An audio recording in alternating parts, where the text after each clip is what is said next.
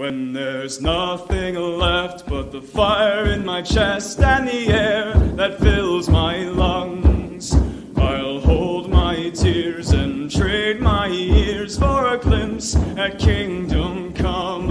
On the other side of misery, there's a world we long to see. The strife we share will take us there to relief and sovereignty. Oh, by God, we'll have our home again. By God, we'll have our home. By blood or sweat, we'll get there yet. By God, we'll have our home. In our own towns, we're foreigners now. Our names are spat and cursed. The headline smack of another attack, not the last and not the worst. Oh, my fathers, they look down on me. I wonder what they feel to see their noble sons driven down beneath a coward's heel. Oh, my God, we'll have our home again. By God, we'll have our home. By blood or sweat, we'll get there yet. By God, we'll have our home. The road is dark, the way is lost. My eyes, they strain to see. I struggle forth to find a friend to light the way for me. Oh, brothers, can you hear my voice, or am I all alone? If there's no fire to guide my way, then I will start my own. Oh, my God, we'll have our home again. By God, we'll have our home. By blood or sweat, we'll get there yet. By God, we'll have our home. Oh, by God, we'll have our home again. By God, we'll have our home. By blood or sweat, we'll get there yet. By God, we'll have our home. Big tech, wizardry being used to make white people date and have sex with non-white people. Their admissions, we'll talk about it, but you'll ask CNN just to make sure we're right. We'll talk a little bit about Karlyn's response, and I hope she's and her myrmidons, every single one of them are watching, because we have so much growth, so many victories to talk about, that we're using up all of the air that they pantingly need for every climb up a flight of 4 stairs. The lovely Porridge from Jubilation Media is going to be with us for 30 to 60 minutes or so. He's fantastic. You're going to love it. Swastika truck? Whatever happened to the ice cream man? Priest versus Peterson, and the devil was expelled. Watch for the plot twist. And for all you adult children out there who are watching or listening with your parents or guardians, I was going to tell a joke about time traveling, but you all didn't like it.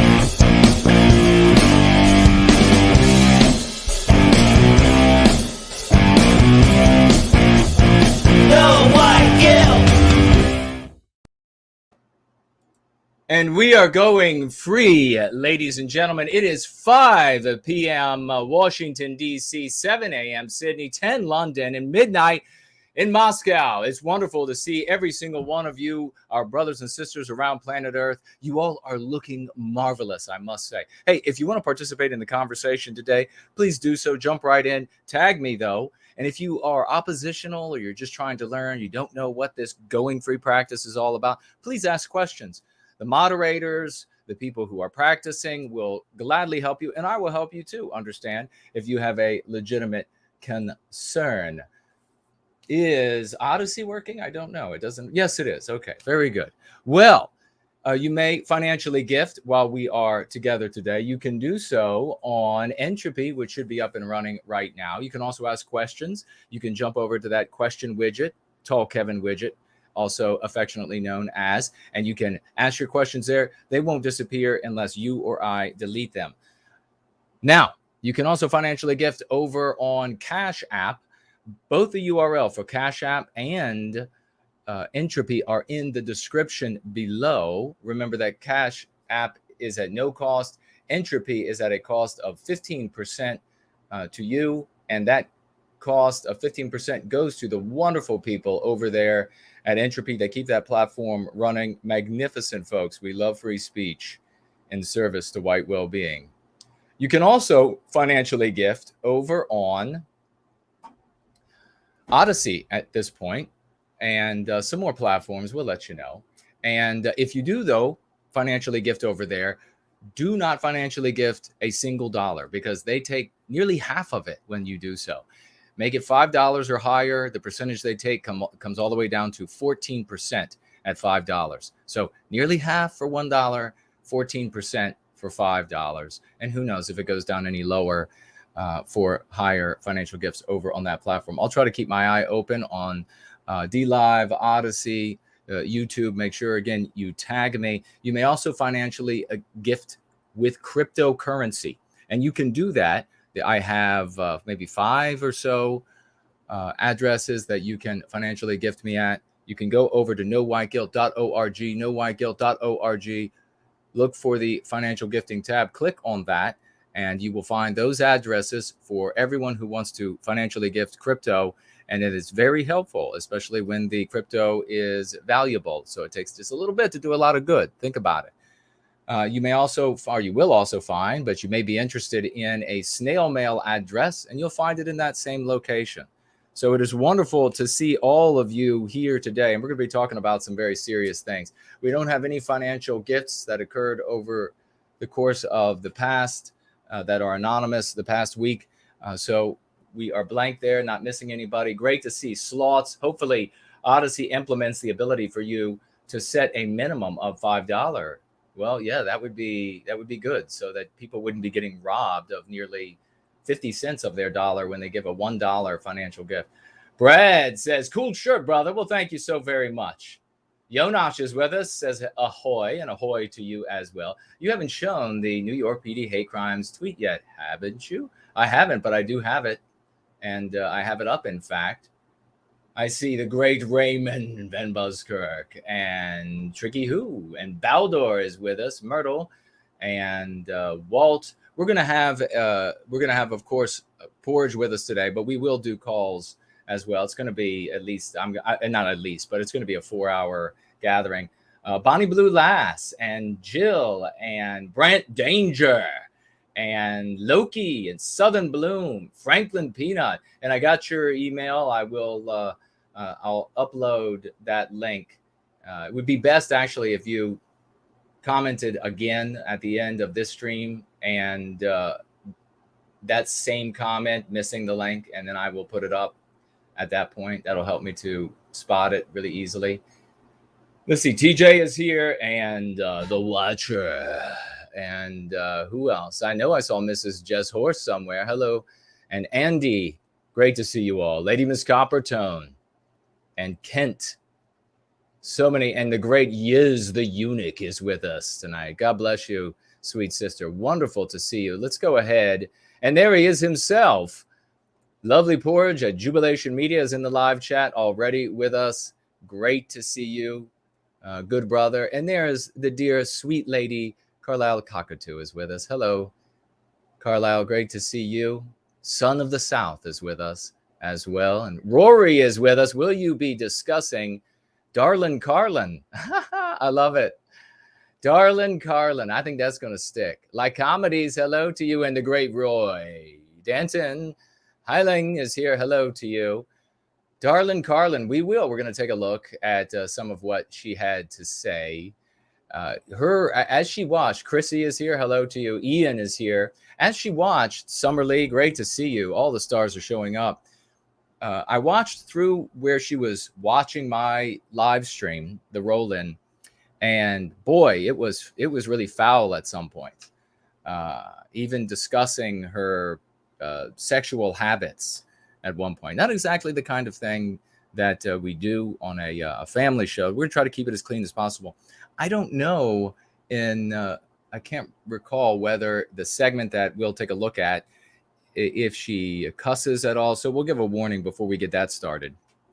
Nancy Drew is with us. Folks, share the URL. We need to get the URL. We need to get Going Free out to our circles that we're able to influence, friends, family, strangers, etc. So if we don't do it, no algorithm, there goes the camera again doing its trick.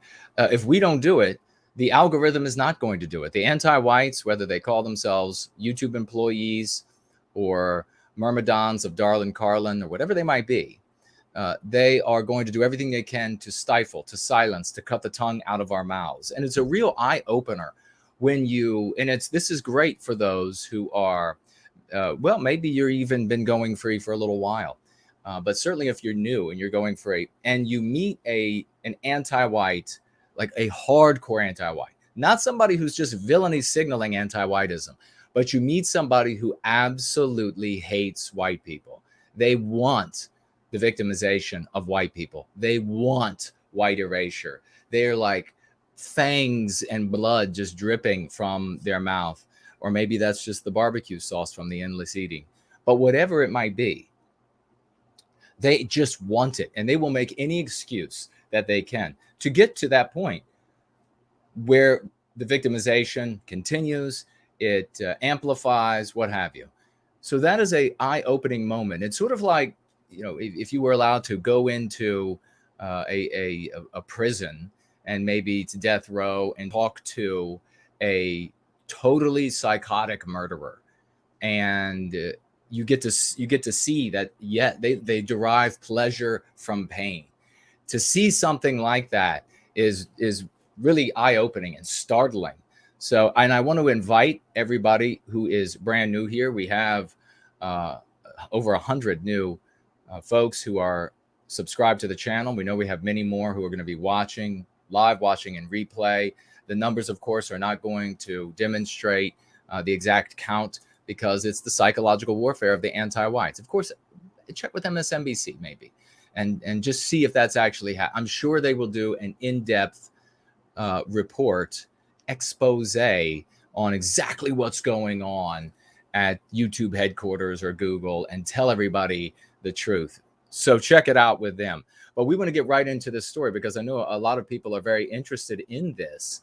And we have here from the Kansas City Star, and this is a very troubling piece of news. Of course, you know that this sort of thing is happening.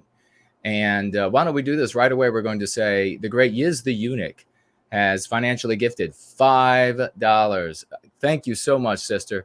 The gathering is right underway, and we are all ready. $5 financial gift from Yiz, and she writes, I make my folk tithe this week in Darlin Karlyn's name because most every group I'm in has been talking about this all weekend. So I'd like to thank her for the amazing publicity. I hope you all have a blessed week. Kip. Indeed, sister. God, that is magnificent. And she's got a white little heart emoji and a little fire emoji. That is beautiful. Force of nature, a true champion. And by the way, folks, I will try to find the spot, and I'm going to mute it. There's a spot where Darlin Karlyn is really foul about Yiz. And I don't want that going out over what we do here. I mean, it is despicable. And it's despicable that she is Karlyn and those who are true anti-whites, not the good people who are in her audience who haven't figured it out, what she's doing, that she's gatekeeping, that she's knowingly attacking and victimizing and preventing the defense of white children, white vulnerable of all ages, white people of every strength, of every part of our ethnic groups. She knows exactly what she's doing. The audience is yet to figure that out. But she talks repeatedly on her stream. We'll get to that. But about censoring us into oblivion. In fact, she did mention, because I might forget to mention this, I will mention it now, that one of the users on one of these platforms, one of these communities, who started using anti-white, the concept anti-white, thanks to our activities, and specifically the champion Yiz the Eunuch here, that Karlyn and her Myrmidon scum got that person kicked out of that group immediately. She got them kicked out, and she bragged about that through her fat mouth, that's what she did. They silence people, and they lie about people. They lie about us because they are hateful anti-white scum. They can't tell the truth. They can't show their viewers the truth. They can't show the audience the truth about what we're doing. They have to lie and say that it's something other than it is, which they incessantly do. I mean, it's the look on her face. And I have this, when like I'm showing photographs of non-white champions. I mean, we had Bernadine Bluntly and Ambriel at the beginning of the stream. Two non-white people who are in support of white well-being. And there are many more, but I had photographs of these people up, and lying Karlyn just had this like I hope nobody is seeing that on the screen right now. Look on her face. So a filthy liar, a filthy anti-white liar, had this person summarily expelled from that group because the person started using anti-white. Well, as you can see, in this world, in this anti-white narrative, it's very clear for us when we look at things through the lens of going free, who wants to harm us and is therefore baffle-gabbing away with abstractions, and who is either indifferent and who actually gives a damn. And there are good people of all races who care about the victimization of Western kind. We invite them to be here. God bless you, Yiz. And so just to point out, it's sickening that here you have Karlyn trying to questioning, why is he still on YouTube? Why is he still on any of these platforms? And you have her anti-white Myrmidons super chatting her, giving her money for purses that she talks about buying all the time, and giving her money saying, I've reported him so many times, I can't understand why he's still on YouTube. Reported me for caring about the victimization of our people. And yet Karlyn goes after Yiz the Eunuch in a disgusting way that, according to the ADL's own verbiage that they have with YouTube, would have her ass kicked off of that platform immediately, if the anti-whites on YouTube did not want her there. Just a disgusting person. You're not going to attack good people like Yiz and have me be okay with it. This is something that you all are going to want to hear about. It's very troubling. This is from the Kansas City Star. Article is titled, White People Prefer White People on Dating Apps. These are the anti-whites. And we're going to talk about something we talked about last year, or was it a year and a half ago now? And we brought this to you, and you can thank Carlisle for bringing this to our attention. And we brought it to you about what the U.S. was going to do by way of Biden and the anti-whites who call themselves Democrats with a deal with the UN. And we read that to you all right from the resolution, right from the House resolution. We'll read some of that again. We'll just touch upon the primary point, because it locks into exactly what Josh Mangus is talking about here in this anti-white article. What they want to do next.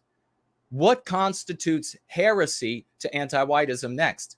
Not having sex with non-whites. That's what not kissing and dating them. That's what constitutes being a heretic to anti-whiteism moving forward. And it's been something that the anti-whites have been pushing for years, and this just continues getting worse and worse. Now, we're not going to be, this is a family show, we're not going to be vulgar, but this is a topic that might be, the parents out there, if you have any adult children that are listening, you know, you can decide whether or not they can hear this sort of a thing, what the anti-whites are endeavoring to do. It might be a little strong for most adult children, so just keep that in mind. Here we have some anti-white by the name of Josh typing away over on the Kansas City Star. He writes, I guess laments. Let me see. The dating applications can allow you. Well, wait, let me go back to the title. White people prefer white people on dating apps, but that could be changed, he writes. I'm going to read that again. White people prefer white people on dating apps, but that could be changed. What sick SOBs that they want to openly, biologically erase. They hate us, and yet they want us on our backs for them instantly. They hate us, and yet they can't get enough of us, anti-whites. Whether white or non-white, they can't get enough. They hate us, but they want to have sex with us. They hate us, but they want to live in our clean and safe neighborhoods. Why are they clean and safe? Not because the clean, safe fairies showed up, but because we make them clean and safe. They hate us, but they want the technology that we invent. So, what's happening here? Well, you have all of these white people who are anti-white, but they don't throw themselves, especially the white women, are not throwing themselves on their backs quick enough for anti-whites, particularly non-white anti-whites. So the tech giants want to use their wizardry to trick people into believing that they have so much in common, and that the only disagreement then is that the person happens to be of another race. Well, first of all, who cares if your preference is to date and reproduce with somebody who looks like you? Too damn bad to the anti-whites. But no, they don't want you to be able to say that. They don't want your attraction to get in the way. They want you on your back, whether you're attracted or not. If you're white, you got to start giving it up. And not only have they been using anti-whiteism in the entertainment, in education, and where it's most powerful in entertainment, to teach you that if you're female, a white female, that white males are pathetic, they're backward, they're boring, they're whatever. And if you're a white male, then the white females, same thing. And if you want to have an exciting life, if you want to be attractive, if you want your teeth to shine bright white, then you have to be with non-white mates. They've been at that for the totality all the way back of our grandparents' lives. Now they want to use them. And over the past, really, it's been happening over the past decade, but it's been building up in technology, in their ability to do this. Trick you, manipulate you, psychologically warfare you, our people, into biologically white erasing, into feeling more guilt. And why do most white people end up with non-white mates? The ones who do. Now, assuredly, there are going to be white people out there who are going to fall in love, and it's going to be a genuine thing that they fall in love with a non-white person. Assuredly, that happens. Far and away, though, I haven't had a single conversation yet. I've had plenty of white people say, no, it had nothing to do with hating my race and wanting to escape my identity as a white person. Start off conversations like that. We even had one on a show, started off a conversation like that. No, it had nothing to do with that. That was he just dated non-white female, but it had nothing to do with that. Then as we slowly questioned over the course of the show, finally ends up saying in the answer to another set of questions, totally hated being white, totally hated the heritage and history of white people that had been taught to him. Well, let me think. Were you trying to escape? Was it the white guilt? Were you trying to find an identity in another race of people? So by far and away, the reason why white people end up over with non-white mates, granted that some are genuinely falling in love, of course, is because they feel guilt, white guilt. They feel like they make amends by doing that. It's the ultimate amends to make for being an evil white person, is to not produce white people, is to produce non-white people, if you're going to produce at all. But of course, ask the lovely people at CNN. I know they'll do a poll. Maybe they'll go through their office and they'll ask people, white people, hey, why do you decide to date non-white people? And I'm sure it's going to be just a bunch of wonderful answers that has nothing to do with white guilt or anything like that. But be sure, we will, until we get there, though, until you get to ask them that, we will ask Josh. Josh says, dating applications can allow users to fall into their own racial biases while searching for a partner. A new study says. And of course, these are all studies produced by anti-whites for anti-white conclusions, to be anti-white evidence. It's all part of their narrative.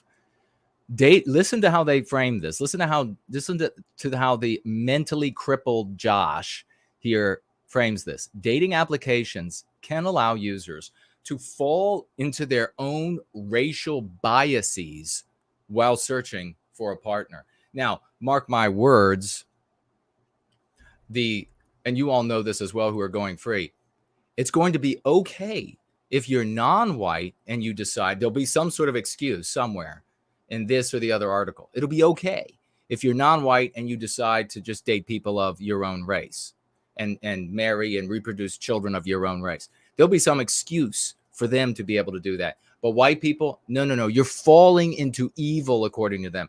You're falling into heresy to the anti-white narrative.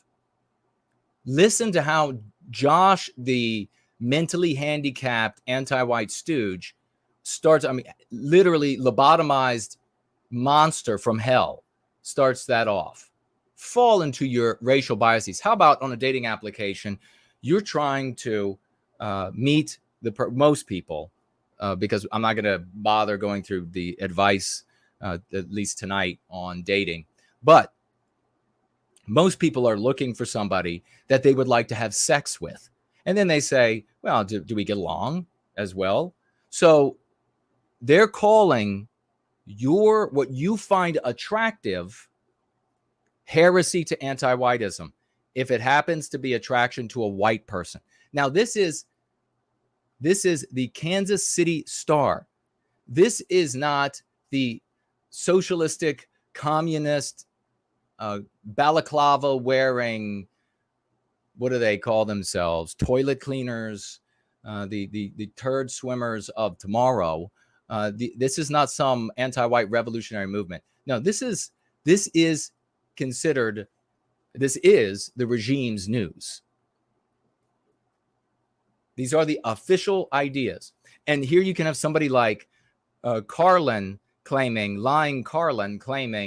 that there's no attack on white people, and unless we can put it at the end of a line of an attack on all of the other races that matter to her. But in their study, researchers from schools like Cornell University, so researchers at Cornell University are trying to figure out how to psychologically, with the wizardry of big tech, to trick white people into dating, having sex with, reproducing, biologically white erasing themselves out of existence. That's what they're doing at Cornell University. Researchers at Cornell University say the, quote, sexual, listen, this is the anti-white slur. They actually call it sexual racism. Heresy to anti-whiteism. Sexual racism. White woman, only want to date white guys, want to have children that look like you? Well, you are heresy, or you are a heretic to anti-whiteism, and you need to be ostracized from society. White male, you're already ostracized. So now you'll see how plenty of these white women who are now beginning to feel the sting of anti-whiteism, since they don't need white women anymore, now you'll see how plenty of them will stick around in those high-paying jobs and in the limelight. They'll just be screwing everything that's non-white in town, because otherwise it's sexual racism, heresy to anti-whiteism. Okay, say the sexual racism that plagues apps like Grindr, Tinder, Bumble can be stamped out. It can be stamped out. Your preference what you find beautiful can be stamped out with a few simple changes. The end goal, the study says, is to promote, they say, more diverse pairings on dating sites. We can rephrase that for what it really is, to promote biological white erasure. This is what the anti-whites at Cornell University are doing. Everyone at Cornell is responsible. Javon Hudson, lead author of the study. Wow, I bet Javon would like a lot of white women throwing themselves on their back for him, just looking for the tech way to trick them into it. A little bit of, he's probably carrying around a bottle of Spanish Fly in his back pocket as well. Lead author of the study said in a press release from Cornell University that, quote, it's really an unprecedented time for dating and meeting online, which requires, so they know that people are not meeting in the traditional ways anymore. So this has really become the nexus to biologically white erase Western kind. This is really where they have to go. This, folks, there's a bigger term for this, and it's genocide, which requires a more thorough look at how we can prevent discrimination on these dating apps. Prevent discrimination. Pairing up with a white man, a white woman, white man pairing up with a white woman, that means you're discriminating. That means you are evil in the anti-whites. You're a heretic to anti-whiteism. Quote, more people are using these apps and their critical infrastructures that don't get a lot of attention when it comes to bias and discrimination, close quote. So do you see what he says there? You have this whole infrastructure. You have this whole place where white people are getting together, this big tech infrastructure, and white people are getting together there, and they're pairing up and reproducing more white people. They're not biologically white erasing themselves. They're saying that they need to be in that big tech infrastructure to take this to the next level of absolute biological white erasure. He said in the press release, quote, intimacy is very private, and rightly so. What lip service? If it's rightly so, then get the foxtrot out of the decisions we make, of the people we'll date and have babies with. Maybe 10. Maybe we'll start having 10 of them each, and none of them will go to your public schools. None of them will look at your garbage anti-white media. We'll teach them all to go free. How does that sound? The very next minute, they would be at the door with pitchforks and torches, and you know it. But that's all right, because I've got plenty of lead in some of the cooking utensils that I have. So really shouldn't use those because lead's not good for you. Rightly so, but our private lives have impacts. Our private lives have impacts on socioeconomic patterns that are systemic. So baffle gabbing with meme pathogens, anti-white pretexts to get on your back, honey, and throw your legs open. Because if you don't get on your back and throw your legs open, sweetheart, then you are contributing to this discrimination in socioeconomic patterns and proliferating the systemic effects. And how many, I can't see a white guy falling for that, maybe, but how many white women have fallen for those arguments before? I'm so wrongly put upon. Oh, it's so hard to be a whatever in Western civilization. Get the gout. It's so hard. It's so difficult. I just got that job on the basis of my race, and I just got that PhD on the basis of my race. But it's so hard. And, if white people are not just, giving us sex, then they're proliferating the systemic discrimination against my people. And I just don't know if I can live another day. Okay, let me just take my clothes off for you. So, writes this prick, just how does this racial bias play out for the estimated 15% of adults who use the dating app? The premise, this is the anti-white narrative. You don't stay in their narrative with them. Take the case of Köhne Kyodora. Köhne Kyodora, for example. He threatened to sue Grindr, a dating app, for gay, bi, and trans men because of, quote, sexual racism. He faced on the site. NBC reported this. I feel like this is the Twilight Zone. This is the absolute Twilight Zone. Well, first of all, I thought that in those environments, in the gay, bi, and trans male environments, that there wasn't any heresy to anti-whiteism.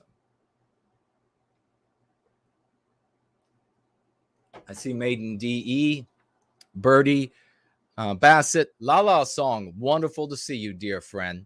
Great to see you. Nordic Iron is with us. Wonderful to see you, brother. I thought everything was good, and anti-white is all hell in these places, but apparently no. This Kiyodara is he was discriminated against, and we'll find out how in just a moment. More specifically, Kiyodara says some users on the site had captions like, quote, not interested in Asians. So Kiyodara is an Asian homosexual man, and as he paged through Grindr, as he paged through it, he found that he was coming upon these preferences that did not include Asian men. How dare they? Yes, Kiyodara, sue. And sue NBC as well. Sue the Grindr and sue the NBC. Sue them both. I support your litigious efforts.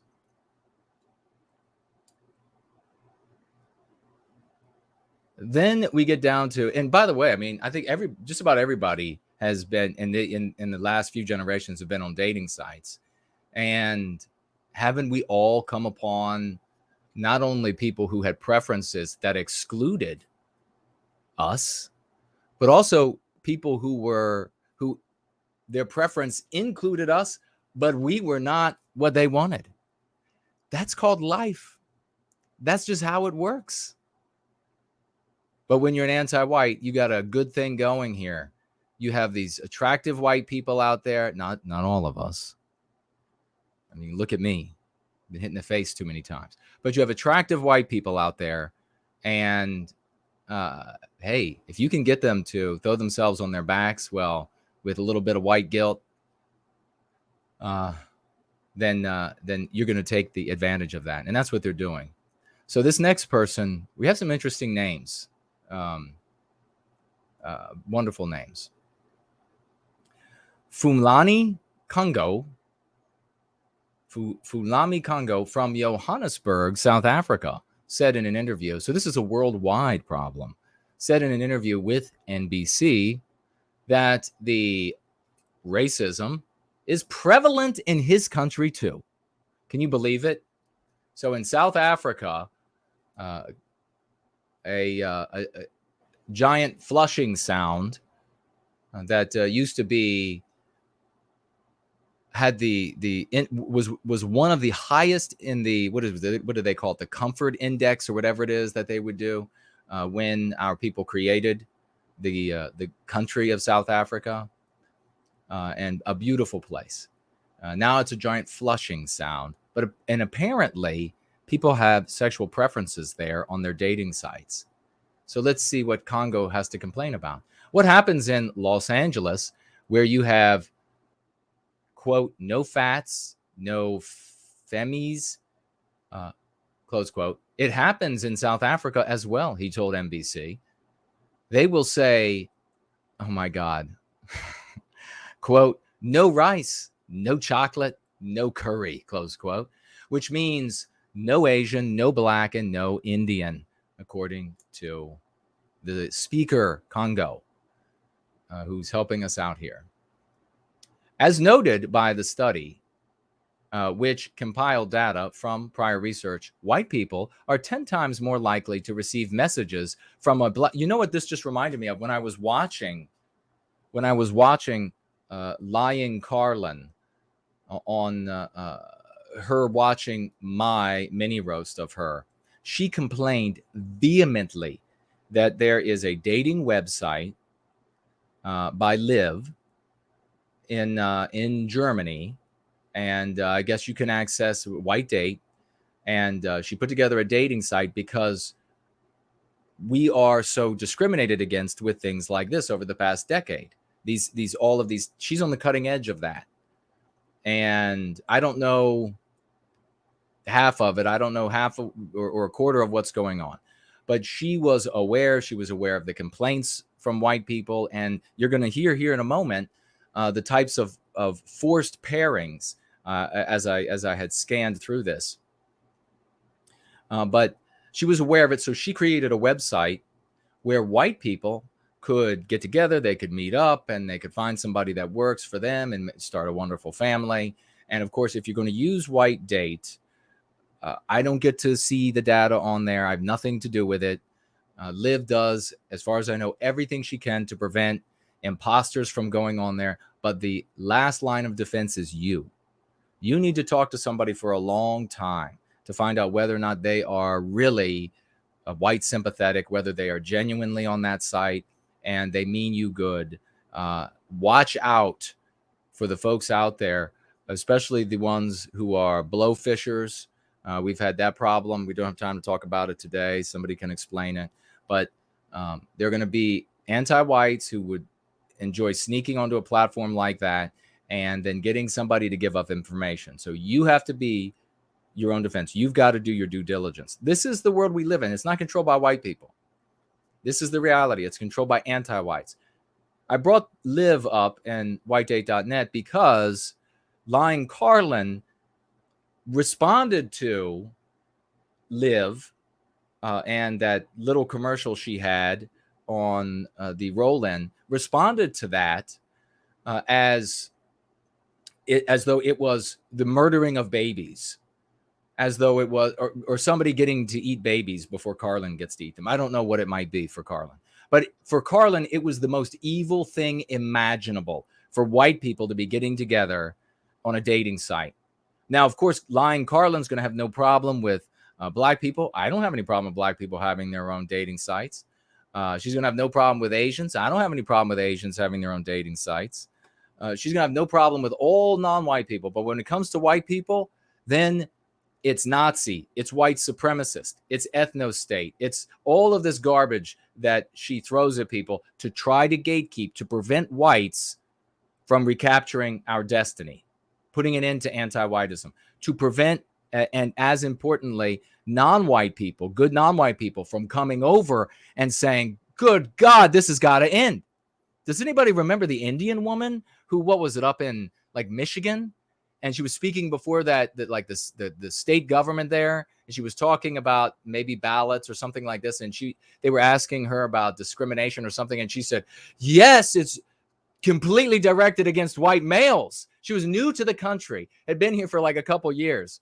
So she's just observing the world. And she's like, everything is discrimination against white males.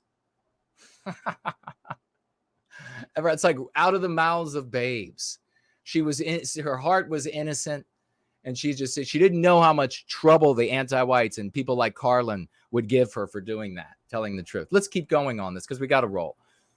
But like I said, we're going to be here. It's going to be a nice full gathering tonight.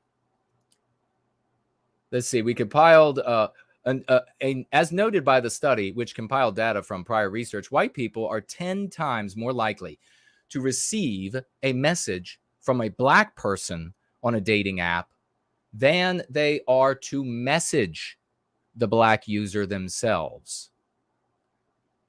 They're complaining about that. That suggests a hierarchy of attention on racial lines. So you want to know how this, I mean, I mean, you all can start thinking about this. I don't have any insight into what they're doing to be able to say this is exactly what they're doing.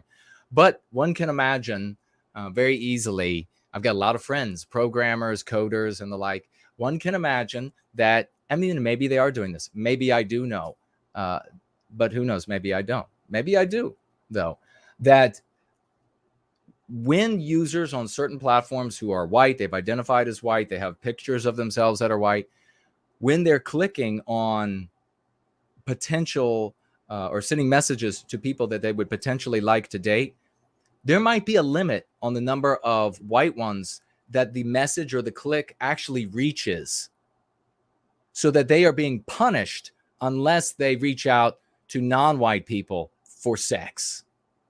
Look at what these anti-whites are doing. Like I said, you'll have to ask CNN about that. I mean, maybe I know that something's going on. Maybe I don't. Maybe it's just a theory. Maybe it's a crazy theory. Maybe they would never do it, because anti-whites, they're cherubs. They just strum harps all day, except at Cornell, where they are working on biologically white erasing white people. So it suggests a hierarchy of attention on sexual lines. Maybe these black people find white people attractive and the white people don't find black people as attractive. I mean, that's just life, right? If that's what's happening, if that's what individuals, the decisions that they're making, maybe that's just life. 10 times more likely, whites are 10 times more likely to receive messages from blacks than they are to send messages to blacks. The study found other examples of inequality in dating apps. Inequality. Listen, Mary, you've been on our dating platform for 6 months, and you're kind of a barfly. You've been around the block a few times. Looks like you've already had sex in 6 months with 5 white guys. Why haven't you been having sex with non-white guys? What are you, some kind of heretic? Is there some sort of hierarchy of attention on racial lines? And maybe then you need to lose your job. Maybe then you need to be silenced. Maybe you need to be kicked off this dating platform, Mary. The study found other examples of inequality on dating apps, including Asian men and black women have the lowest chance of receiving a message or a response. Think about that. Asian men and black women, according to the study, have the lowest chance on dating websites of receiving a message or a response, or of receiving a message or getting a response. Make of that what you will. White people, the study finds, of all ages, prefer to go on dates with other white people. Wow. Absolute purest of evil, according to the anti-whites. Heresy to anti-whiteism. College students are most likely to avoid going on dates with black women, according to this study. And I will say, even though this is the Kansas City Star, whatever it is, check with CNN, check with MSNBC, because they're the ultimate arbiter of truth, justice, and all that is good and noble, and what takes place in heaven or has ever taken place. So make sure you check with them. But that's what this study says. Stephanie Yaboa, a blogger, said that she has experienced racism as a black woman on online dating apps, even when people are open to meeting up. So it's just hard everywhere. Just life among white people is just wretched. It's just wretched. So leave if you have such a problem. Everyone else, happy to have you stay. According to The Independent, she said that some people ask offensive questions, like if they can, quote, get a taste of jungle fever, and say they want to. I mean, could you imagine? I can't.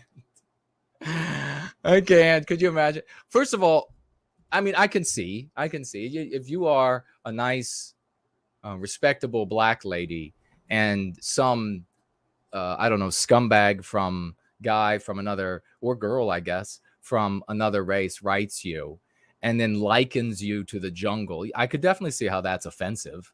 I would be offended. Nobody cares because I'm a white male, but I would be upset with that.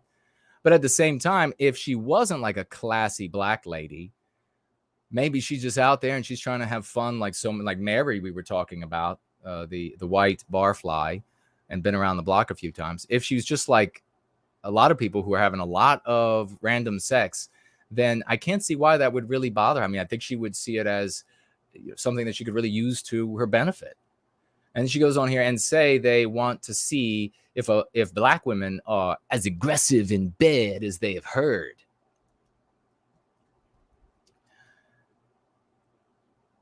And the quotes continue. Quote, comments such as these are extremely dehumanizing to myself and other black women. And I absolutely sympathize with that classy black lady, 100%, who are only looking for companionship, she told The Independent. Quote, it seems to suggest that black women are only good for one thing, and cites back to previous ideologies of black people compared to, and then it uses some, I'm not going to read that, just some ugly words associated with the black race, and I'm not going to repeat those. So even Christian Rudder, so close to rubber, so close. I mean, it would have been perfect, right? For the founder of OkCupid. Why don't we just call him Rubber? He really should change that. And really, Christian should go too. It should be like Mephistopheles Rubber.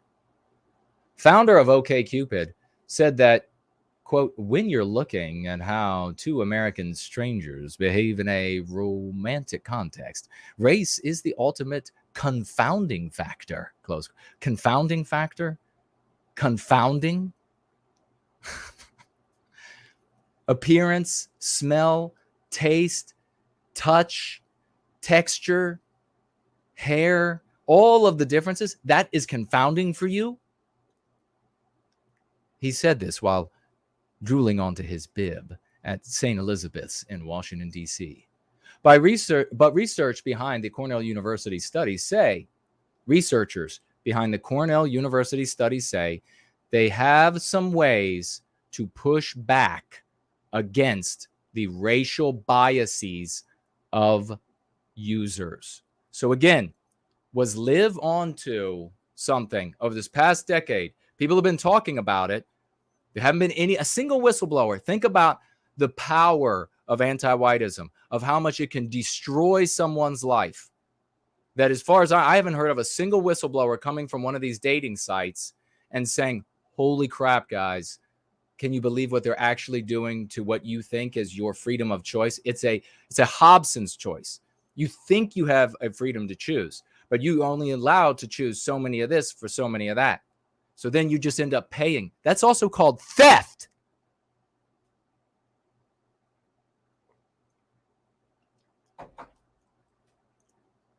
So think about how terrifying anti-whiteism is, how much it victimizes people that the whistleblowers aren't coming out. Here these researchers are saying, we've got some really good algorithms going to fix this problem of white people not biologically white erasing themselves. The study's authors noted that OkCupid itself experimented with pairing up users and saying they were highly compatible. That's the exact verbiage that OkCupid gave its users, people paying to participate, told people that they were highly compatible, even though they weren't considered good matches. And found, they say, that the conversation between the two people often went well. I would say that's a bit subjective, asshole. We think the conversation went well. We think it really went well between, among all these different people that we told that our high tech, that we sold people on, this high tech algorithmic pairing, that we lied to them. We took their money, telling them that we had this high tech algorithmic pairing system in place. And then we lied to them and told them that you are extremely compatible with this non-white person. And then the conversations, they went well. They really did. They went well. I wonder how well they went. In other words, it appeared that just the mere suggestion that two people were, and the mere suggestion. In other words, you better not say it didn't go well. You like your job? You like that social credit score that we've snuck in behind without doing like the dumb communists in China, telling everybody about it? You like that little social network, social score we have? You want to keep using your bank? you better tell everybody you liked it. In other words, it appeared that just the mere suggestion that two people were compatible made both users more likely to give the connection a chance. So yeah, I would think that if, and especially with guilted white people, they are, and this you can look in my book, in Crucible, where I got into a fist fight with a non-white guy who was upset over the fact that he was trying to have sex with a white female, and the parents were trying to protect the white female, their daughter, from sex, period. And he decided to say that she and they were, of course, the anti-white slur, racist. She needs to give it up. They need to let her come out with him, because if they don't allow her to come out with them, well, then they are racists. So got into a fist fight, whooped his ass. So let's see. Andy was bigger, several inches taller. So white people are guilted already, and they have these conversations. In fact, one of the things that I've noted over the years, and many of you will have seen this as well, that you will see white women who will, because of their attractiveness or whatever, they put on their bitch face. They're only going to be friendly toward, white guys who are 9s or 10s. They have their very pretty faces or whatever it is. And you'll try, as a white guy, you'll try to get her attention. And you'll be like, hey, how are you? And she just got the bitch face on. But then a non-white guy walk by and say, hey, how are you, miss? And suddenly she is friendly. That's called white guilt. She wants to put the bitch face on for him as well, because he's not super pretty, he's not wealthy, whatever it might be. She wants to, but she's also white guilted. So the conversations went well. The people at least gave it a chance. So they start off with this: we're going to lie to them, we're going to force them to have these conversations, and then we'll just simply move on to the next level of brainwashing with anti-whiteism to get them to biologically white erase themselves. And that stuff might already be going on. Who knows? The study's authors wrote in a press release that it proves, quote, the strong power of suggestion, close quote, that can be used to bridge the gap between people of different races. The strong power of suggestion. They lied. Did you just hear what I read? They called lying to manipulate you into biological white erasure. They just called it the power of suggestion. Another potential solution could come from 9 Monsters. It's another gay dating app from Japan that allows people to describe themselves without explicitly revealing their race, according to the study's authors. 9 Monsters, I'm sure, soon to be out of business, because who's going to be like, you're going to show up and you're going to be like, oh, you're 8,000 pounds. Well, that kind of puts you out of the range of breeding. The app, at least for some, I mean, others, they, like I say, heart disease is erotic. The app, quote, groups every user into one of 9 categories of fictional monsters. Just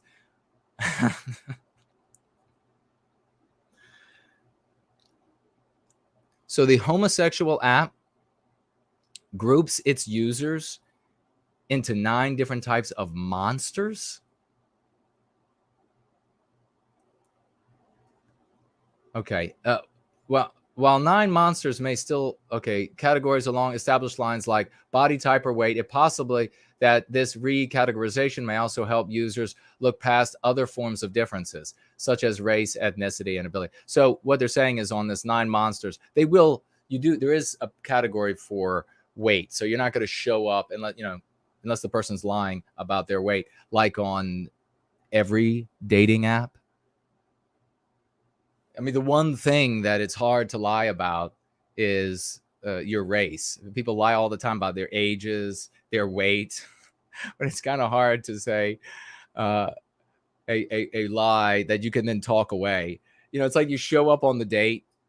You show up on the date and you're like, wow, you know, I would notice that you were actually Chinese rather than white. But really what's striking me now is that you seem a few years older than in your pictures. Well, I was a few years, and I was white back then. But now, you know, I went to China for a while and this. So I should update those photos, though. I really should. Might be giving a bit of a false impression. Okay, it says, I just saw a word that can't be right. Let's read. Another gay dating app called, we're almost done with this one, Hornet, prevents Hornet. I would think if you're a homosexual man, the last thing you'd want to be thinking about is something pointing out from the backside.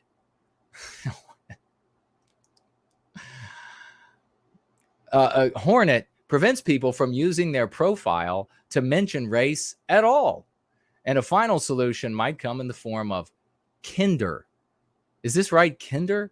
A campaign from Grindr. Kinder. It sounds like kids.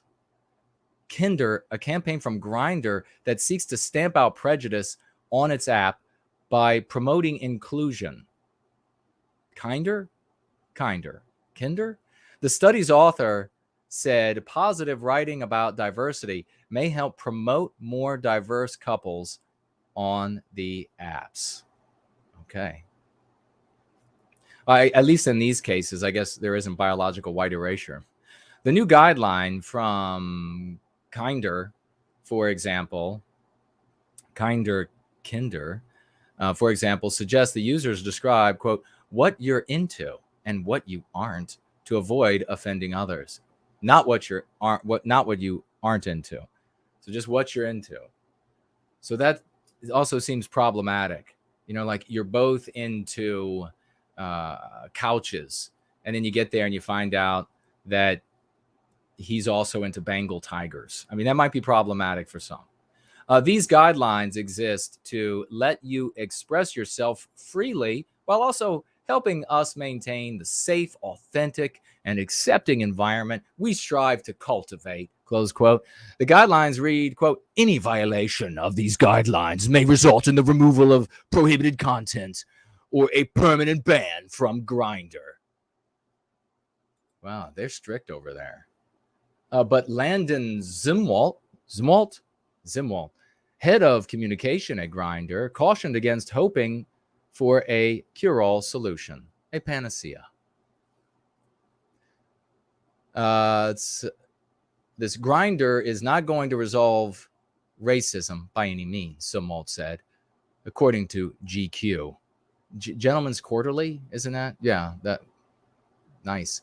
These issues have been present in our community long before Grindr, but we hope to increase conversation. I can't believe I'm actually reading. I have said Grindr more times than when I have used grinders for branches.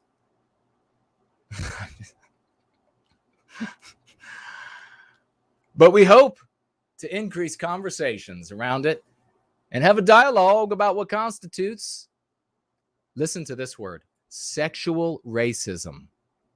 Sexual racism. So not having enough sex with non-white people, evil. You're a heretic to anti-whiteism. The study's authors concede that, again, sexual racism. Boy, this is sick. What a sick MP. Thank God the anti-whites are pushing it. Oh, thank you, God. Keep pushing this. And how apropos to use the word push. Keep pushing this, anti-whites. Keep pushing it. Keep pushing it. Please tell all the ordinary white people out there that they're going to have sex with non-whites that want to have sex with them, and any anti-whites for that matter. But particularly, it's got to be non-whites as the real, the real crown, the real holy grail. Because if they don't, then they're heretics to anti-whiteism and all that you suffer as a consequence. Keep going down this path. Studies authors can concede that sexual racism is a hard thing to conquer. They're trying to conquer it. But Kyodara, we heard from him earlier. I think he was the Japanese man on the homosexual site. He said, who threatened to sue Grindr, again with the Grindr, said fixing the problem would improve the mental well-being of people of color. Looking for so do you get that? You are, if you're a white person and you are not giving sex to non-white people, you are subjecting them to psychological, emotional, and therefore physical abuse.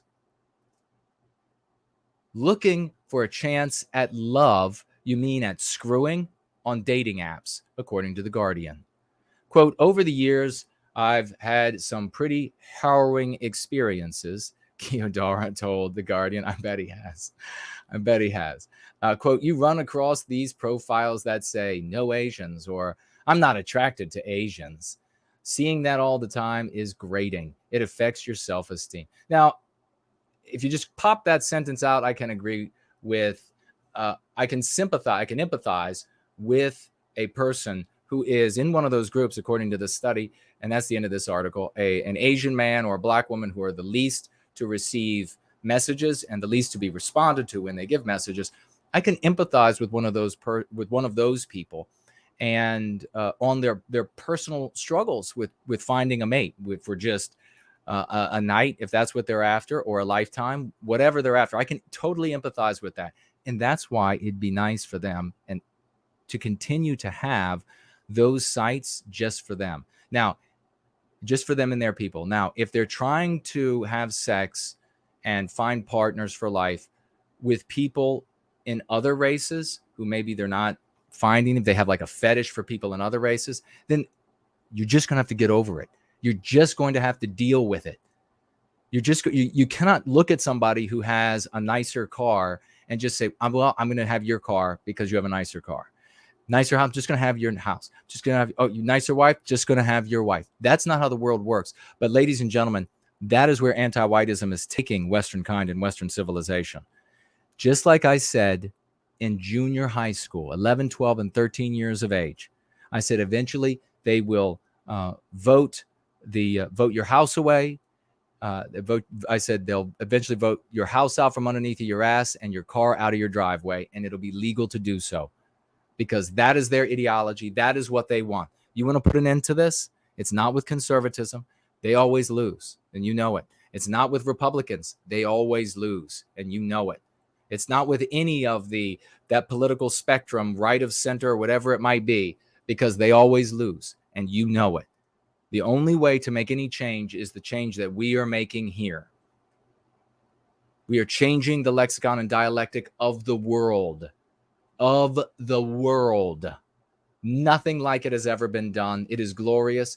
And our detractors, including lying Karlyn Darlin, including her, the Ant-Nats, the anti-whites who call themselves Democrats, and balaclava wearing Antifa and the rest, they're all saying it. My God, they're doing it. My God, they're doing it. We have to stop them. There is nothing that is going to stop me. Nothing that is going to stop this community. So you better get used to it. We are taking our destiny back. And it's going to be everybody here in service to white well-being. And there are going to be a lot of folks here that you don't like seeing.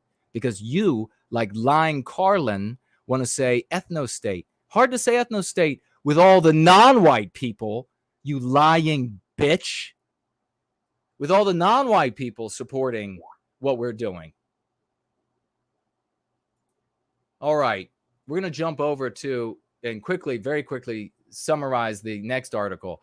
Racism thrives in the online dating world, writes Brianna Holt. Racial preferences on dating apps reflect the shameful roots of racism in the United States. And can you believe this?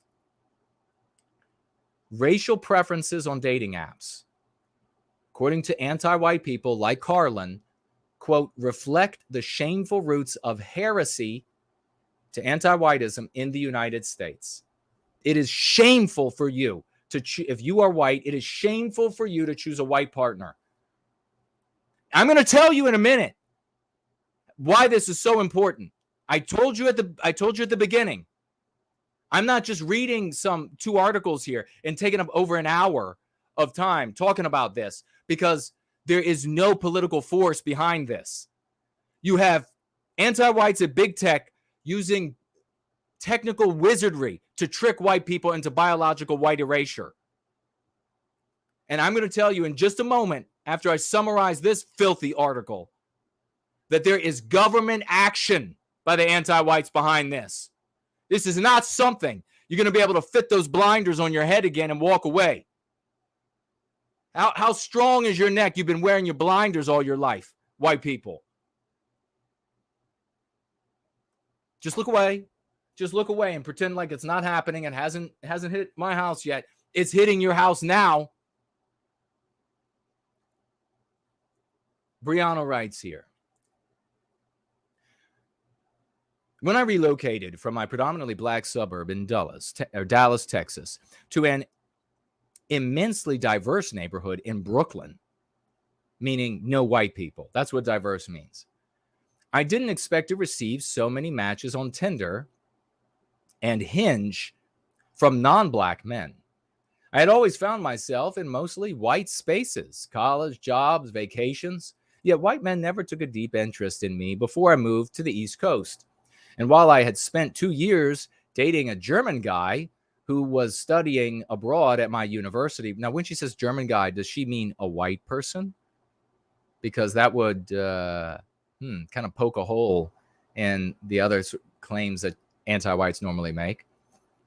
It was by transplant that a non-black person really showed interest in courting me beyond a "you're pretty for a black girl" comment, she writes. So she's author is a black woman. Eventually, I stopped swiping on non-black men altogether. There had been several cases before when a white man would match with me and then DM me something obscure, like my skin tone reminded him of chocolate, or feeling the need. Okay, so that's abuse to you or something. I found it ludicrous that these men actually thought that was the way to a black woman's heart. Yeah, whatever you do, according to this black woman, don't say that you like her black skin. Let's see. But in New York City, the progressive melting pot, meaning the anti-white melting pot of America, white men and Asian and Latino men, for that matter, wanted to take me out for dinner and drinks, probed my interests, and complimented my photos in a respectable manner. Why was my experience on dating apps with non-black men on the East Coast so different from my experience in the South? Well, because according to the anti-white narrative, white people, in the South are ranked up there as the most evil. White Southerners, white Germans, and little smattering of whites with a very specific English accent, all top of the list. And light features like me. Germanic features like me, top of the list for the most evil in the anti-white narrative. And therefore dehumanized, and all of the discrimination legalized and championed, all of the persecution. The Dating Divide, a nonfiction book that explores race and desire in the era of online romance, finally provided me with answers to this long-standing question. Let me see. This is actually a kind of a long article. Not all preferences are problematic. Initially, when reading this book that's out this month, I wondered if preferences were actually harmful. But the complexity of why we like what we like and choose to pursue certain people depends mostly on our race and our social position in a world of online dating. A white man saying he only wants to be with white women because he only likes light skin and light eyes is different from a black woman who prefers men of color, excluding a massively anti-white phrase. People of color, men of color, women of color excludes the white race from humanity and pits all non-white people against white people. Okay, so a white man saying he only wants to be with white women because he only likes light skin and like eyes is different from a black woman who prefers men of color because she wants to avoid fetish-seeking matches and racist messages, heretical messages. So there you have it. What did I say during the first article? I don't know what it was, but they were saying that it was just racist. It was heretical to anti-whiteism for white people to choose white mates. But I said, you watch, there will be a way out for non-white people. There you have it. Non-white people can get together with other non-white people, and it's perfectly legitimate. But when white people want to get together with white people and not biologically white erase ourselves out of existence, well, the anti-whites have a problem with that. Are you done losing as a conservative? Are you done losing as a Republican, as a libertarian? Are you done losing? Everything is going down the toilet. The flushing sound is not because the toilet down the hall is broken. That's the country. You need to start going free before it's too late. Let me jump through this. It's already 6:17. Here we have a bolded quote. Does this collective oh, that's nice. She uses anti-blackness. Yes. Thank you. Yes. Go ahead and use anti-black. Use anti-blackness. It is our victory that continues to spread. We did this. We changed the entire world. Collective anti-blackness or anti-black ideology simply come down to an unintentional harmless preference, or does it come down to a harmless preference that's unintentional, or is it a product of modern day digital sexual racism? And there's that meme pathogen again, sexual racism. You know, that's going to end up, moms and dads out there, that's going to end up with your babies that are in 5th, 4th, 6th grade. They're going to be 10, 9, 8, 7 years of age. And they're going to be telling them as young as that you don't want to be guilty of sexual racism. How much do you want to bet that's already in sex ed courses in Western civilization? I bet we can find it already in sexual education courses. Guilty of sexual racism. This is so. I wish this was a roll-in because this is so repulsive. This sick desire to biologically white erase our people, and the endless excuses that anti-whites can come up with to get you to lower your defenses to get there, to get to that, to get you on your back, to get your daughter on her back, to get your son on his face. Endless excuses.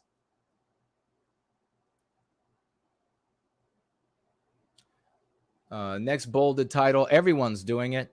Whether we consciously choose it or not, we're all guilty of keeping race at the top of mind when swiping through dating apps. Quote, some self-identified progressive white daters, so anti-white bastards, who might identify with social justice anti-whiteism, or as progressive anti-whiteism, or a feminist anti-whiteism, reported having mostly homogeneous romantic relationships, close quote. Well. Yep. I cannot wait until they start forcing those white anti-whites to get on their backs and on their faces. I cannot wait. I mean, it's been happening for years. It's sort of under the table, hush, hush. Don't talk about, how they get sex out of these people. But it's becoming open in your face. You're going to have to do this. It's part. Just remember when they out west, when they all of the non-white anti-whites commanded the white anti-whites to turn their money over before they left. What did they call it? The insurrection? No, they didn't call it the insurrection. Trying to conquer Western civilization endeavor. No, they tried to give it some sort of legitimate name. Paulo says, could we have links to both the articles? Yeah, Chaz. I'll post both links while a commercial is rolling, or music or whatever we do. You know, I really want to hear that Mr. George song again. That's magnificent. He is a champion. Okay, now this said Currington. So this is the author of the book that said this. Is a consequence of a study. Quote, in this self-reflection, they're recognizing the incongruities between what they say publicly and what they do privately. Oh, come on, honey. I know you went out to that demonstration today about killing all the white men, but we're back home now, and there's something incongruous. I mean, I got me and I got 4 of my boys waiting, and this is kind of incongruous. You're not naked yet. Why aren't you giving it up? Future for white people if we don't reclaim our destiny. And the non-white people who support white well-being, they know that a world in which something like that is happening is a world in which everything is possible, where there will be no law and order for them and their families, where there'll be no freedom of speech, where there'll be no right to self-defense, where laws won't be enforced, where law will be meaningless, where there won't be any right of assembly. They are smart enough to know that. That's why they're here with us. For God's sakes. The whole white race would turn out to help, except for the one, white person who didn't hear about it. If there were people out there arguing that non-white people, with endless arguments, that non-white people had to just, by way of guilt and everything else, with all these arguments, and then the threat of losing your job because you're a sexual racist, as we say, a heretic to anti-whiteism, losing your job, losing your ability to get food, education, pay your rent, mortgage, car, etc., lose your ability to do all of those things if you don't do what they command you to do so that you're not guilty of sexual racism. If white people were doing that to non-white people, or if anybody was, let me rephrase, if anybody was doing that to non-white people, every white person, except for the one white person that didn't hear about it, would turn out in the streets to say, this is insane. Absolutely not. Well, what's the only thing keeping white people from doing that today for ourselves?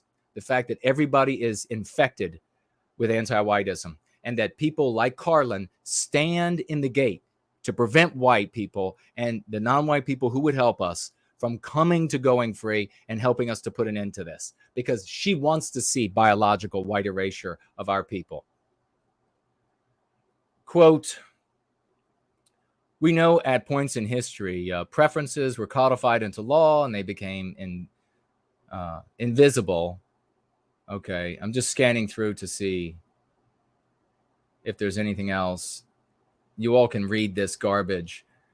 And online dating benefits white people the most and favors black people the least, with other races falling in between, says the quote.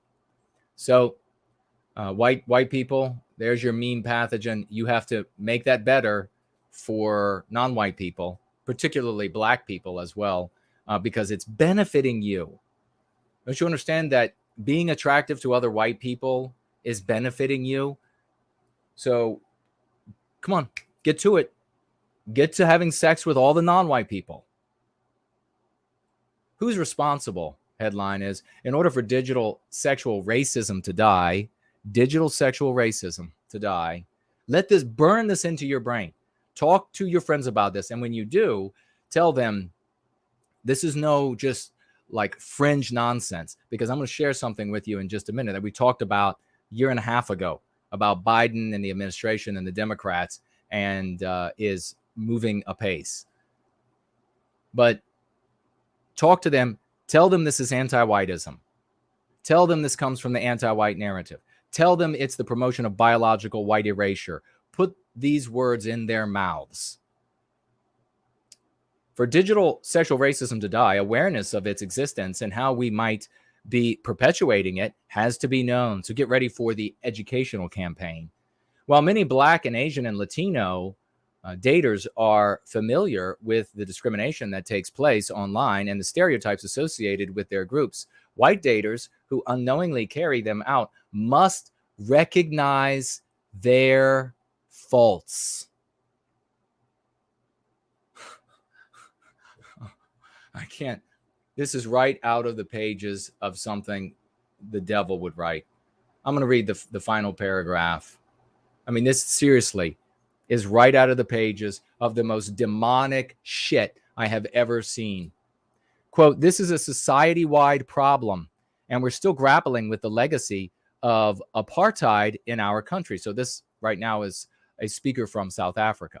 One of the most important things we can do is to be intentional and aware of it so that we are conscious of it. Because as long as we just chalk it up to individual preferences, as long as we chalk it up, I have to stop like every sentence. As long as we just chalk it up to individual preference. Oh, you see how, no. Oh, you're saying that's just your preference. How many of you white people out there necks are really strong because you've been wearing those horse blinders? How many of you out there have said, well, it's just my preference. It's not, I am not a heretic to anti-whiteism. It's just my preference. I just happen to want to date people of my own race and happen to want to produce children that look like me and my parents and my grandparents. I just happen, it's just a preference. You can't hold it against me. Yes, they can. And they are now. As long as we just chalk it up to individual preferences and decide it's out of our control, nothing will change, Lundquist said. Wow, sick. Unbelievable sickness. Well, are you ready to find out? Let's see what I have here. I might have to look over to this ties all this together. All right. Do you remember House Resolution 30? You need to look back. We talked about this.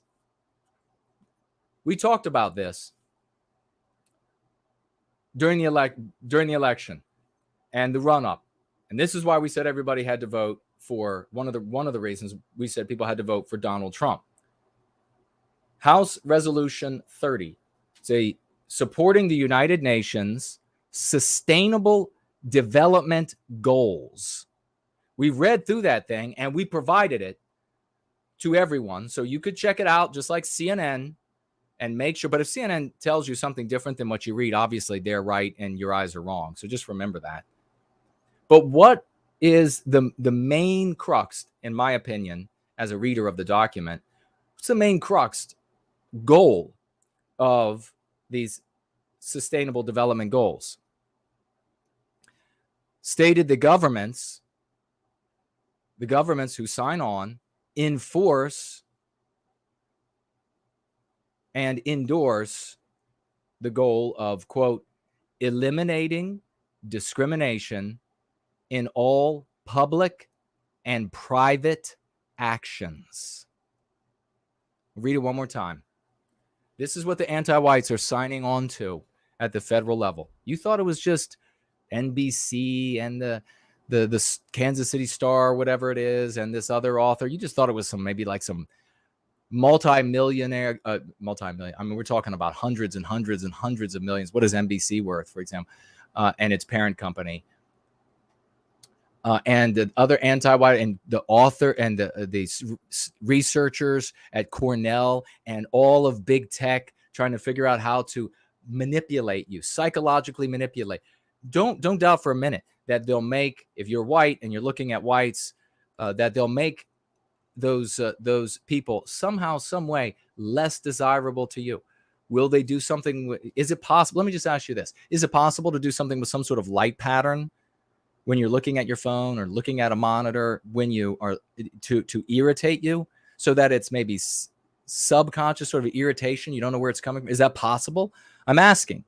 I don't know.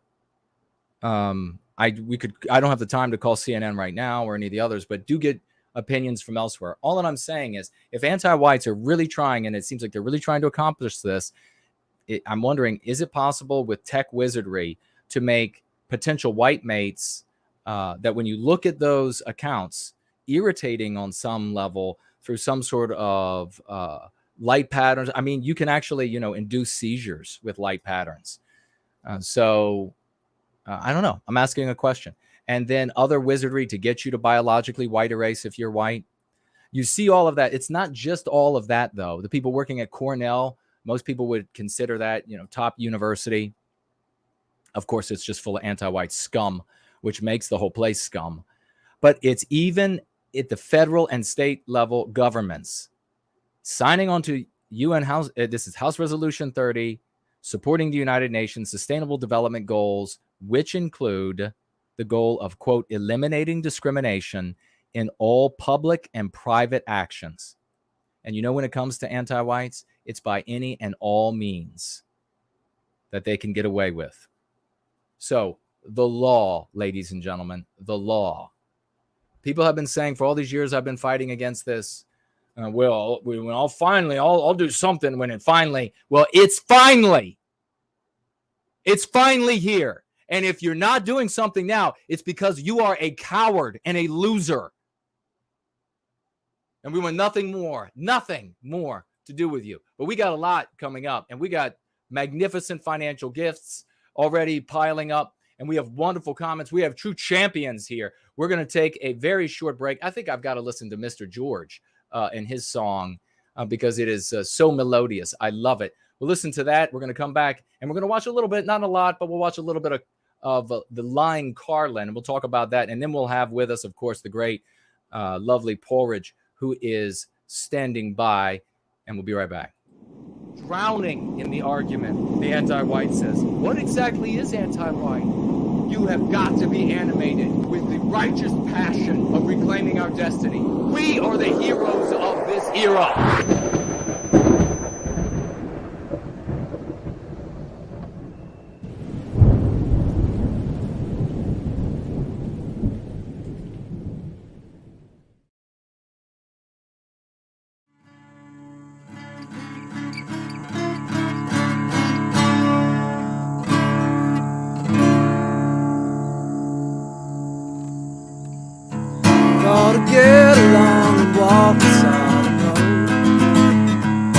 My needs were not a wanderer to load.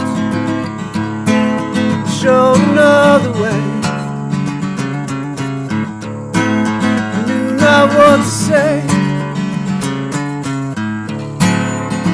You took me off the road to know the way. The girl from Galway Bay. You took me out of time to know. Today, girl from Galway Bay.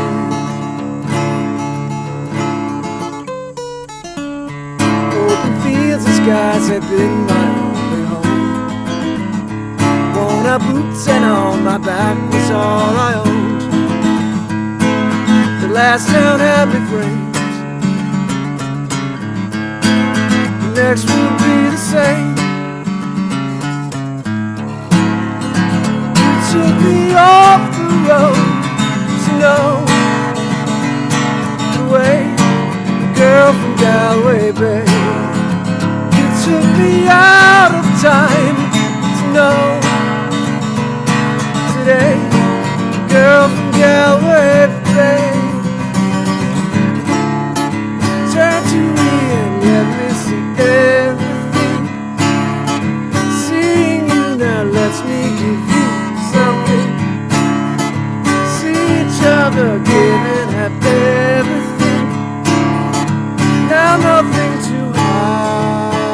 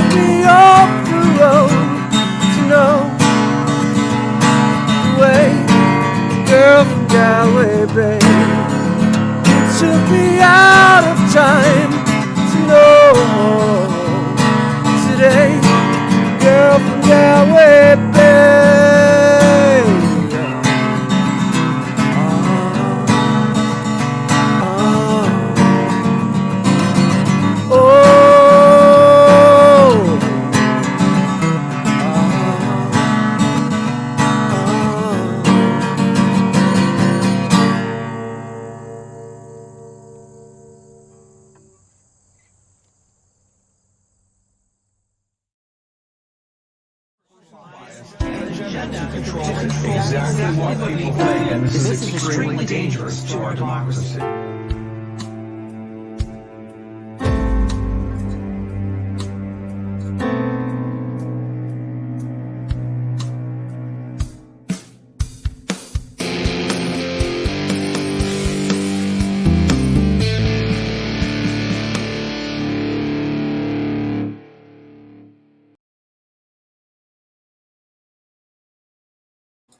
All right, hold on one second as we pull this up, and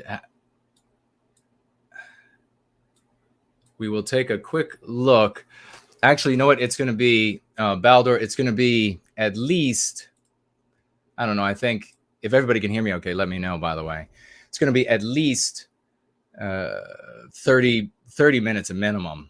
So I don't know how late you're going to be able to stay up. But we're gonna see about this little creature here, and we're gonna answer. Actually, it will be at least, you know, maybe 40 minutes or so. It's probably gonna be too late for you today. Yeah, it's a bit too late for you. But the great Baldur, ladies and gentlemen, will be back with us next week. Absolutely no later than that, to continue the translation of the lexicon. Talk about freaking out people, the likes of Karlyn, that this is being translated into the lexicon and dialectics translated into many different languages by true champions, really wonderful, productive members of their community, champions in their community. Baldur is one of the very best, and translating the lexicon and dialectics into Icelandic. So Karlyn, with all of your efforts to stop people from acknowledging that whites are being victimized, to stop the victimization of white people and Western kind, just know that it's being spread in Icelandic and in Italian and in Swedish and in German and in Spanish and in Portuguese, and the list goes on. So, you know, you've lost. Really, the bottom line is you can do whatever it is that you're going to do to attack me, and that won't stop the lexicon and the dialectics. So it's going to be a very hollow victory, whatever you do to me, or a hollow endeavor, whatever slander, whatever few people you get to not watch my videos. It's going to be a very hollow victory in those cases, because this is happening everywhere, because it works, because you're outwitted, because the gatekeepers have been beaten, because Western kind is going to be taking back our destiny. And Baldur is right there at the forefront. There's going to be a statue 100 feet tall to him in Iceland, and under it is going to be this unnamed, very tubby looking statue. And I won't say any more about that. So let's go ahead and bring this up. But before, just for Karlyn and her myrmidons, why don't we go ahead and take a look at this? And I will also take a look at what you all are writing and asking, because I want to incorporate everybody. We've already been here at least an hour and a half. And let's see. Okay, let's have a look at this. Karlyn and your myrmidons. Myrmidons, I know they're probably not. Nah, go ahead and look it up. I'm not going to tell. I was just going to educate them, but look it up. I want them to have to spend time doing that. But Karlyn and the myrmidons, I hope you're watching this, because here you have more success. This is the New York Police Department Hate Crimes Unit on September 12, 2020. This is 2021 at 8:15 a.m. inside the East Broadway station, F line in Manhattan. A male, 16, was approached by a male who asked for $1. The victim did not comply. The male followed him, made an anti-white statement, and kicked him in the abdomen and leg. If you have info, please call this number. Well, Karlyn, the police department is using it, anti-white. We have spread this into all corners, and we will continue pushing it. And you know what else? All those conservative, all those anti-white. I agree. Actually, she doesn't consider herself a conservative. She said during her streams, not a conservative. She says, I won't misname. She's anti-white. That's obvious. But I don't know what else she claims to be.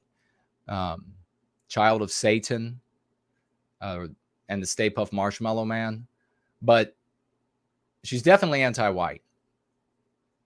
And so that we can say. But all of these gatekeepers, all of these anti-whites that have been stymieing Western kind and good non-white people from coming together to put an end to anti-whiteism, we have won. And we will continue winning. And this is more evidence in your face. And she talks about it, in fact, the spread of it. So you're fighting a losing battle.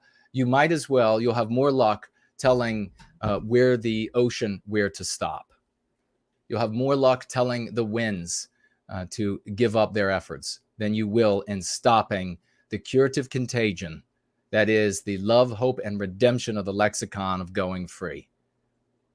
So I want to thank Jonas for bringing that one to my attention. Folks, they come in by the dozen practically a day, putting me into an almost surreal environment of victory after victory after victory, watching the lexicon spread all around planet Earth and changing, therefore, the conversation that takes place. All right, let's do the share screen. Look, do we have this up yet? Yes, we do. And we will do that. And I will take a look right now at what you all are saying. And oops, is everybody having fun? That used to be my dad. We would get to work, whatever it was. And he said all his coworkers, he said it to, wouldn't, and the worse the job was, come from blue collar laborers. But the worse the job was, the more my father would put a big smile on my face and say, is everybody happy? And get through it and then win in the end. That's how we make it happen. Okay, the white identitarians. And of course, I say that we're not identitarians. The practice of going free has nothing to do with that. But of course, she is a liar and she wants to mislead and gatekeep. That's what it's all about. So let's have a look at what you all are writing. And I'll jump over here to entropy. Alt, rock, lover. Financially gifts, $3. Thank you so much. And writes here, love what you're doing for Western kind. Living free here in Brooklyn and Manhattan 24/7. Even my partner gets it now. Even my partner gets it now. Thank you so much for that testimonial. I'm gonna float out of this chair from all of the victories. This interaction with Karlyn and the vehement anti-whites in her community, another great victory. This and all of this info pouring in of the success we're having, the great successes of the outreach teams, beautiful, wonderful people. I'd name them all if I could. Naderific, Nathaniel, Bonnie Blue, and all. The list goes on and on. I wish every single name we could say. Brant Danger, Roy Danton, and Jared George, and on, doing wonderful things.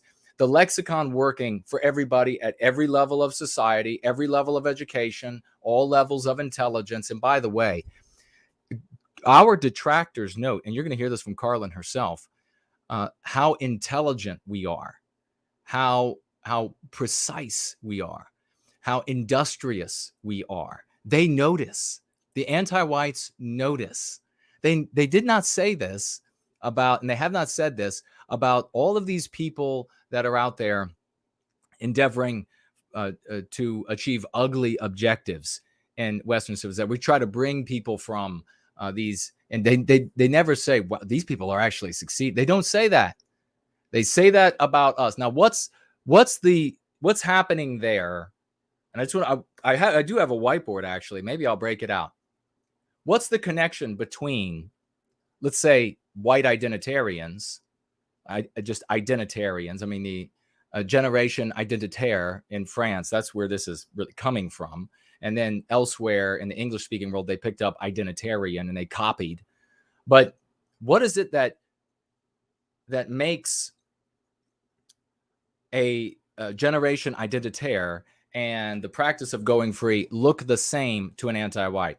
Even though we are so far apart, that they're constantly banging heads because the smart people from these groups say, whoa, I don't like where this is going. I don't like hating other groups of people. I don't like the idea of these crazy ideas they have. I do like protecting my family, though. I do like preserving our traditions, though. I do like passing on what I have earned, inheriting what my forefathers built, and then passing on what I have added to it onto my children. I do like those things. So down deep, it seems like I'm more focused on love. So maybe I need to be with these folks who are engaged in this practice of going free, rather than some weird socio-economic, political agenda and organization that just hates on some other group of mankind and gets nowhere and burns themselves up and all of that ugliness. Those people come over. So the generation identitaire folks, or what white identitarians, nothing close to us. We, as I write to Karlyn, see the white identitarians or identitarians of any race and people like Karlyn in the same bag. They are in the same story. They are in the same anti-white narrative. They use the same locutions, and I'll read it to you in a bit.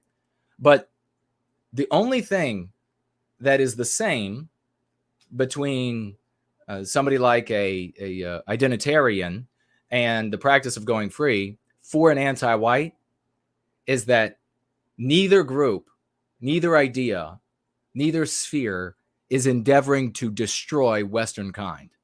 That's all that it takes to be considered identical for an anti-white. That's one of the ways you know them.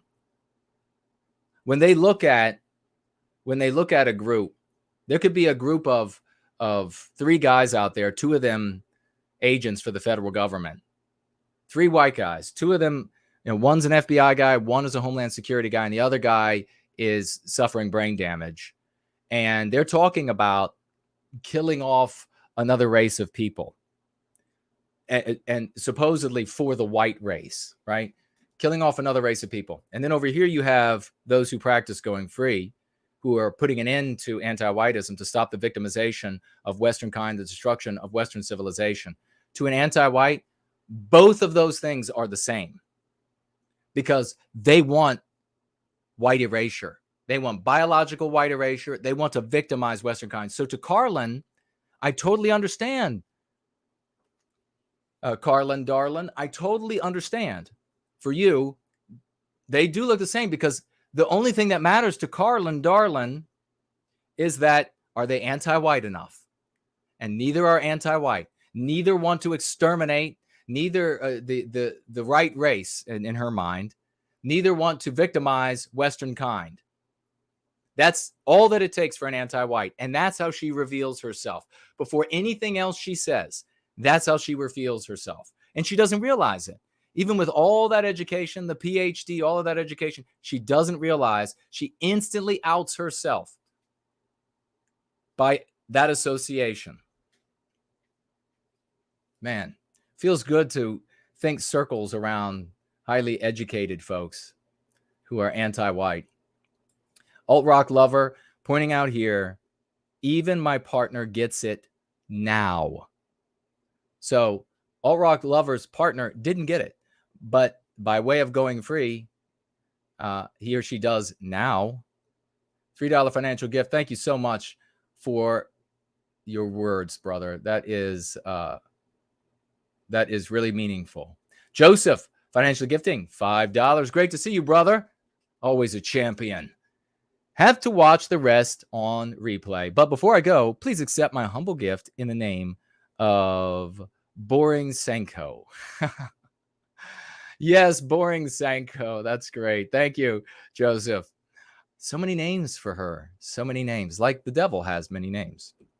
Rory Herbert here, financially gifting £3. Thank you, brother. Darling Karlyn is no yarling. Try to make that work together. That's why Borshenko is no dish. Ah. Very good. Rory Herbert is one of our best, ladies and gentlemen. £3. We have get your raucous emojis out, ladies and gentlemen. because J.M. Johnson financially gifts $75. 75 US dollars. I didn't realize how anti-white whites are. I have been working on people slowly. Thank you so much for that. And thank you. I mean, that's a great testimonial because you're pointing out that, wow, my God, there are white people who are anti-white as all hell all around me. Yes, please get to them. Many of them will be villainy signaling. They won't really feel those sentiments deep down. They just know that to get ahead, to not get attacked, etc., to be considered moral in the anti-white narrative, they have to villainy signal anti-whiteism. But get to them with the lexicon and dialectics, and you will change the world. J.M. Johnson, 75 US dollars. That's a testimonial to the success of Going Free. Heidi, great Heidi Van Buskirk, and Ray, of course, moderating today. Get the raucous emojis or keep them going because this wonderful couple financially gifted 25 US dollars.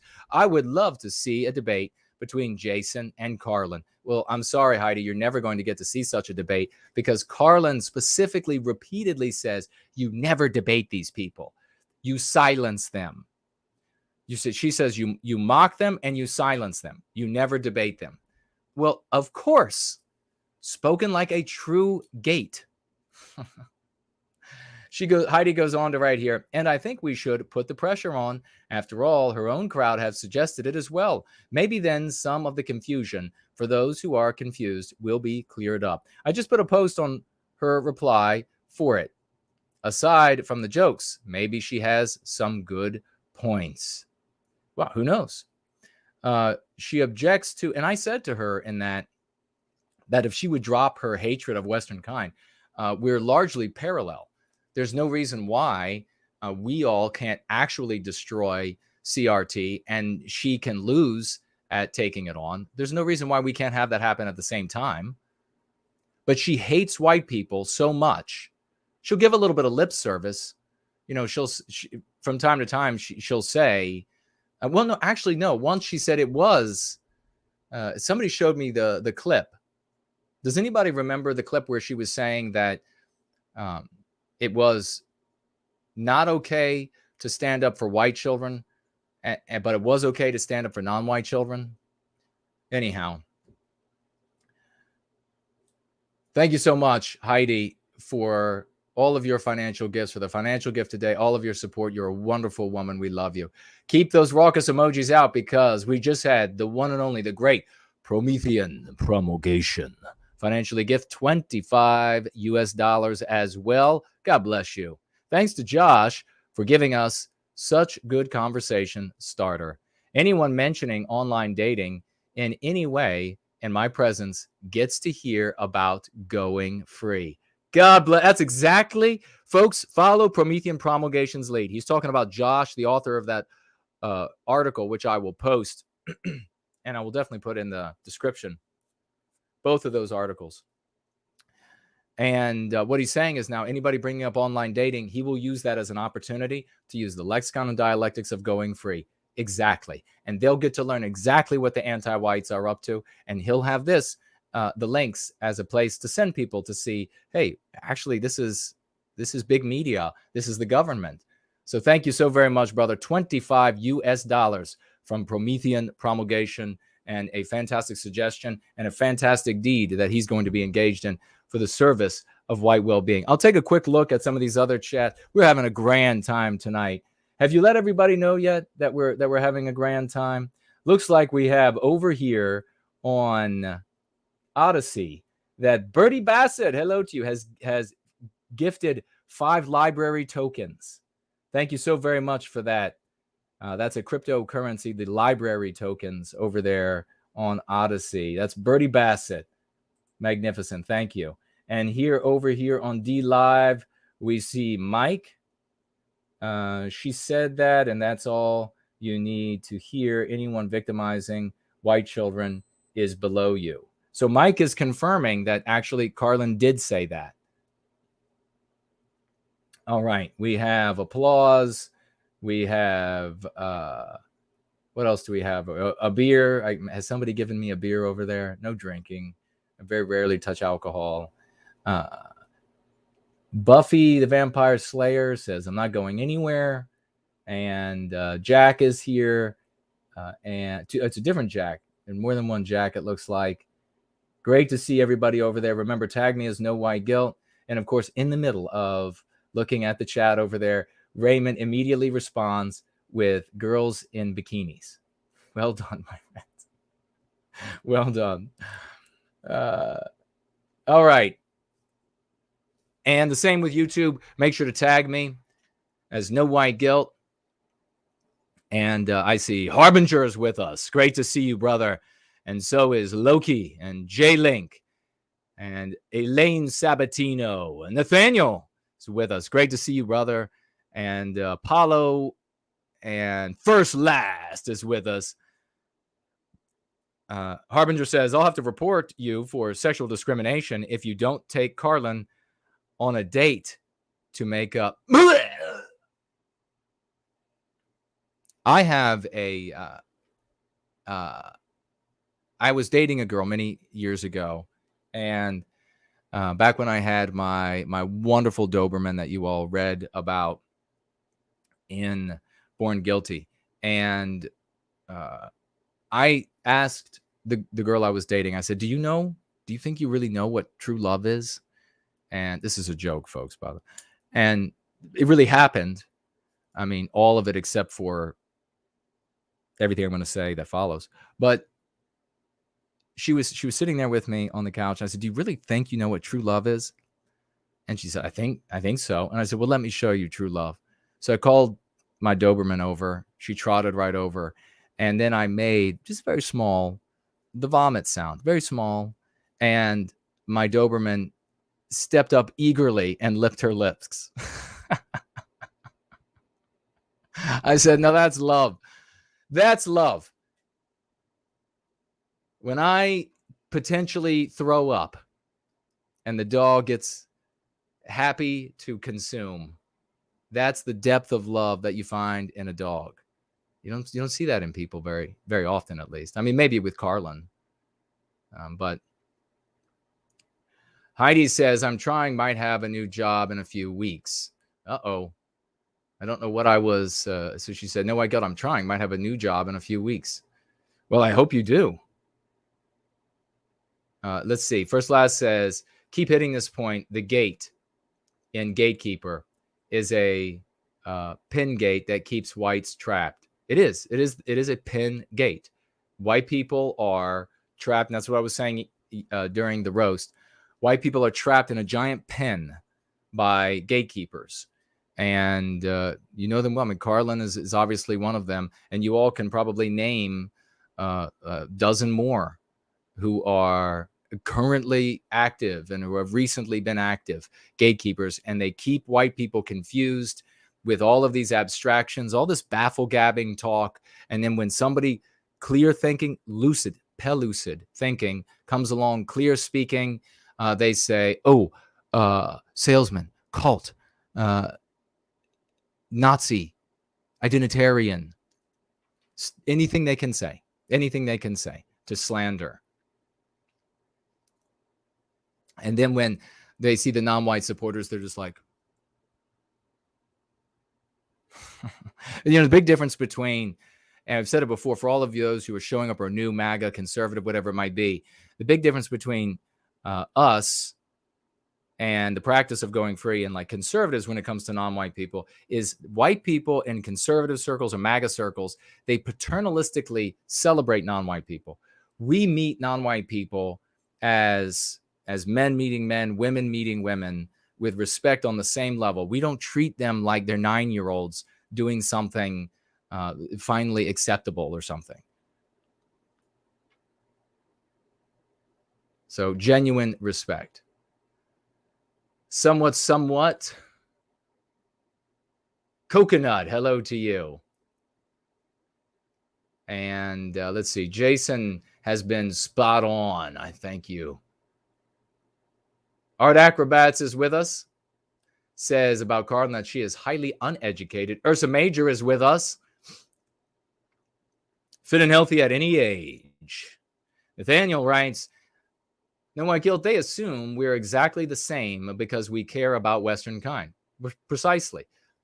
But no, I would, yes, no. The thing that they see that is the same from their point of view, from an anti-white's point of view, is that neither us or all of these others that are in the same bag as people like Karlyn want to victimize Western kind. So when she looks out at, say, Generation Identitaire or any of these other groups that are out there, she looks back at the alt-right fad. She looks back at that. She sees a group that does not want to victimize Western kind. Then she looks over at us and she sees a group that what? Doesn't want to victimize Western kind. And so therefore, in her view, since she's an anti-white, those two things are the same. It doesn't matter how different they actually are. They're the same because both don't want to victimize Western kind.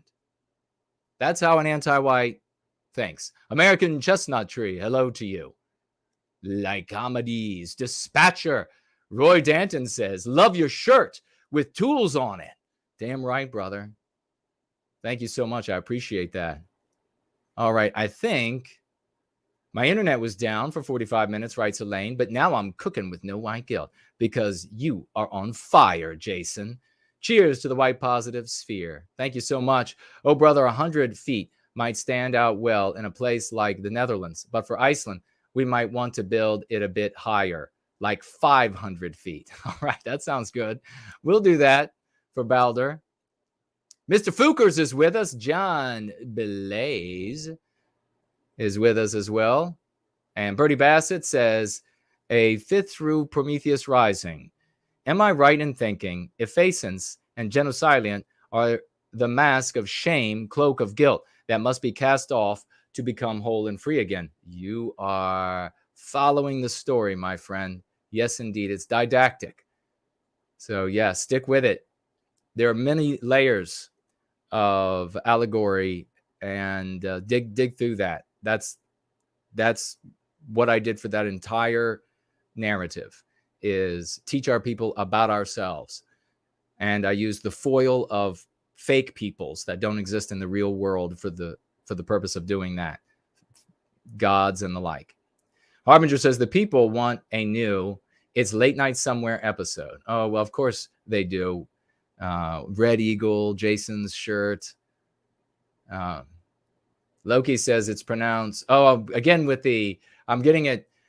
I get it right. I get it wrong. I go back and forth. Maybe I need to just, maybe that will be the thing. I'll just have to always say it differently. So every time I see your name, we will pronounce it differently. Patriot One. Hello to you. Well, let's see. What do we have? I don't think we have anybody on Cash App just yet, but we shall see. Nope, I'm wrong about that. Looks like we have $2 from Trish. Thank you so much, Trish, for the financial gift. She writes, would you like to... I thank you, but I'm dating someone, so I'm flattered. But thank you. But a big round of raucous emojis for Trish, financially gifting $2. And we also have Ace, financially gifting as well, $15 US. Thanks for being who you are, Jason. You are so welcome, dear sister. Thank you as well. Both ladies, thank you very much over there on Cash App, which is up and rolling, I think, problem-free this time. So let's jump back over here, and we're going to keep this rolling, ladies and gentlemen. Let's have a look and give me some feedback on whether or not you can hear this beautiful creature as she oinks. Okay. There we go. So she's just finished watching me. For people who joined after that started, what that is of her. Can everybody hear the both of us? I have been working, I mean, kind of like on the side for like a little while, but like really intensely for the past couple weeks with the only real journalist that I actually know at this point. His name is Kieran White. And so do you guys remember back in June when I was attacked by that asshole and all of his little minions came and brigaded my channel for weeks and they were doing all this stuff? Let me give a warning to the parents out there. I don't recall exactly what cuss words she uses, and some of these might be inappropriate for your little one. So maybe watch this portion by yourself. But everybody can hear me okay? Okay, while she's talking. So at that time, I had kind of figured out. You remember what she's talking about. Oh, they attacked me. This is a typical anti-white tactic. So they attack you and then scream out in pain, what the anti-whites do. They attack and scream out in pain, scream out that they're victims. So they came after us because we are the ones who are succeeding in putting an end to anti-whiteism, right? So she began attacking us. We responded. We roasted her and obliterated her. And then she went through deleting, banning so many. It was unreal the number of people that she was banning, her own people that she was saying that were us, as well as folks that went over there and said, hey, why are you anti-white? Ban. She says somewhere, I don't know if it's in this, that she bans everybody who uses anti-white. She's banning her own people left and right. Then she, in a segment we're not going to be looking at, she laughed uproariously about the hypocrisy of us banning people. She bans people that ask, hey, don't you think it's a bit hypocritical to be for the defense of non-white children, but against the defense of white children? Banned when it comes to Karlyn. When it comes to us, people show up and they say, how many more people do you want to gas? Yes, those people are going to be banned. People are not showing up on my channel with a reasonable argument. I will speak to reasonable arguments. I will speak to respectable things. All of those things that she deletes by the hundreds. And she takes great pride in doing that, in silencing people, just like she took great pride in getting that person kicked out of that organization, Mises Institute or whatever it was, because that woman used anti-white. That they were really bad people, that he is not aligned with the conservative movement or the Republicans or anything like that. He's not on the left or the right. Okay, she's right there. We're not in their false spectrum. We're outside of their story. They are a third thing. I'm going to try to speed her up a little bit. I'm not speeding her up to make her sound bad, but because we don't have all night. And what they're doing is they're trying to infiltrate the anti-CRT movement.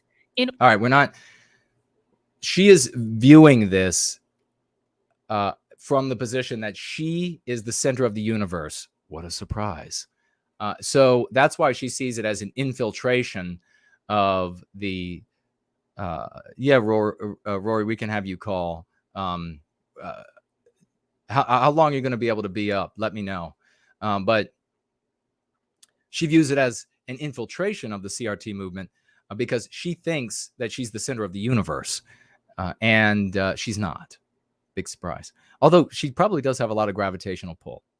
But she views it that way. The reality is that we are combating anti-whiteism wherever it exists. So we are going to be talking about, and the great champions and the outreach teams and all of us working independently together, whatever it might be, are going to be speaking about all of this endeavor to manipulate white people into having sex with non-white people and guilting white people into having sex with non-white people because they are not, they don't want to be a sexual racist or whatever it might be.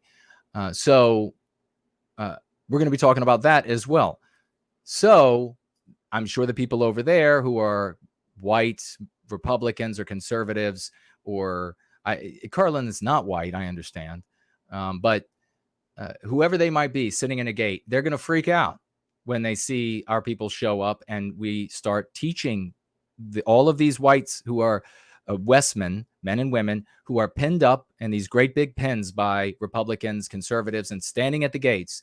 When we show up and we begin telling them about the truth of anti-whiteism, they're going to freak out and they're going to say, oh, they're trying to infiltrate they just came into existence because we are the center of the universe. And so these folks just came into existence and now they're going to try to take over what we're doing. I mean, it really shows solipsistic, myopic, and she does wear glasses, neuropathy. She's like neurotic. She's to view herself and this little endeavor of hers as the center of the universe, very childish. In order to basically like recruit people to their movement. But what they're doing is they're going into anti-CRT groups on Facebook, and I have all the evidence of this. We're going to be publishing it next week, and they're trying to target people when they're afraid and No, this verbiage right here, targeting people when they're afraid and confused. This, of course, is to mislead. This, of course, is to misrepresent. You misrepresent for some obvious reasons.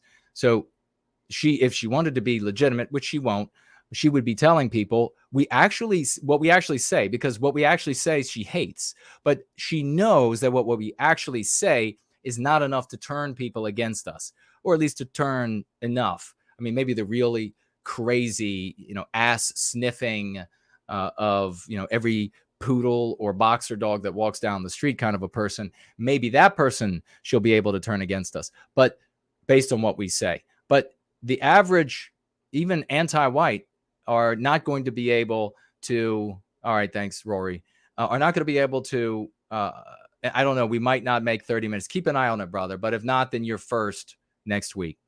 Might not be able to run them off unless she chucks in that, they're targeting people who are scared and confused.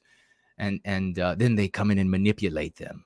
So what a crock of, in other words, what we do is we show up in forums, we show up on live streams, and we share the truth. We tell people what's going. We give people our opinion. Here she says, and again, putting the lie to her position, that she's for free speech. She'll say this all the time. People can say whatever they want, except silence these ones. So we show up and we share our opinions in these different places.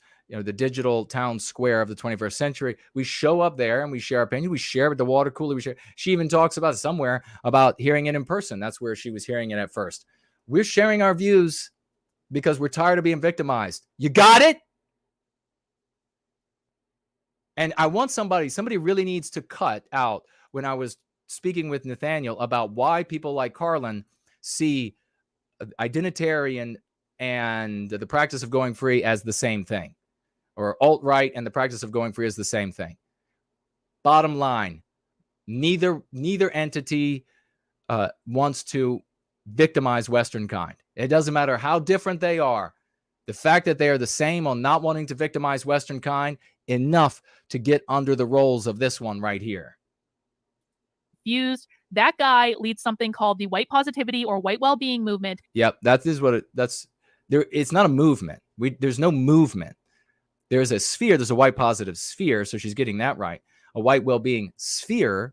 There's a practice called going free. It's a very simple practice. They're about to come out with the second edition. Nothing mysterious about it. There's nothing invisible that you have to, no past lives. There's nothing like that. You're dealing with things that we all have heard.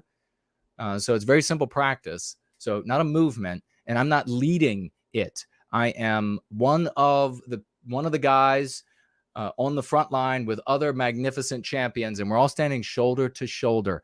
So you can anti-whites out there in the government where they could take me out, and it's too late. It's loosed in the population. They were white identitarians. They want a white ethno-state. They are not white identitarians. She's a liar. She's anti-white. That's why she's saying that. We don't want to victimize Western kind. White identitarians, they might not also want to not victimize Western kind. Therefore, to an anti-white, both are evil. Both are the same thing. And then she's saying, want an ethno-state? Absolutely not.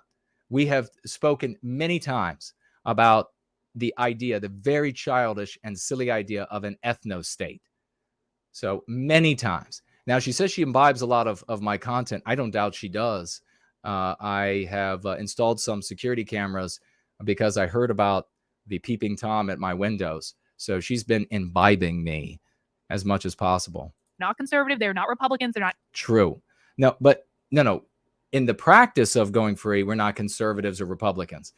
But the practice of going free is just a practice. It's not a movement. It's not a group. So Republicans practice going free. Conservatives practice going free. Catholics practice going free. Christians, pagans, atheists, libertarians, constitutionalists, Second Amendment folks, First Amendment folks, all kinds of people practice going free. It's a practice. It's not a socio-political or economic ideology. And she has a hard time computing that. Why? Because she's in the pages of the book. She's a character in the anti-white narrative. That's it. She's a character. You knew she would be there, right? You knew this character, this kind of stock character would be there. The gatekeeper, dressed in the goalie clothing and keeping all the white people penned in so they can't get free to the truth and free to their redemption. You knew she would be there. On this page, this character happens to be called Karlyn Borysenko. In a different page, we're going to see a different name. Any of those things. And if you hear the phrase CRT is anti-white, that's coming from them. Yes. She's so right.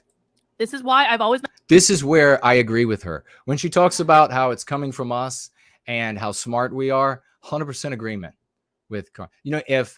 If I want to say, and I do want to say something, even people I don't like, I want to say something nice about.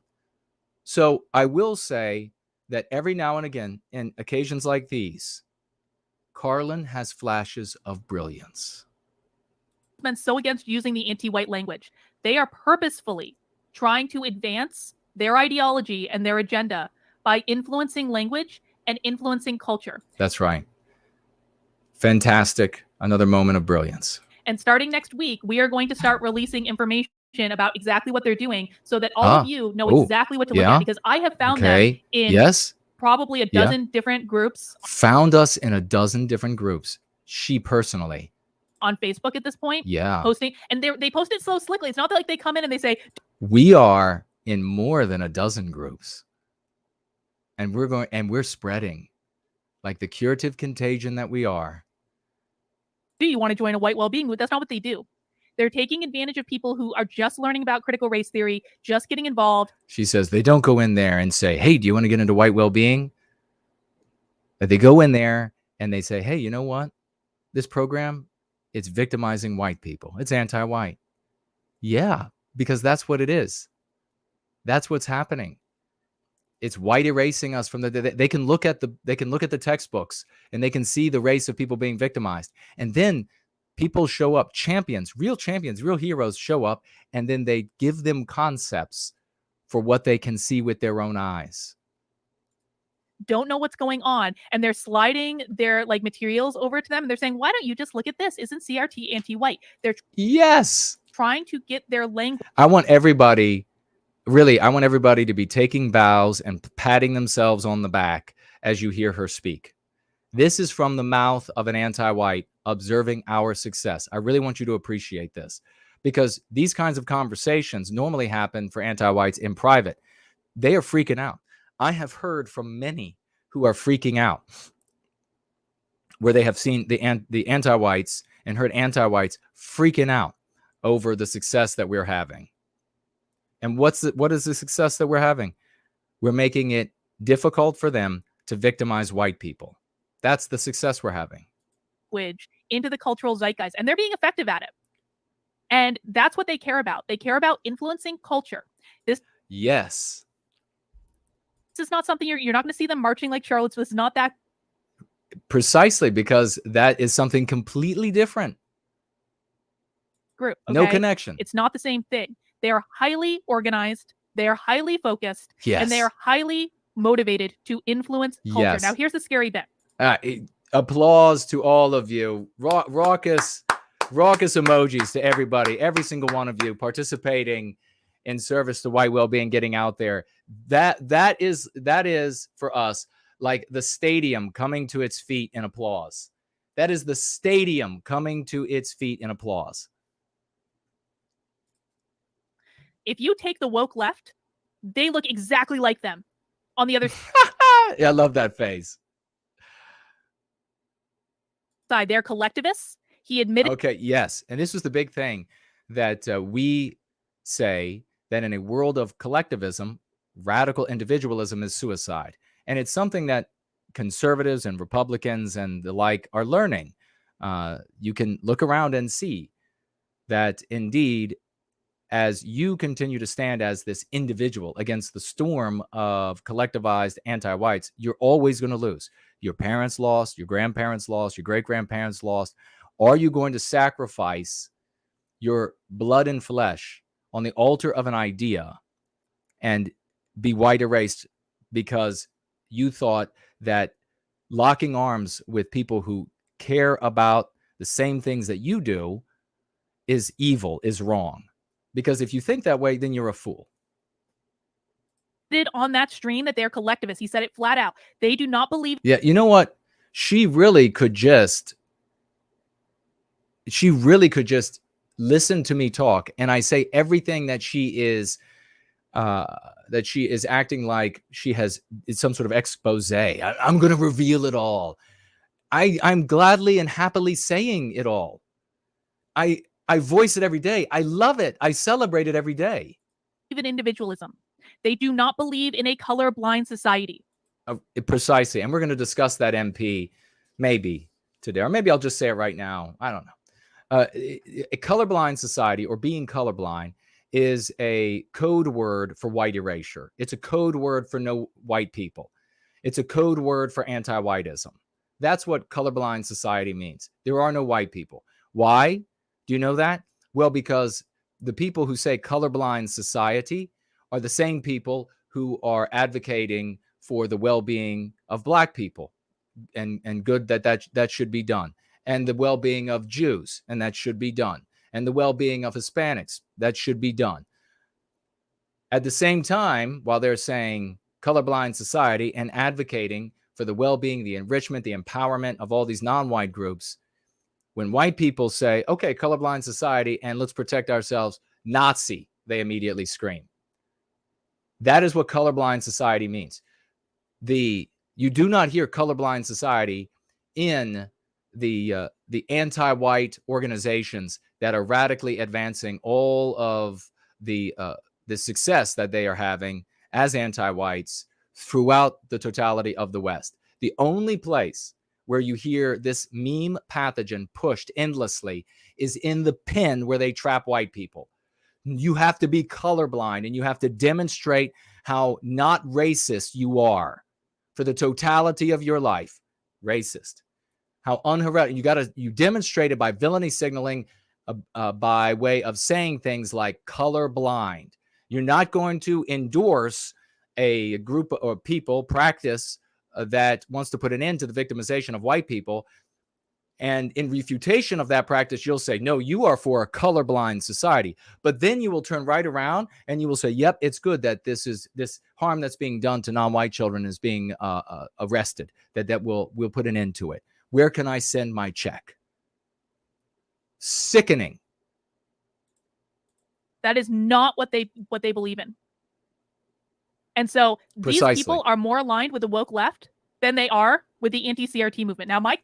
That's the delusions that come from somebody who's trapped in the pages of a story, and they can't think their way out of it like we did, like I did so many years ago. And then I've been sticking out my hands to pull people over into our story, and great champions have come over, people better than myself, and they've been reaching into folks inside that anti-white narrative and pulling them out by the dozens. She can't get out. She's trapped in there. She is as anti-white as the day is long. Now, I said this before the stream started. People can believe whatever crazy fucked up shit they want. I don't care. It's a free country. Apologize for the language. It's not mine. It's this shrews. All of our freedoms, we have to protect the right of the most deplorable people imaginable. But that's the lip service. That's the lip service to all the white sheep or cattle that, colorblind. A bunch of cows. Colorblind society. And they nod, bovine assent. We need to protect their rights to say the most messed up shit that they say. And then she goes and brags about getting the woman fired or kicked out of the group, the Mises Institute, because she used anti-white. She's talking about how to get me kicked off of all of these different platforms and says they're looking into that. So the reality the lip service and lie, and then the reality. But where I start to get really pissed off is when they start going into anti-CRT groups. It's better than getting pissed on, honey. And I know you know what that is like. To try to co-opt. I literally have them on video saying they are co-opting the anti-CRT movement to try to use it for their own purposes. He just admitted that on the stream. Yes, I admit it. I admit that we are going into CRT conversations and immigration conversations and affirmative action conversations, and everywhere where white people are being victimized, we're going into all of them. And we're going to keep going, and we're going to keep winning. We're going to keep having success. Not winning like the Donald Trump, who didn't really win. He was just like a stand-up comedian. We'll hear more about stand-up comedians in a minute, but actual victories, change the world. And guess what? We didn't even have the billions that guy had. They are going to destroy the anti-CRT movement. And that's when we all need... No, we're going to, I guess, destroy it as you see it, which is a tool to use in your anti-white endeavors. Yeah. We're going to allow people an option, which you do not want them to have. We are going to give them the choice, which you do not want them to have. We are going to say, you can be anti-white, and you can say CRT is about critical race theory is just about harming everyone, when everyone knows that that's not the case. And you can do that if you want, or you can acknowledge reality and you can put an end to it. You're not going to be able, what was it, Confucius? Was it Confucius that said you have to, in order to address anything, you have to first call it by its proper name? She's going to say, like, there's no, she'll do another one of these when I'm like talking about a non-white philosopher. She's like, Nazis. Need to start getting angry. They not see a lot of things. Because that movement is already like, it's not as big as people think it is. It's not. And she's talking about her belly. They very well could if people don't know what to look for. But what I want to show you guys, are the actual clips. Yes. That he wouldn't show you. I love how she puts this. She says, "Oh, that I showed I showed these tweets that were screenshots. You could see the timestamp on them, and it was not the time that we were streaming, and the time in any time zone, because there are minutes in every hour. So you could see that it was not it was not like this. It was not Twitter pulled up on the computer. They were screenshots. So, but she wants to make it sound like I was trying to conceal something. I only stream to, I would like 1 million people here listening to what I have to say, but I'm trying to hide it all, according to Karlyn. Because when I started talking about this stuff in June, everyone thought I was crazy. And everyone thought I was saying... crazy like a pit bull on bath salts. That's what a psychiatrist said. That was the official diagnosis. That anyone who didn't agree with me that CRT is an anti-white is a white supremacist, which is never what I said. What I said was these people are using very specific language to try to co-opt the anti-CRT movement. People talked about me like I was having a nervous breakdown. They were gaslighting me. They were trying to make me seem as though I was crazy. But I wasn't. I was 100% right. Now, the problem is that in June, I hadn't put all the pieces together yet, and I didn't have clear evidence. I've got it now. And I want to show you. She's got the evidence now that I will gladly tell you. Guys, I want to show you guys what Jason wouldn't show you. Yes. Please, I want to show you guys the clips, because he just went through this whole Twitter thread, and he talked about what I wrote in the tweets. What he didn't show you was the clips. And guys, please feel free. There are a whole bunch of, I can already see the trolls roll. Oh, wait, no, that was good. You can block people. You can put people in timeout. I've got a lot of moderators in there today. I want to. So if you show up on her, another example of showing up on her chat and saying, wait a second, is this guy making a point this way or that way? She instantly bans. She won't have the conversation. Show you what Jason refused to show you and walk you through this and give you a little sneak preview. Like I said, we're going to be publishing more next week. There's going to be many pieces on this because they're just, I cannot even express to you guys. Can you imagine what her medicine cabinet looks like this year? Talk about bottles of pills. You know, you've seen like on these pictures of like or videos of hoarders, and they have like these 10-gallon or not 10 gallon bags of Ziplocs or whatever, and it's just pill bottles and pill bottles and pill bottles and rash creams and whatever else. How much information there is to break down. Yes, this is Justice. This is exactly right. The people. What's this guy saying? People gaslighting you. Some of them are part of the white identitarians. There you go. This guy right here, he brags earlier in her stream that he has reported me to try to get me kicked off of the internet. He brags about that. He financially gifts her and brags about it. Justin Graves. People gaslighting you. Some of them are part. Yes, that is exactly right. They're trying to gaslight me. They're also trying to gaslight my audience, by the way. They were. All right, let's go through the thread and actually play the clips. So what I started off with was explaining the term anti-white. This is why I will not use this term. I will not use this very specific Maybe term. Speed it up a little bit, you think? Anti-white is a purity test. It's an ideological marker. It does not mean prejudice against white people. If you are not pro-white identitarian or white well-being, white positivity, whatever the fuck, you are considered. See how she puts it all together? Because all of it doesn't victimize white people. And here she's trying to redefine. This is very typical of anti-whites, what anti-white means. But don't worry. There's no way in hell they'll be able to redefine what it means. A futile effort. She is screaming at the seashore. Considered anti-white. The white identitarians are exactly like the critical race theorists. And then I've got the definitions that they're using here. Anti-white people, thoughts, deeds, laws, policies, rules, and organizational entities that are amenable to the well-being of Western kind. Whenever they say Western kind or Westmen, they mean white people. Okay, and I note how she points that out as though it is evil. So what does that tell you about her? It tells a listener, an unbiased listener, nothing about us, but it tells you something about her. That she has a problem with white people having an identifiable identity that they are coming together to defend. It's exactly like Robin DiAngelo. So I was retweeting that, and exactly like Robin DiAngelo. Yeah, at some point in the earlier part of this video, she said that I had like just copied DiAngelo's book. This has been in print for a long time, dum-dum. Said in June, I caught Jason here in the act of admitting that the white positivity, white well-being movement he leads are pushing to call critical race theory anti-white to try to normalize the language. People said I was crazy. Okay, let's see. Let's actually play this clip. Here.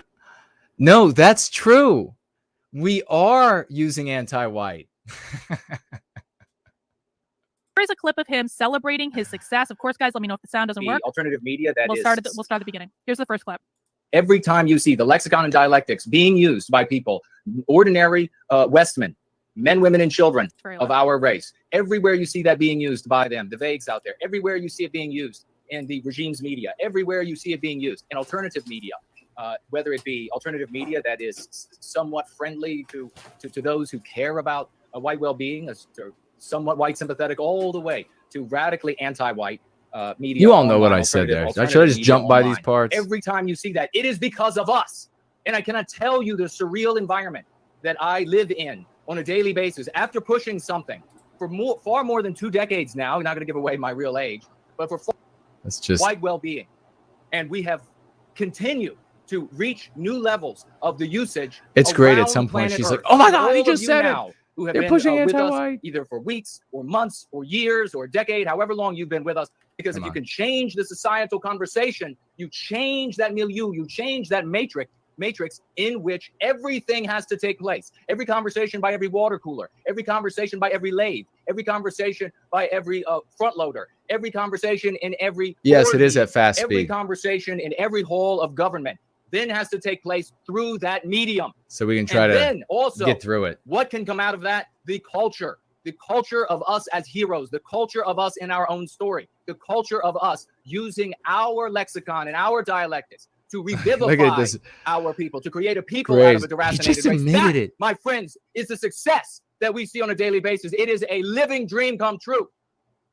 So did you hear how he said lexicon and dialectic? That means that's what they say when they say they're trying to influence the language. Lexicon and dialectic. That means they're trying to influence the language. Let's keep going.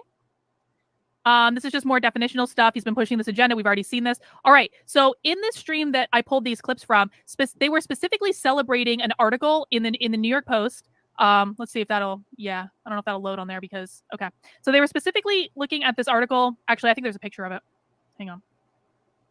Shit. Yeah, so right here, they were specifically, we'll pause this for a second. They were specifically celebrating this article in the New York Post that says Biden's infrastructure bill is chock full of anti-white something. They were celebrating the fact that they had gotten the New York Post to use the term anti-white. Okay, they celebrated when Tucker Carlson said anti-white. They celebrate every single time someone says anti-white because they're trying to influence the language.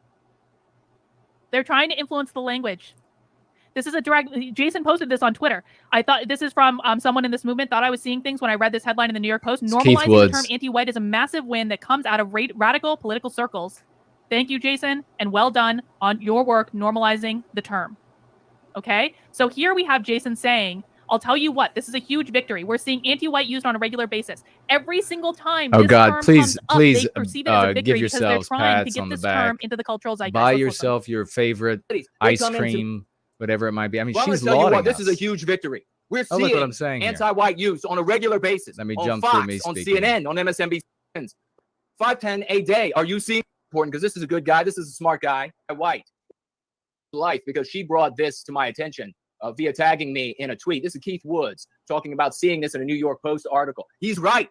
It did come out of radical circles, not political circles. I mean, maybe what he wants to call a political circle. Write them and tag me if you'd like me to see what you have to say. Positive sphere. It came out of the work that I've been doing. I'll just go ahead and say it for nearly 3 decades. Like I said, it came out of the white positive sphere, and then she starts nodding like, "We got him. We got him." That's the same nod and look she gives to food just before she attacks. Decades. The work I have been doing for nearly 3 decades. It came out of what we have created here in white positivity in service to white well-being. This is showing up everywhere, my friend. And I wrote here in response to Artist Life, this is what actually doing something for our people looks like. Congratulations. All right. Dialogue by to move the Overton window to his slightly different ideas from the left. That is exactly what he's trying to do. By influencing language, you influence culture. Language is the weapon that they are using. Yes. Language is the... Yes. Because we don't have... Because I figured this out a long time ago.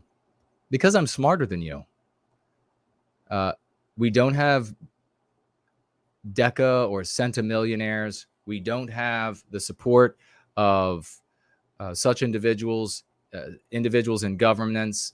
The anti-whites have totally taken control of or dominate everything. I saw that there was only, I could talk for a very long time about all of the things that trouble, undermine, make impossible different paths to recapturing our destiny as Western kind, as Westmen, men, women, and children. And I was able to figure out a way to defeat all of that nonetheless. And I had a lot of help from people smarter than me, wiser than me, more educated than me. And I pursued and persevered, even though there was a lot of objection. People said, oh, that's not going to work. And they're still saying it, even though it's working everywhere you look. And magnificent people with talents that I couldn't even dream of continue to come to Going Free and add their contribution. So, yeah, that's exactly how it works. The weapon that they're using. Funny thing, the weapon. He didn't show you this one. He didn't talk about this one, did he? Funny thing, they consider the term racist to be an anti-white slur. Yeah. So they don't like that the author of the article used it and discussed educating her on proper uses of their language. Precisely. They have outreach teams specifically pushing their language. Guys, this is a highly organized group. And they are have awesome. Specific people that are on awesome. Outreach teams that every time an article comes out that uses anti-white, they do outreach to people to make sure they're using their language in the correct way. We're going to see later when they're talking about influencing politicians. I'm sorry, someone's going to tell Blake Masters to stop using the fucking term anti-white. Oh, look at this. So and we're going to talk about that. Influencing news agencies, politicians, people in their homes, the deli, the butcher, we're influencing everywhere. We are coming to the rescue of Western civilization, and we're going to keep going. And she hates it. And she's saying, no, we have to get out there because she's anti-white, and we have to stop these people from using anti-white. in a second, but let's hear him describe for himself what they're doing.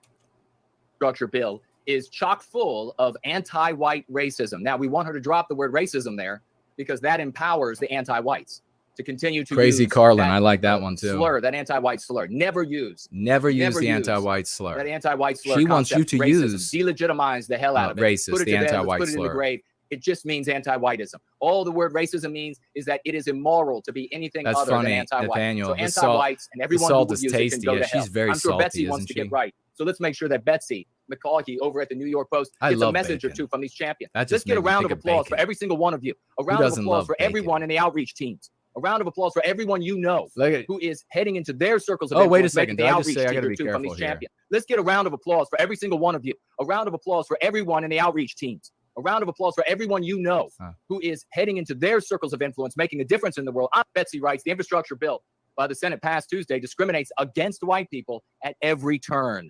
Americans are enthusiastic about spending Karlyn money hates on that. physical infrastructure, bridges, roads, broadband. But this, and then she uses the anti-white slur racist. Dumb Betsy, dumb.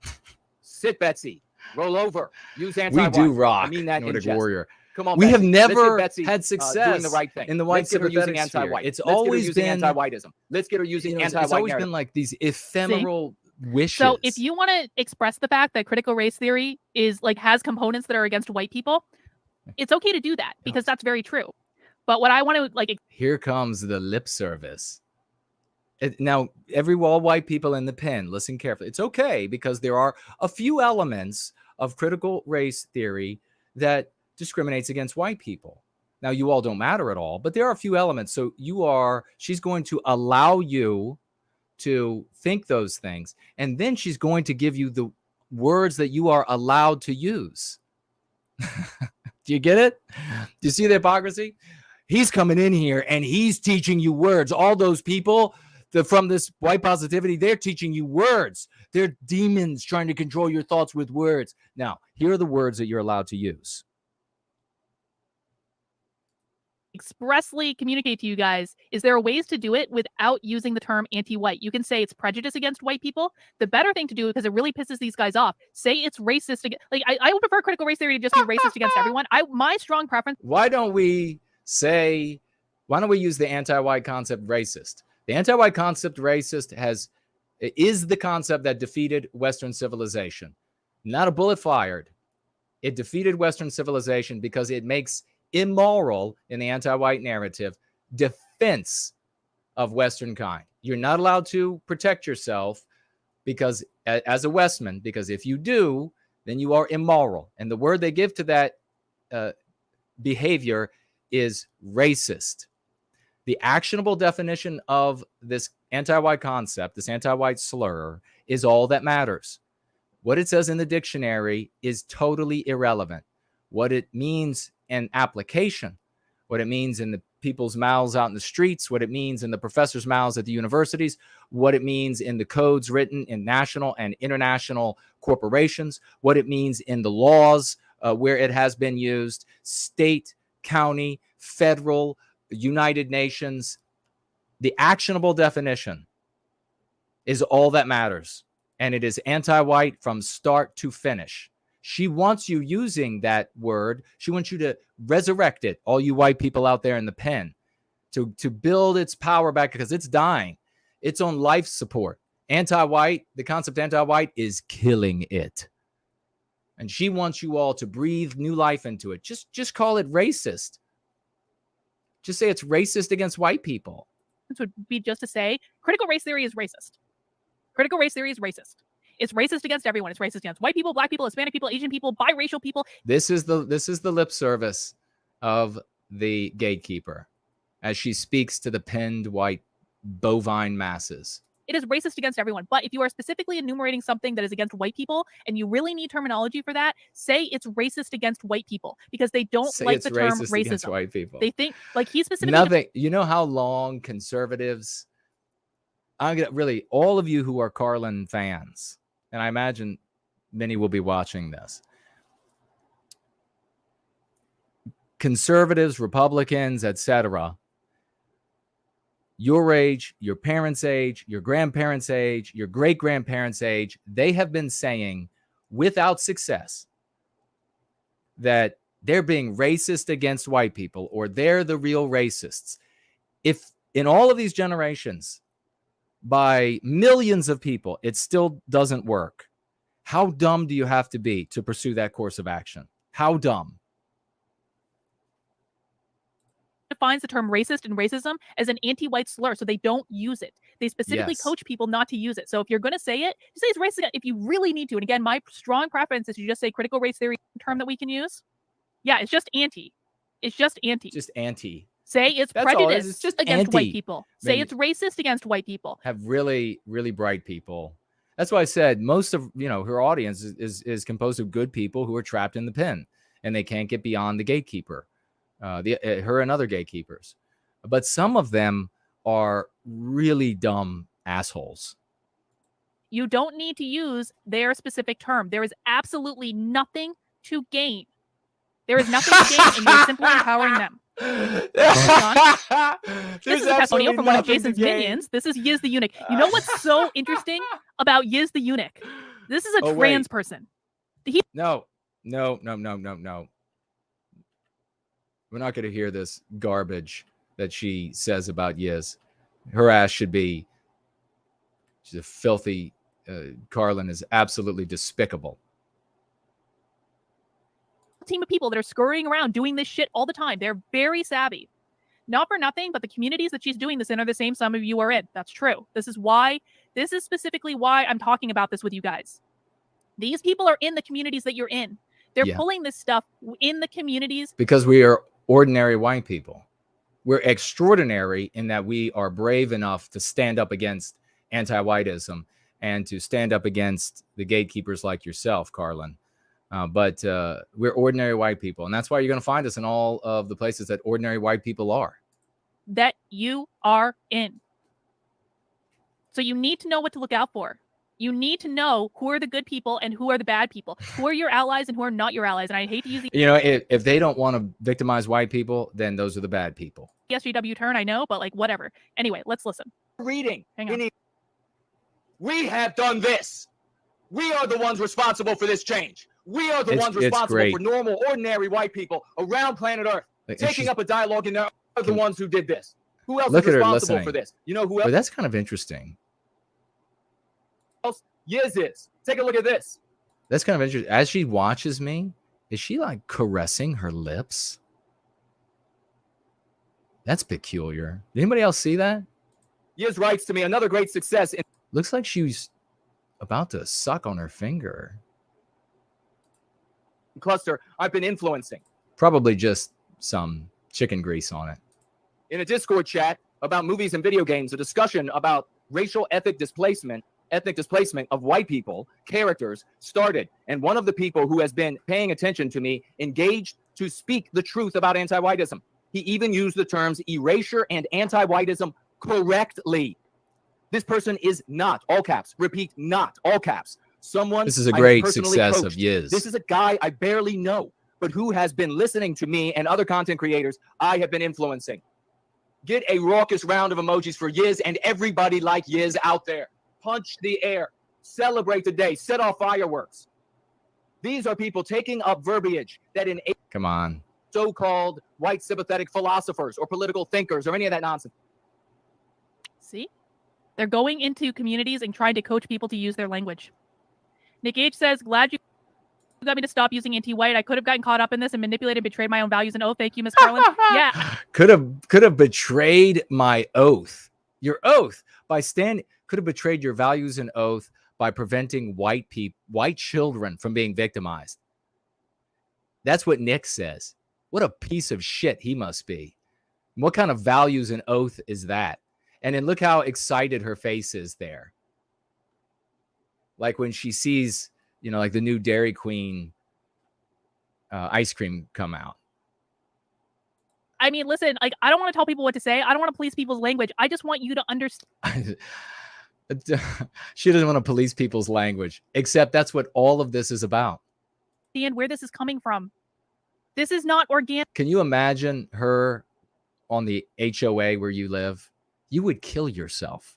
Nick, the fact that all conservative media started using anti-white at exactly the not organic. Okay, we got to listen to this. Everybody, get ready to get. I mean, I'm serious when I'm not joking. I want you to celebrate yourselves. Those out there who you know who you are. If you're working for this, if you're making this happen, you're going to hear it right from the donkey's mouth. Language. I just want you to understand where this is coming from. This is not organic. The fact that all conservative media started using anti-white at exactly the same time, this is not organic.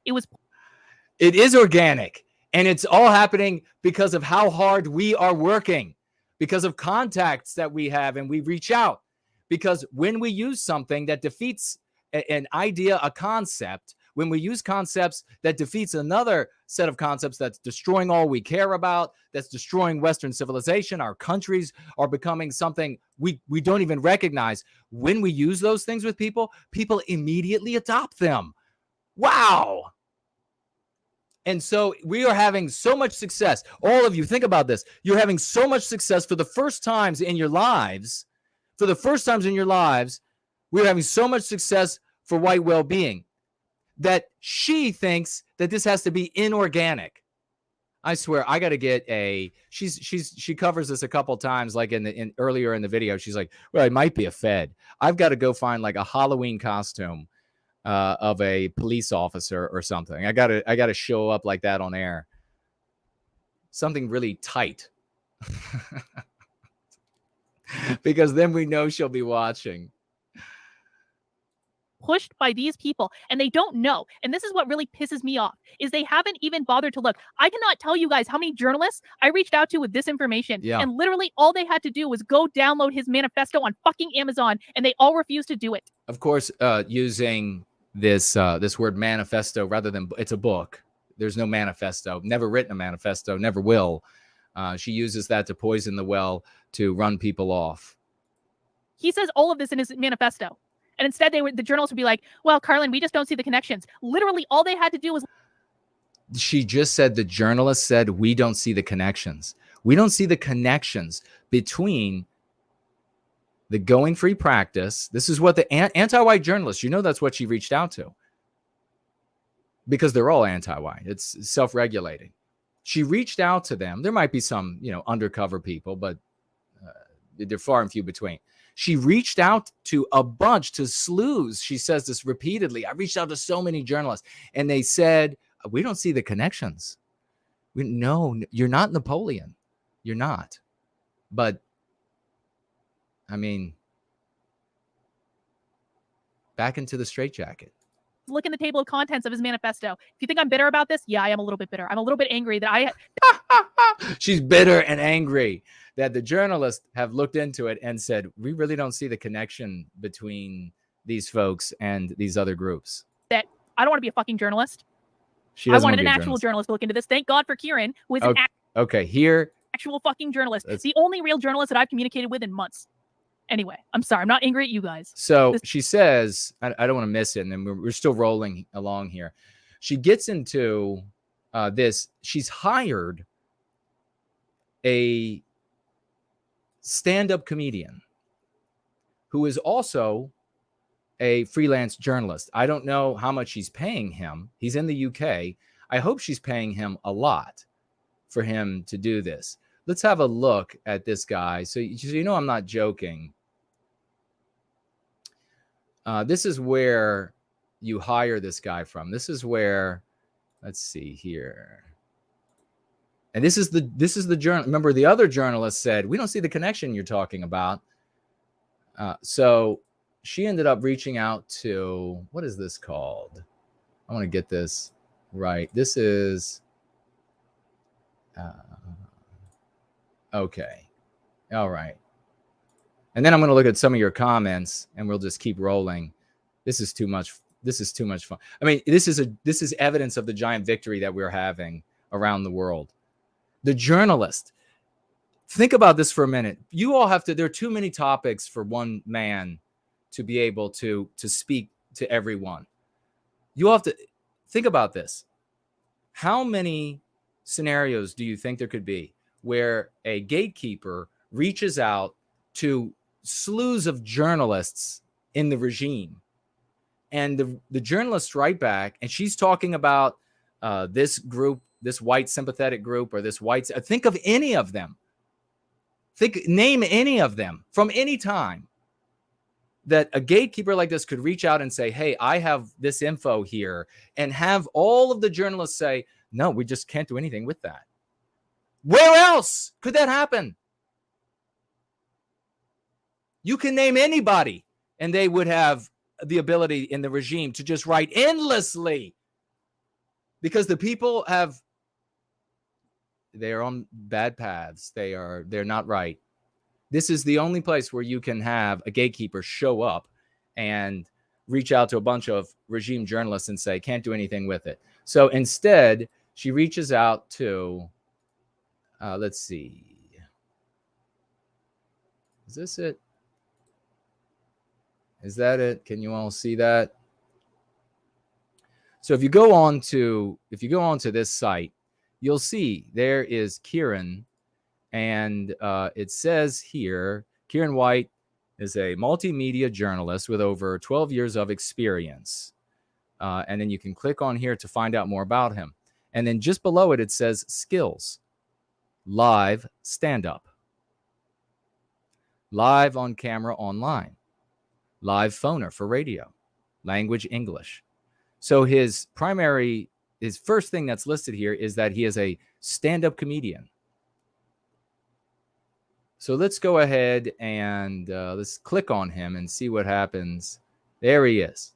He's a handsome fellow. Look at him there. He's smartly dressed. Karlyn White, it says. Look at what we have here. Very first thing listed, live stand-up comedian. Live on camera online. Live phoner for radio. Video package, audio package, interview, vox pop, documentary films, news gathering, feature stories, content writing, risk analysis, research, and then finally, investigative journalism. Interview, photography, live phoner, interview, journalism. So he's got a host of skills. The primary one that he seems very proud about, because as you can see, this is not an alphabetical order, is his stand-up comedy. And that is the journalist that she has retained. I don't know how much she has paid him. I hope a lot.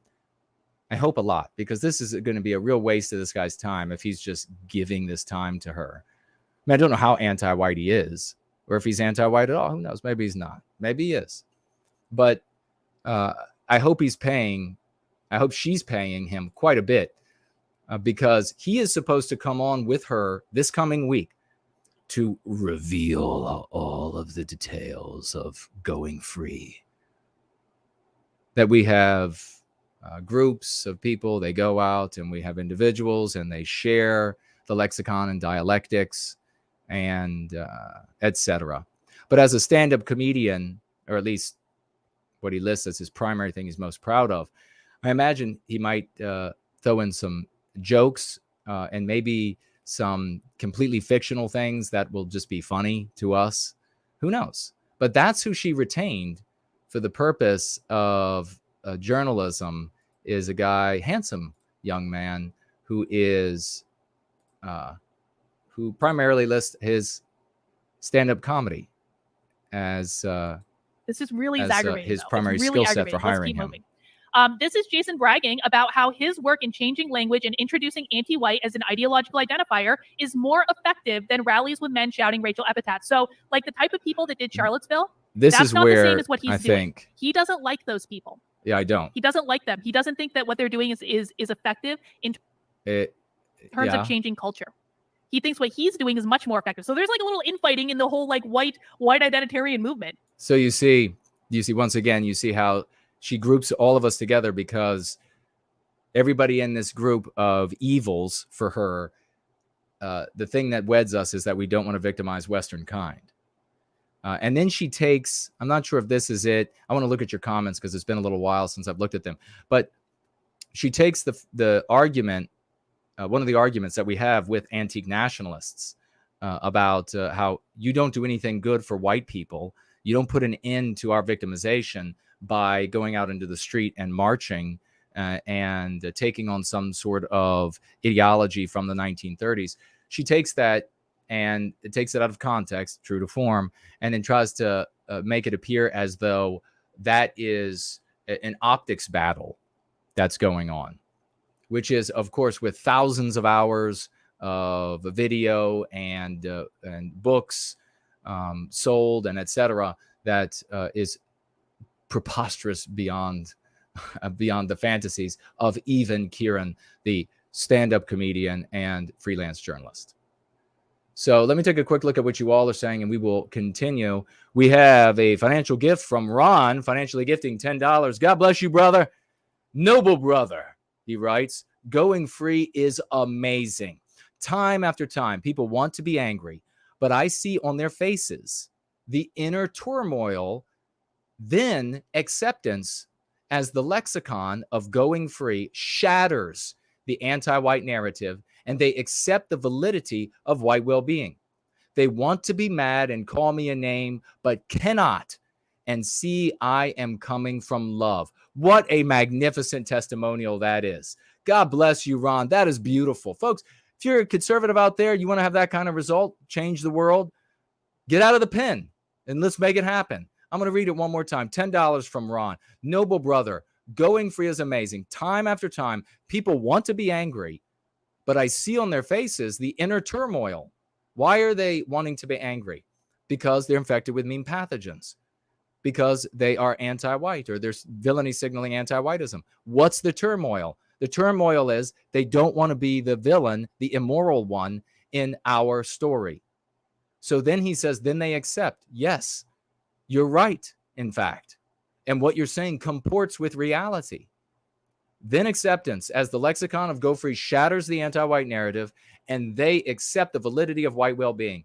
They want to be mad and call me a name, but cannot, and see I am coming from love. God bless you, Ron. Thank you so much for all of your service. Ron is the kind of person that Crazy Karlyn would define as, you know, an agent from Jason's group that has come into your. This is a normal, ordinary white person, family man who is concerned about himself, his family, our history, our countries. This is what she is going to demonize and claim is, you know, leathern winged. Lala Song is back with another $3. God bless you. Karlyn states we must protect the freedom of speech for most despicable people in society. Yet she won't even respect my speech on her YouTube channel. She disregards her own principles. That's because she uses principles. Anti-whites always, they use principles, you know, as an expedient. If it will get them to an anti-white conclusion, they'll say, oh, I stand for these principles. And then the moment it inhibits them from getting to an anti-white conclusion, they mow them right down. So Lala Song, folks, if you don't know, was a fan of hers up until my mini roast of her.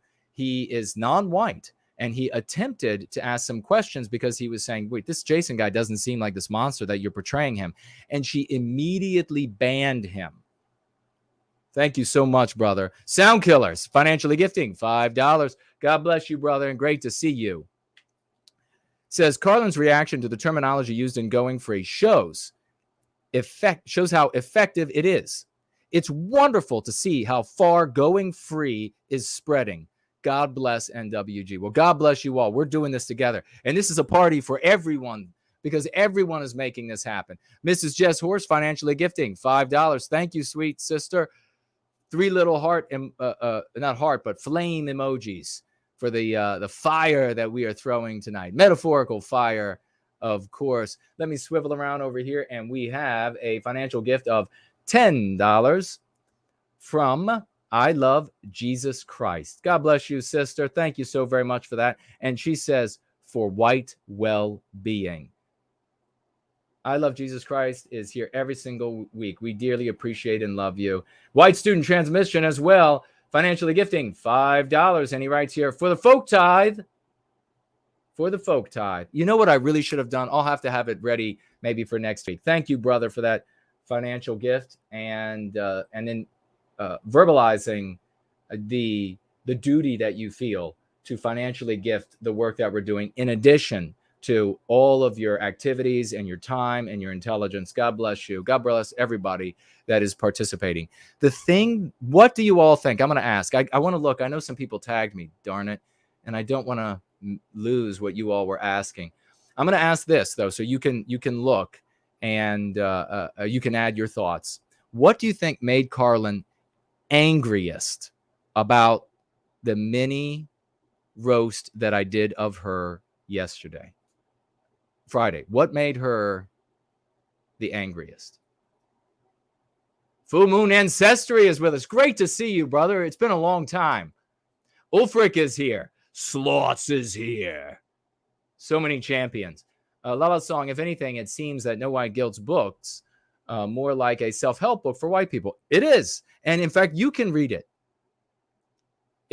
It will cure every one of the meme. You're suffering with the meme pathogens that cause the harm to Western kind.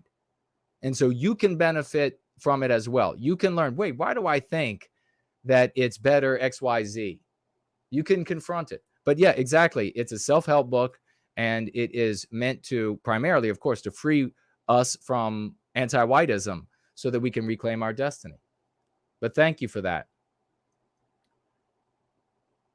Okay, and what made Karlyn the most pissed off?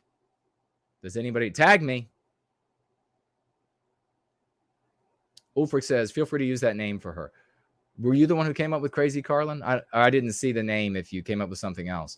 White Student Transmission, her live streams made her look bad, and No White Guilt was able to break her narrative live time. It was a win for our team. Oh, it was a huge win. Huge. She's telling us we won. I mean, our biggest fan right now is Karlyn. I mean, how many laudations can a person give? Seriously, I'm not kidding. She is applauding the hell out of us. She's saying everybody else out there who doesn't want to harm Western kind, they suck. But this going free community, they are rocking. She's saying that. German American says, so happy that we are winning.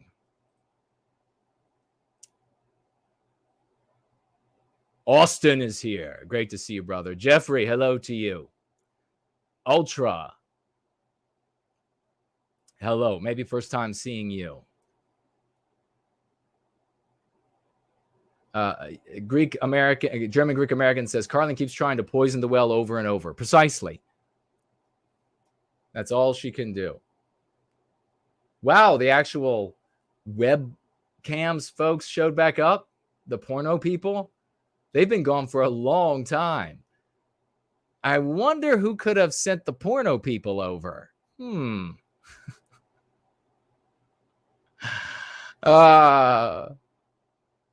Karlyn reveals so much.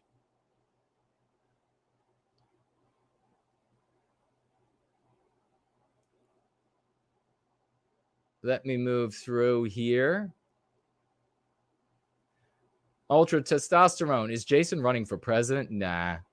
There's no way. I might run for an office, though, in the future. But president, as you can see, they have no power. But yeah, for some office, perhaps. Yeah, Apollo says, the great expose is coming.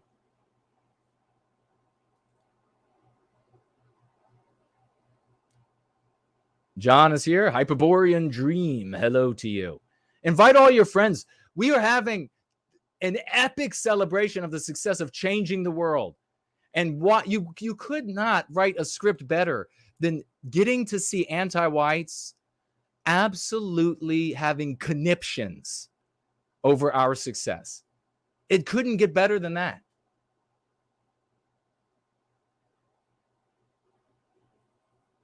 Full Moon says, Jason has the best group and community online. I really appreciate that, Full Moon. And I say that because Full Moon's a good guy, and he's got a great personality, a great character, and he's one of the reasons why the community is great. Thank you.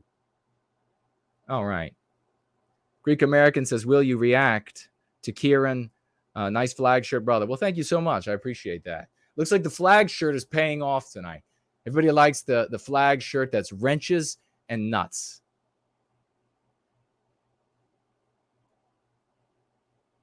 Lug nuts to those who are curious. Pants is here. Great to see you. Will I respond to Kieran? I don't know. I get the feeling, I could be wrong. I mean, we'll see. But Kieran might not be, his whole heart might not be into, because she's really looking foolish. And I don't know that he wants to necessarily tie himself to, well, we'll see. I mean, if he says something, who knows? He could say something or many things completely outrageous. Who knows? But I think outrageous for them might just be what we actually believe, and which will be fine. And if Kieran does that, then I will underscore. I will say, yes, that's true.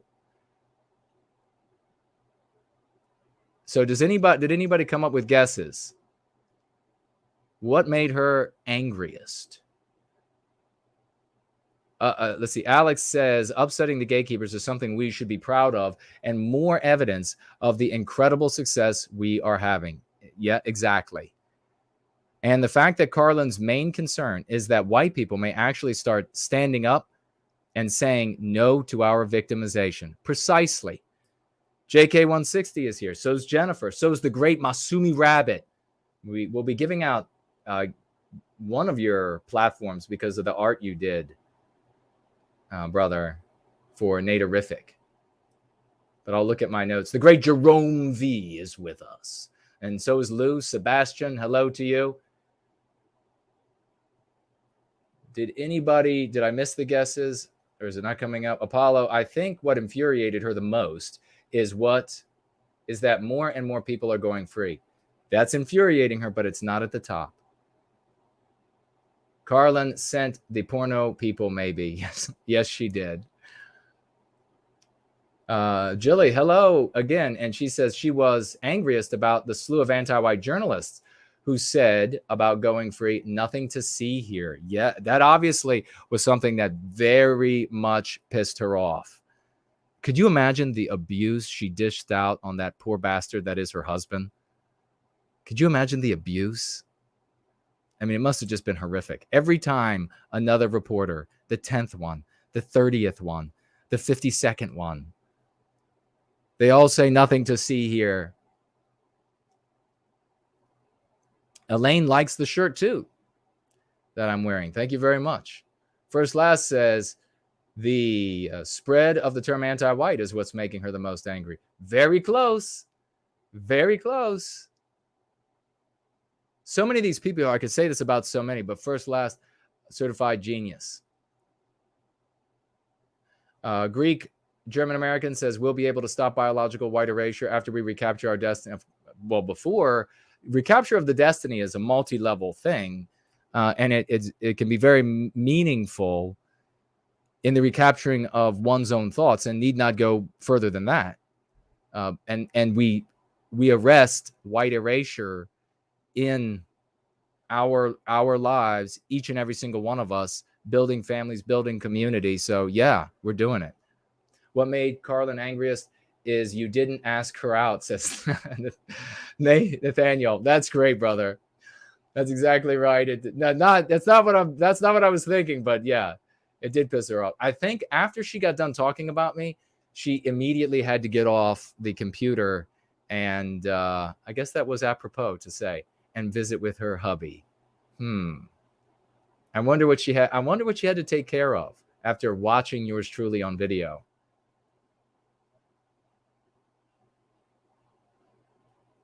Promethean Reckoning, writing there what I had said. Can you imagine the abuse she unleashed on her husband? You know she does. How about now we'll say Lokakai says YouTube to ban Karlyn's channel for her comments on Yiz, mass flag her channel. Well, I'm not going to suggest doing something like that. She's speculating and perhaps encouraging. I mean, you all can find it out for yourself. But yeah, I think that sort of thing is, of course, prohibited on YouTube. Andy says, the most upset that she was unable to, she was the most upset she was unable to refute that your method works to help white children. Also that she couldn't paint us as dumb. Right, precisely. What was that? Dumb Okies? It jumped on me. Andy also writes, she most upset that your method works to defend white children. Absolutely. Greek German American is saying, what is on your necklace? That's the Eindelen from my fictional book, Prometheus Rising. Masumi Rabbit says, we just made a new one with Naderific, and it's already circulating. I don't have it yet, so I'm going to tell people where they can find you. Karlyn decorated her room better at Mayberry. Oh, that's funny. Okay. We had a bunch of people guess, and if you go back and listen, you don't have to, but if you go back and listen, you can see that what made her, you can very easily see, as much as she's talking, you know, the whole anti-white thing just generally, but there's that's more of a chronic thing for Karlyn. And you'll see how these fit together very neatly for Gatekeeper in one moment. Because remember, ideology and there's something else. There's something else there, especially for somebody in Karlyn's position. She was most angry over the financial gift of $2,000. That was acute. You can see it in her face. You could see her getting flustered. You could see her getting red. You could see some color coming into her face, believe it or not. You could see, and she goes back to it because it's still eating at her. There's no way, no foxtrotting way. There's no way that anyone would ever give him or financially gift him $2,000. There's no way that could ever happen, she said repeatedly. So let me ask you this. What happens if all those white people that she's got pinned in hear what we have to say and they decide not to financially support her anymore? Let's proceed. Like, they don't all like each other. But I honestly have to agree with him that his approach is actually far more effective. But let's listen to himself. Let's listen to him talk to himself about it. I mean, she is, I swear, she's my biggest fan. She really is. I've had people, and I give the details, but there are like hardcore, sick anti-white like podcasts that you only listen, that you only can find out about if you're like anti-white, hardcore, or the government listening in. And they have talked about white positivity and the kind of plaudits, because you have to know when somebody wants to, you know, they're not gonna say it's amazing, let's go be a part of that. That's not what they're going to be saying, right? They say it a very different way, and it's exactly what she's saying there. It is the equivalent of coming to the entire stadium, coming to their feet and roaring in the final seconds to win the ball game. First Amendment, Second Amendment, constitutional rights people, anti-white even, to say this kind of stuff before, and you never will, being a troglodytic jackass in your backwater nonsense in every and shame and smear and say doing is holding rallies where a bunch of men shout racial at those people. You're never going to march in any streets and control any cities. You are a fool if you think otherwise. This is where I was criticizing the Ant-Nats, claiming that they could help stop the victimization of our people by being in the streets and taking over the streets. We are changing the world, and people like Yiz, she is at the forefront of that. And if you don't like it, it's because you are a loser. Outdo her. If you don't, sometimes I don't mince words. Sometimes don't like it. God bless Yiz and everyone else who's making it using the dialectics. This. He very well could be a plant. There you go. There you go. He sounds hollow. Bake. As in baked or baking. She looks like she's been baking and maybe baked a bit. That's why people suspect a plant. I sound hollow. What kind of... I think she's high at the moment. I think she was high at the moment that she wrote that and just hit her head. And she wrote, he sounds hollow because my ears are ringing after hitting my head since I just hit a massive bong. That's why people suspect a plant. Yeah, because it just sounds, and all of my excitement and 3 decades of it is just so indicative of somebody faking it. I got to get that police Halloween uniform. He could be a Fed. He very well could. Listen to that. But what we've decided, and we'll talk more about this when we do our stream together, is it doesn't matter. For our purposes, it doesn't matter. It is still corrupting the anti-CRT movement. Yeah. If these guys had just stayed in their fucking lane, like, I wouldn't care about this.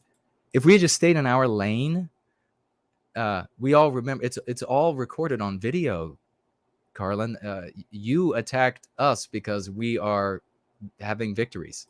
At all. It does. You remember she said, I went to this conservative group in person, and they were saying, and where was she, New Hampshire or something? And she was like, they were using anti-white. It does not matter if he's a Fed. It does not matter if he's organic. He is still directing people to corrupt the anti-CRT movement, and that's what I care about. But he might be. I mean, truly, we have to. We don't have evidence either way on it. All right. So I like plants, but I've never talked to them. People say that you can talk to them and they'll grow better.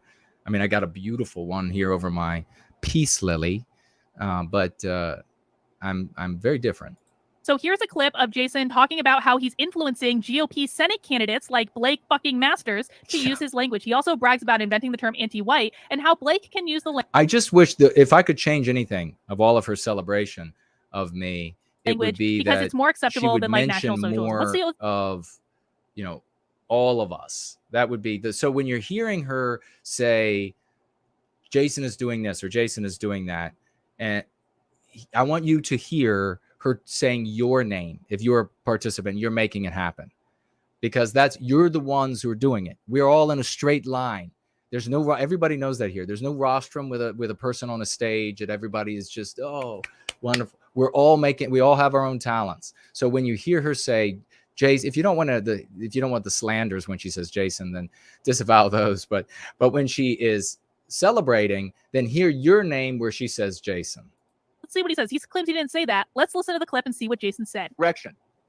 I got another story right here. This is out of Newsweek from this week. That's another misrepresentation here where she's claiming that I guess is this guy, did he say something that he was, oh no, I said that if he had been a National Socialist, because we're in battle with the Ant-Nats who are trying to say you can end victimization of Western kind by being an antique nationalist. So then I said, this guy is not going to have any success if he goes out into the streets and says he's a National Socialist. He's not going to help or put an end to victimization of white people. So then she attempts to restate that as like an optics battle between National Socialists. I mean, it's so disingenuous. It is really unreal. This week, ladies and gentlemen, Blake Masters, Arizona GOP Senate candidate, We can go ahead. You can watch that on your own. It's up on her. Party in Arizona, it's up on the channel. Please go watch. Please watch the whole thing. The way back in '94, when it was. Oh, look, she was just chewing her nails there. She's nervous because she's hearing that. Wait a second, people are going to get. I think some of the cattle in my pen here are going to figure this out. Wasn't in any of the dictionaries that I had access. But please, that was taken out of the dictionary. I don't want to miss. It was already there. She's going back to her nails again. I don't want to mischaracterize her. So please go listen to her and see what she actually has to say. But do not vex her. Do not bother her. Do not harass her. He's railing against anti-fraud. You know what he didn't say? There it is. You know what he didn't say? He didn't say that he is taking up National Socialism. That he is taking up. Look at her. Some sort She's of. like, boo! I mean, totally full moon. Look at her face. That's the smug face. She's like, got that dick. We got him.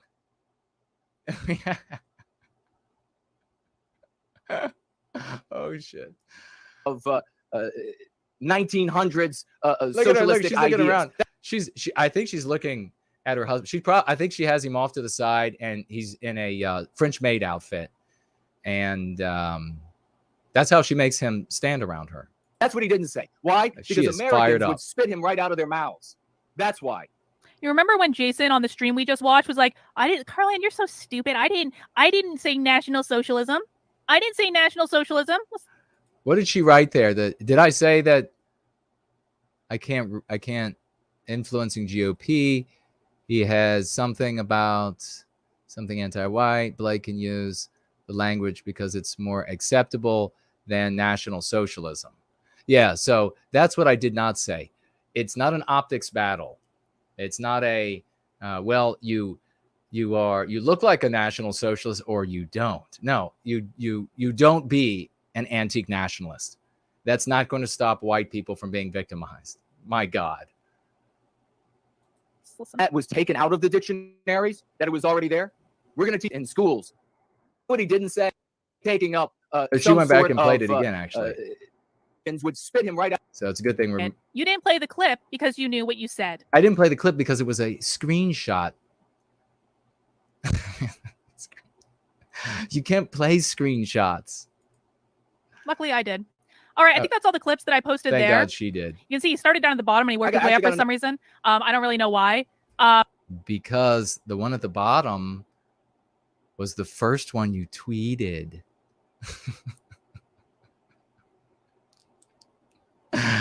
If it had been multiple choice, she would have got it. I'm sure. I'm sure of it. All right, so what do we have? We're almost done with this, and we're going to bring Porridge on if he can muster it still. You know what I do want to say, though, about the anti-whites, because they're so unscrupulous. Let's see the final words. But so, guys, this is the tip of the fucking iceberg of what we have. It is the tip. I have so many fucking clips. I haven't even made all the clips that I'm going to make. I'm going to be making clips from that. In fact. She's going to make clips. In fact. She's got making clips of me. Hang on. She's got video of me, baby. Hang on a second. She's making. A second. Karlyn, get away from my window. You know what I'm going to do? Get away. Stop making clips of me. We're going to download the stream right now. I'm going to download the stream from my window right fucking now. That's what she does. I'm going to download that stream he just did because I got a lot of clips I want to make in that. Holy shit. I'm going to make some clips of you, Jason. Leave the blinds open in your bathroom. So that's downloading. But guys, we are going to be releasing. Now, listen, here's what I really want to express. And again, this. you know what? She paid her audience again to talk about my genitals. So she doesn't have a good poker face. I'm not any more afraid of these people winning and getting their white ethno state. I'm not afraid of that any more than I'm Nobody afraid of in the practice of going and getting their anarcho-communist state. I'm not afraid of that. That's probably not going to happen. Oh, hang on. So how many times? Maybe I wonder if Kieran, if you're hearing my voice, are you going to be adult enough, mature enough to say, well, crazy Karlyn, he doesn't actually want an ethnos. There's nothing about ethno state. I read through the book. Probably not going to happen. Okay. But what I am afraid of is them corrupting the anti-CRT movement and let me also say this, especially as his primary role that he listed as a stand-up comedian. If you're going to make jokes about me, I love laughing at myself. Just make them good. Just make them actually good, because I will enjoy it. These people, this is exactly like the woke. They are exactly like the woke left. And I am. Can you imagine telling a bunch of white people in a pen who are being destroyed by anti-whiteism? What would be one of the scariest things you could say to the two things? These people are the left and these people are Nazis. And that's exactly what she's saying at the gate. Absolutely afraid of them corrupting the anti-CRT movement. They're already starting to do it. When I started noticing this, when I first started noticing this anti-white language, it wasn't on the internet. It was at meetings I was having with parents in person. Meetings she was having with parents in person. And they would use this language and they get very angry. And I couldn't figure out where they were getting this language because it was language I had not heard before in conjunction with this movement. And then she was like, wait a second. If they use anti-white, then white people will start defending themselves as a group. And then we won't be able to victimize them. And I started to realize that these assholes were posting information in the anti-CRT groups on Facebook. They're going to where the parents go. When the parents start asking questions, they're going they go to Facebook. That's what they know. And they go to these anti-CRT groups. These fuckers infiltrate the really a big, let's get everybody, if you're not in one of the teams that are merely doing the things like sharing the lexicon, that's all it is, in the dialectics. If you're not in the OT, you're not out there making it happen, I want you to give a huge round of raucous emojis, or even if you are in one of the huge round of raucous emojis, because that is how this is happening. Biggest fan right here. TCRT groups, they slide their language in there. I wish I had like and then the parents start using it. Pulled up to play of like a stadium roaring, and because this is I've had so much secret joy, and when I hear these anti-whites going nuts like she is about our successes, because of what that means. That means that we're actually succeeding. That means that we are having victory. We're making a difference in the world. They're afraid of that. They hate that. And so being able to share this with you all, I really hope that everybody is appreciating it, and it not just seeing some anti-white complain. It's not just another anti-white complaining about white people. It's a anti-white complaining about white people succeeding in our defense. That's how I figured this out. And then and then Kieran confirmed it. He confirmed, like, because he had been monitoring this for a while. And then what happened to reignite this again is I happened to be, by pure circumstance, by pure accident, I happened to be in one of the anti-CRT groups that they tried to infiltrate. And I caught them doing it. I caught them right in the act. Oh, wow. No, they're not dumb parents. They're not dumb. They're not dumb. The way they're doing this in the Facebook groups is very slick. It is not what we just watched. That's not what they're doing. It is not at all what we just watched. It is much softer than that. It is a soft sell. It is. You mean it's a conversation? Yeah, that's kind of what ordinary people do. They have a conversation. Like if I were talking with just a person somewhere, I wouldn't be getting all excited like I do here for lots of people. Several thousand folks at least will watch this, and maybe many more, including all of the platforms. And certainly in the future, when we hit the 15 minutes of fame or whatever it is in the regime's media, millions. Because like for average people, right, we can totally understand why they might think that CRT is anti-white. That makes sense if you don't. We can totally understand why they might think that, because it is. Don't know a lot about it. So they're not dumb. They're taking advantage of vulnerable people. They're not dumb. That's what they're doing. But guys, I'm gonna head off because it's 9 o'clock, and I kind of like to hang out with my husband a little bit tonight. But thank you for hanging out with me. Looking at and talking about Jason for 2 hours and 59 minutes, and she wants to go hang out with hubby. Did I say it before? She doesn't have a good poker face. It was an impromptu stream. Again, we will be releasing more information next week. We're going to break it all down for you guys. Can you see her on top of him? Take that, Jason.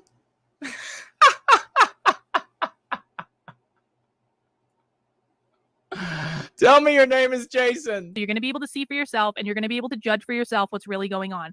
But it is a very complicated topic. We're doing our best to make it very, very easy to understand.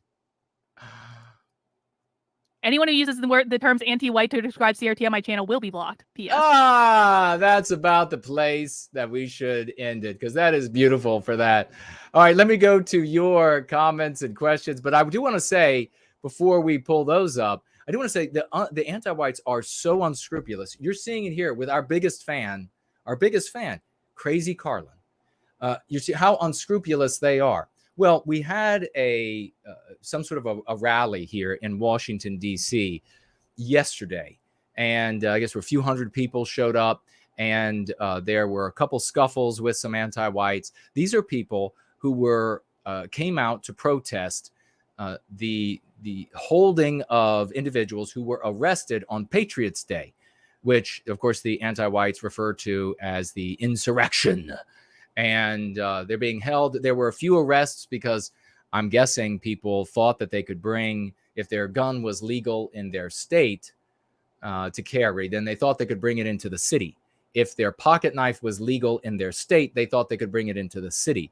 If their pepper spray was legal in their state, they thought they could bring it into the city. Nothing is legal in Washington, D.C. You can't have pepper spray. Maybe if you're anti-white, you could have pepper spray. If you are not anti-white, you can't have pepper spray. If you're not anti-white, you can't have a pocket knife. And you certainly can't bring a gun into Washington, D.C. So for everybody, from somebody who lives here, spread the word. You cannot bring anything into Washington, D.C. If you are not anti-white, the cops will arrest you. And they'll throw the book at you. So there were a few of those arrests, but otherwise, no big issue. That's not what I wanted to mention. There was something else. I don't know if I should show maybe I shouldn't. Maybe I should. I'll just read. I'm not going to show. But there's something that happened last Saturday, the previous Saturday, And I want you just to think about this, and I'm going to go to your comments. But last Saturday, a swastika truck showed up in Washington, D.C. And by swastika truck, I mean it had the symbol that is called a swastika painted all over and like drawn in marker and just crazily all over the truck.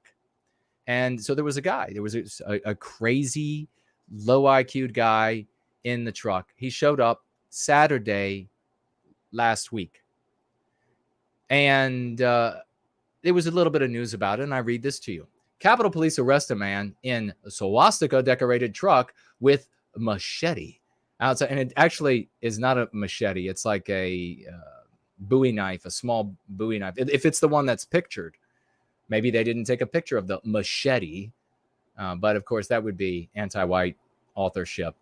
Outside of the Democrat headquarters, U.S. Capitol Police have arrested a man armed with a bayonet and a machete. I don't see any pictures of a machete. And outside the Democrat National Committee, HQ in Washington, D.C. The Capitol cops say the man was, quote, talking about white supremacist ideology, close quote. While on the patrol late, so he was there Sunday night, Capitol Police officers noticed a pickup truck emblazoned with swastikas and other white supremacist symbols. Other symbols? I just see maybe there are. After pulling the truck over, officers saw the driver was transporting a machete and a bayonet, both of which are illegal in Washington. Everything that you could use for self-defense is illegal. The driver, 44-year-old insane person from California, was arrested for possession of prohibited weapons, officers said, and for being wildly unclassy. Officers said that he was being led away, I guess. He told the police that he was, quote, on patrol and began talking about white supremacist ideology. I think they already quoted him there. The man was pulled over outside. Boy, this is written like a sixth grader.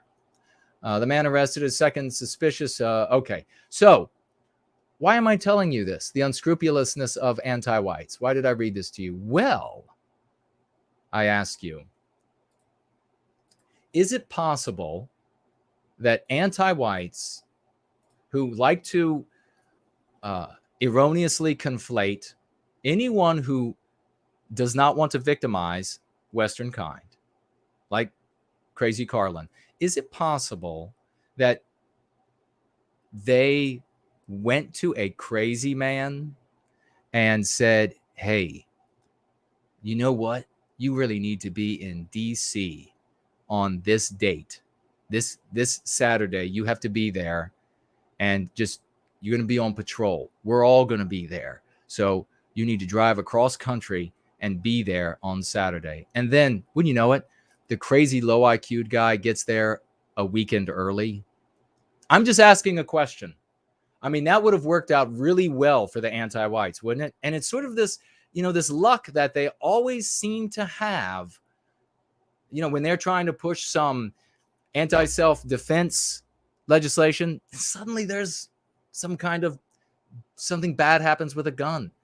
When there's going to be a rally of folks, patriots who are upset about people who have been arrested and not charged, some of them charged, they're being held and they don't bond and they can't get trials, those folks. And then a guy in a truck covered in hand-drawn magic marker swastikas shows up one day or 1 week, exactly the exact same day early. What are the odds of that? I don't know. I mean, maybe it's just a coincidence that the guy shows up. But, would have been very interesting if he had shown up on the appointed day. If he had shown up on the right day, then that would have been what would that have done for that rally? What would that have done for the stories of it being an insurrection that took place in Washington, D.C., rather than Patriots Day, where the patriot lost their innocence? What would that have done? How would that have added to the anti-white narrative? they're willing to do all that they do, like what Karlyn's doing right now, crazy Karlyn, then is that really beyond the pale?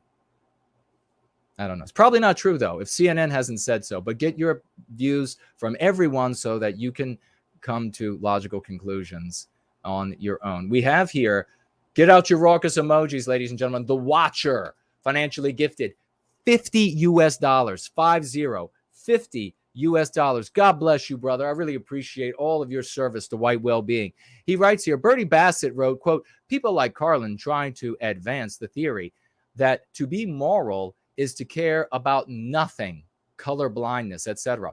And yet she cares enough to show up here to stop you from caring about white well-being. Very well said, Bertie Bassett. Thank you very much, The Watcher, for picking up that magnificent, astute comment about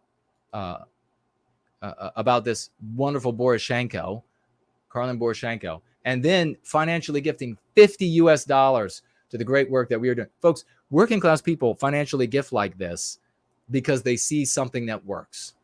That's why. Casual Cruising is here with $5 US. Great to see you, brother. You are the worst plant, he writes. Spreading pollen all over the place, creating a mess in the anti-white system. A good plant would be plastic, but you insist on full organic.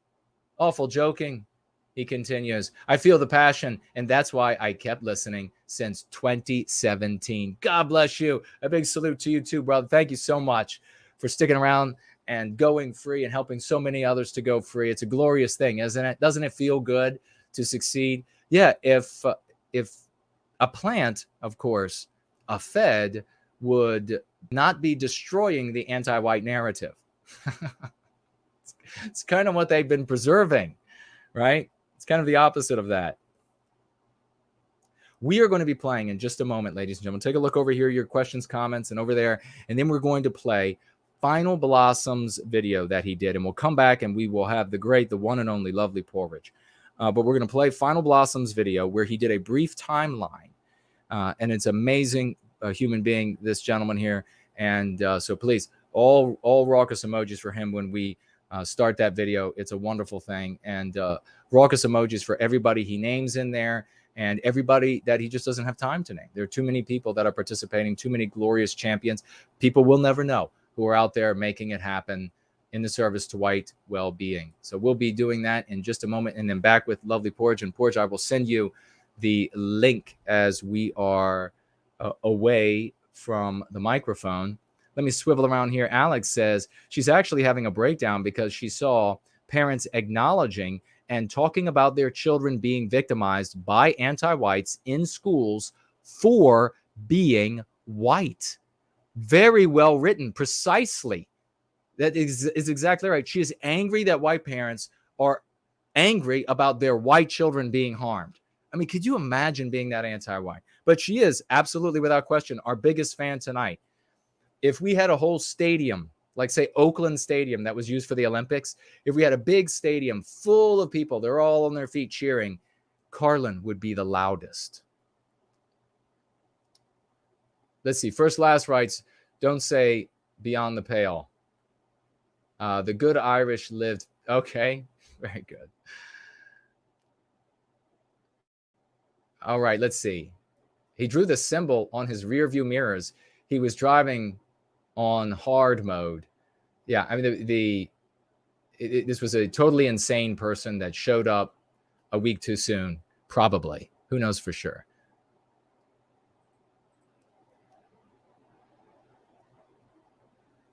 You missed it, brother. She just used your term unconsciously. What term did she use? I may have missed it because I'm only one man, make plenty of mistakes. Tag me, though, when you tell me. The great HB 2014 is here.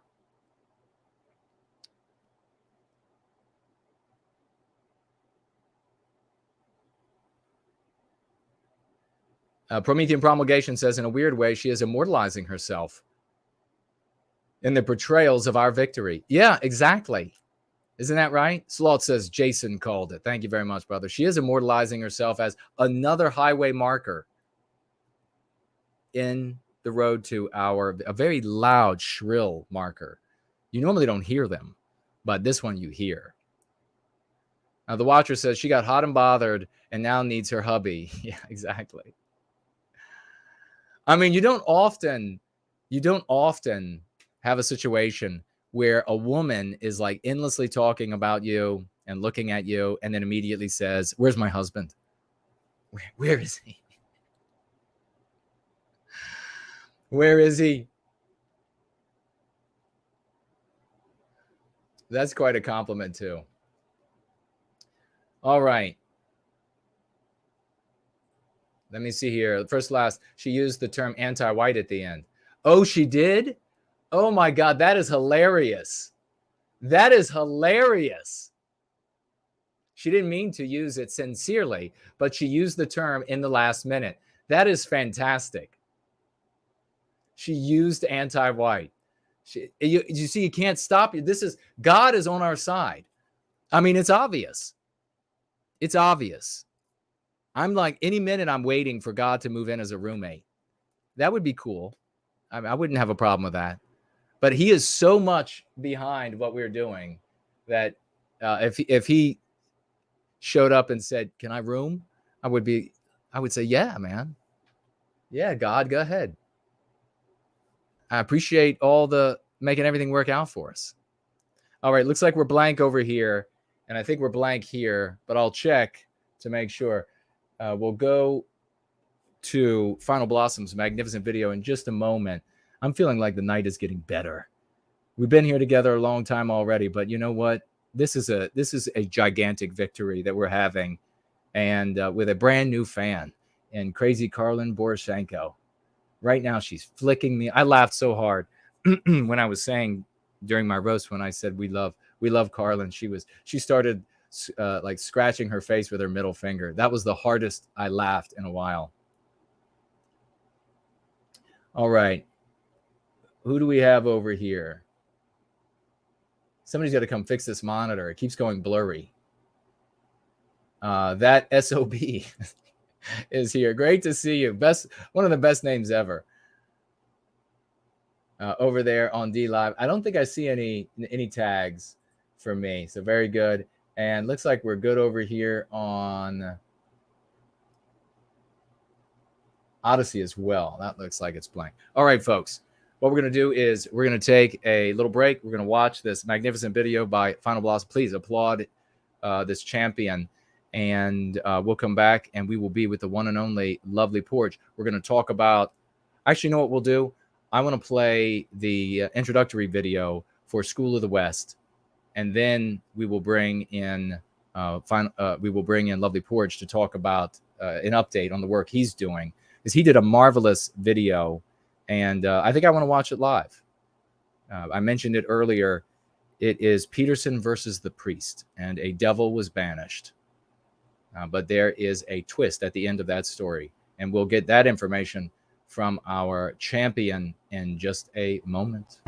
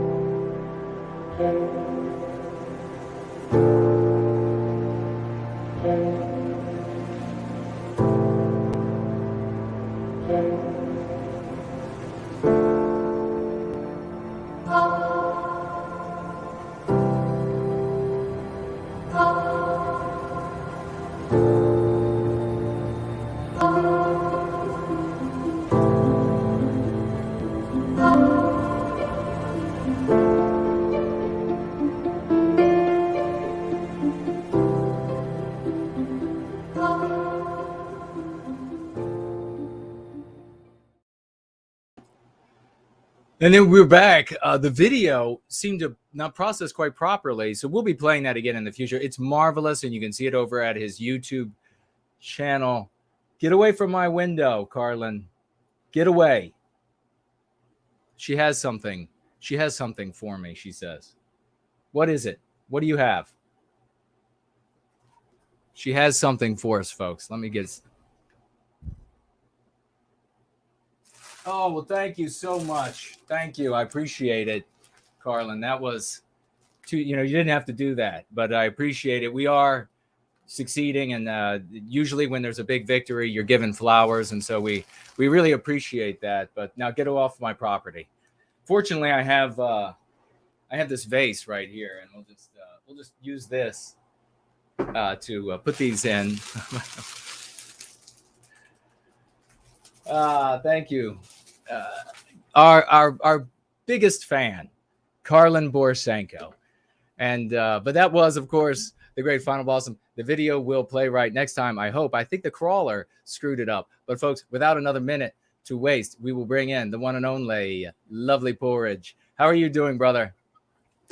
G'day, Jason. I'm doing great. It's good to be on here with you and have all my friends in the chat there, and to see Borisenko give her testimony to the success we're having with going free, and telling everyone how we're spreading our message. We're motivated and determined, and people everywhere are adopting our verbiage. So thanks, Caitlin. And those flowers look beautiful. I tell you what, Jason, she's a lot smarter than some of these ant-nats who don't realize the success we're having. Well, that's absolutely the truth. You're right about that. We have so many of these folks, and we're trying to reach them, and they continue to struggle. Like, they continue to push. They push. Of course, there are folks there that are really self-interested for their intellectual aggrandizement, self-aggrandizement, financial motivations, etc. But you're right, though. I mean, that's a really great observation, and the exact kind of thing that I would expect from Jubilation Media. But brother, you are just an amazing, you're a force of nature, and down under, all the way on the other side of the world. He's with us, folks. I mean, it's not an easy thing to do, to be on time, ahead of time, and to just make yourself available. So I really appreciate that, brother. It really means a lot to me, and everything you're doing in service to white well-being really means a lot to me. And that's a great point that you make about she's actually getting it better than so many of the ant-nats. And so many of the other villain roles that they play. But what's on your mind? What's the first thing you want to share with us, or any thoughts you've had on the show so far? And then I want to speak about this new video you have that you produced. When did it come out? Today or yesterday? Or probably yesterday. I think I brought out a new video. But yeah, no, I'm enjoying the stream. It's been a great one. I love all this stuff. And the only difficult thing is I'm on a standing desk, so I'm getting a little bit tired now. But I won't tell you about the benefits of standing desks, because we probably don't have 2 hours, and a lot of people say it's a new cult I've joined, but I'll leave that alone. But yeah, all this, I like it. It reminds me of back in 2014 or so, we had the skeptic community, and they were talking about horseshoe theory and how we all just have to be centrists and laugh at everybody as if we're just too smart to take a stance on anything. Yeah. The difference is they've gotten dumber, I think, in the meantime, and and some of us have gotten a lot smarter. But I was looking at her show. I was skipping over because she went live about the same time as you, And she was pulling up these articles and kind of doing the doom documenting. And she brought one up. The first one I saw was about how fast food companies are targeting their products at black children. And so she was defending black children, which was very nice of her. But then she brought up another article called something like "White Comfort Stands in the Way of CRT." And what that means, obviously, is white people like to be comfortable, but they need to be made uncomfortable and face up to how evil they are. Right. And I thought it was funny because it's staring her right in the face, this attack on white people. And what do you call it when white people are harmed? Gee, I wish there was a word for that, you know? Is it wokeism or politically correct, snowflake, liberal, what else is there? Marxist, identity politics, reverse racism. Just call it anything in the world, but don't call it anti-white, whatever you do. That's her message. And why? Because she just doesn't want the victims to defend themselves from their victimizers. She doesn't want you to use the word anti-white because she is anti-white. Yeah. That's what I think of her. Well, you know, actually, when I thought about, folks, we had talked about bringing Porridge on actually last week before any of this dust up with Poroshenko. And then I thought, oh my gosh, this is going to be fantastic because Porridge has such an insight, and he's able to, and you see this in his videos, and you should subscribe to him on YouTube at Jubilation Media, and he'll be able to share his URL and some of the other mods. Make sure you subscribe to him if you're not already. He has a magnificent delivery. It is a very clear insight, but it's also a very comfortable insight. The way he provides the way he constructs the sentences, the way he organizes the ideas. So please do. Everybody that watches Porridge's videos comes away saying, "I love that guy," and a lot of people did. He had a gigantic channel before the anti-whites, who call themselves employees at YouTube, got rid of his first and second channel or whatever it was. And so this is a new channel. Make sure that you subscribe and become another addict over there at lovely Porridge Jubilation Media. But you know, I thought, my gosh, you know, Porridge is going to be able to give his thoughts on Karlyn Poroshenko, how she's gatekeeping, how she's keeping our people in a pen, why she's attacking us now. So yeah, starting off with that, and at any point where you want to work in any thoughts that you've had as you've watched, certainly if you had any humorous observations, let us know. But otherwise, you can also, if you'd like, tell us about this new video with Peterson versus the priest and what exactly happens there. Maybe I'll watch the raw video, the original one, and then folks can go and watch your detailed breakdown of it afterward. But go ahead and tell us what that's about and any other thoughts that, like I say, on Karlyn and everything we've been talking about. Well, this is a new series I'm calling Untangled. And I'm doing it because I think I've always kind of presented my arguments and given examples and that, but it's all kind of a stale format. And I think people like that kind of call-out culture.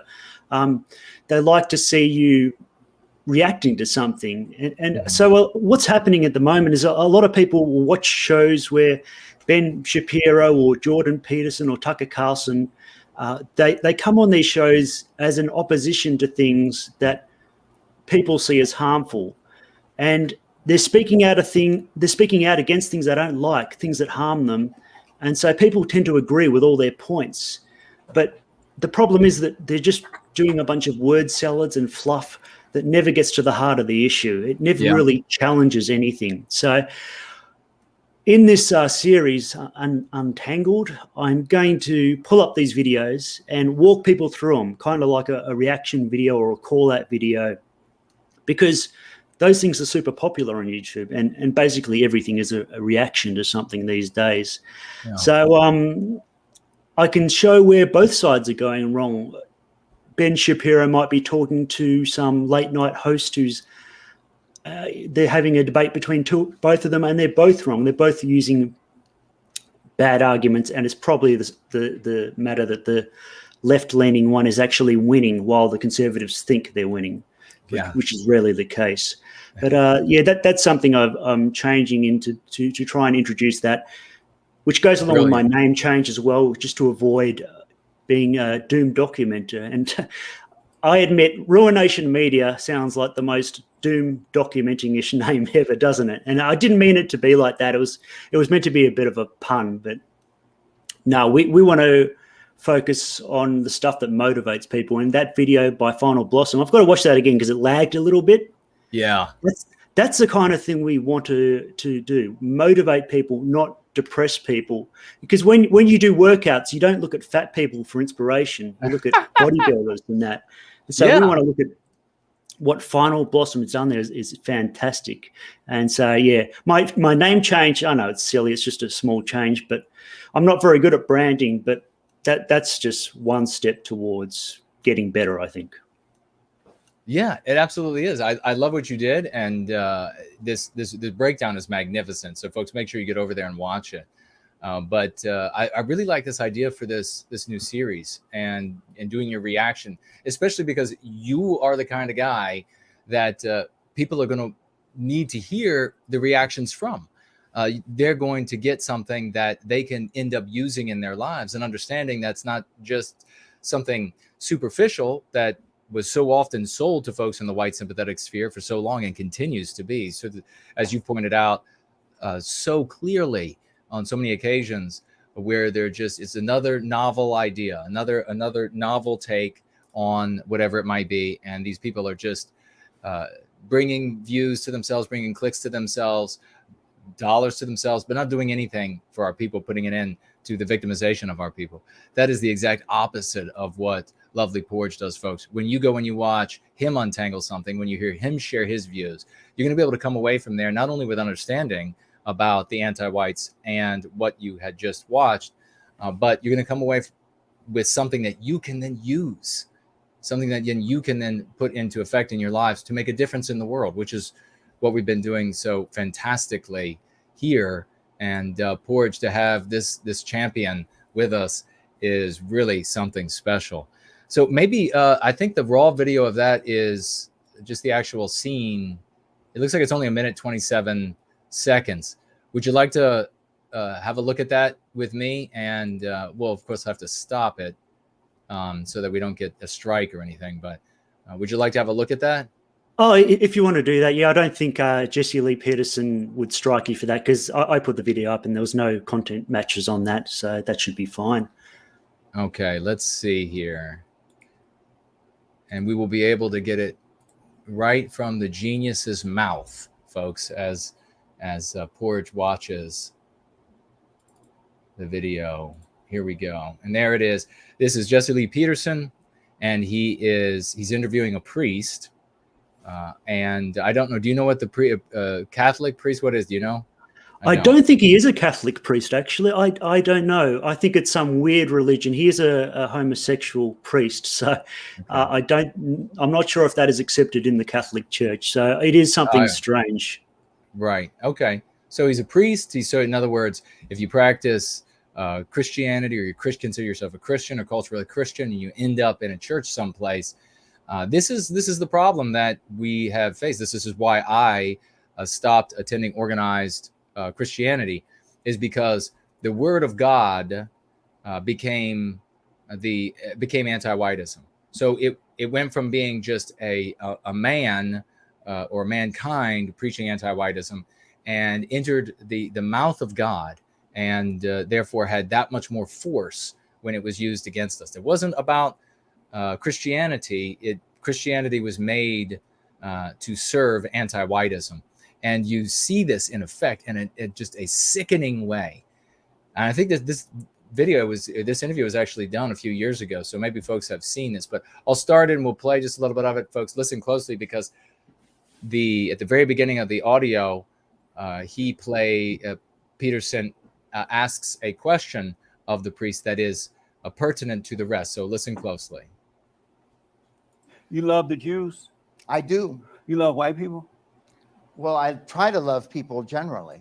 Let's stop it right there, because I want everybody to remember, Peterson says, do you love the Jews? And the priest says, I do. And he's emphatic about that. He loves all Jewish people, not breaking it down a little bit like Jewish. Like if somebody is a murderer and also happens to be Jewish, he loves him too. If he happens to be a pedophile and also happens to be Jewish, then he loves him too. He just loves all Jewish people. So any thought you have there, Porridge, on how quick this guy was, and what do you think is behind his emphatic and immediate response? And remember, folks, you just saw they say, I do love Jewish people, he said. So any thoughts? Well, I think the thing I commented on that part was that he's very happy to show that he loves non-white people because he knows that will get him points in an anti-white system. Not that there's anything wrong with loving non-white people as a whole. Christians are taught to love everybody. They're taught to love their enemy. And I wish Jesse Lee Peterson had asked him first as well, do you love your enemy? And then asked, do you love white people? Oh, great point. You see, folks, this is why you got to get it right from Porridge. Yes, great point. Boy, that would have really pigeonholed. That would have been something. But maybe we should continue to find out what the point of this video actually is and what Jesse Lee is trying to do here, because he's a clever man. Yeah, it ended up. Yeah, and I 100% agree with Porridge. I don't love any whole groups of anybody. I'm not a priest, though. I love individuals, and none of that love is based on any of their immutable characteristics. So let's continue. How about white people? I don't understand the meaning of that question. He said, how about white people? I don't understand what you're getting at. And his face scrunches up. His face scrunches up and he puts his hands up and his eyes go up to the top of the room. I don't really like this question. Yeah, I mean, this is clearly, and remember, this is a leader in a church. And this is the kind of person that's going to be talking to your children at church. Now, we're not demonizing Christianity, no means. Everything has been infiltrated by anti-whiteism, everything, and dominated by anti-whites. But are you a white parent? You need to know who's going, if you take your kids to church, you need to know what they're going to be told. You need to know what they're going to be taught about white people, and do you love them or not? I mean, and would you like this attitude? And make no mistake, folks, what he's attracted to has nothing to do with how much he has an issue with loving white people. This is ubiquitous everywhere. But look at his irritation. He is vexed as all hell for being asked whether or not he loves white people, which are demonized in the anti-white narrative. Generally. How about white people? I don't understand the meaning of that question. You understood what I asked about the Jews. You said right away, yeah, I love the Jews. No, I didn't say that. What'd you say? I said I like them. Do I love the Jews? Do I love white people? I think what I said is actually I try to love all people. And he just lied. And that's why I pointed that out. What do you think about that, Porridge? Where he just lied about his response now. He's trying to walk back this emphatic, no questions asked, love for non-white people. And then now he's hemming and hawing over whether or not he loves white people. Yes, well, I think when he started off saying he loves the Jews, he probably thought that was a little test, and he got to say, yes, I may be white and I might be a man, but I'm not like those racist ones. I'm a good one and I love the Jews. But when that next question came off, everything just went to sheds, and now he's kind of have to backtrack a bit and say, I can see my hypocrisy here, and I don't want to admit that I have a problem with white people, and I don't want to say that I love them either. So he's in a bit of a pickle here, and it gets worse. It does get worse. Let's roll, folks. Do you love the white people? Do I love the white people? Would you have anybody particular in mind? All white people. Do you have anybody in particular in mind? I mean, look at the pain. Look at this is, folks, please, this is really important.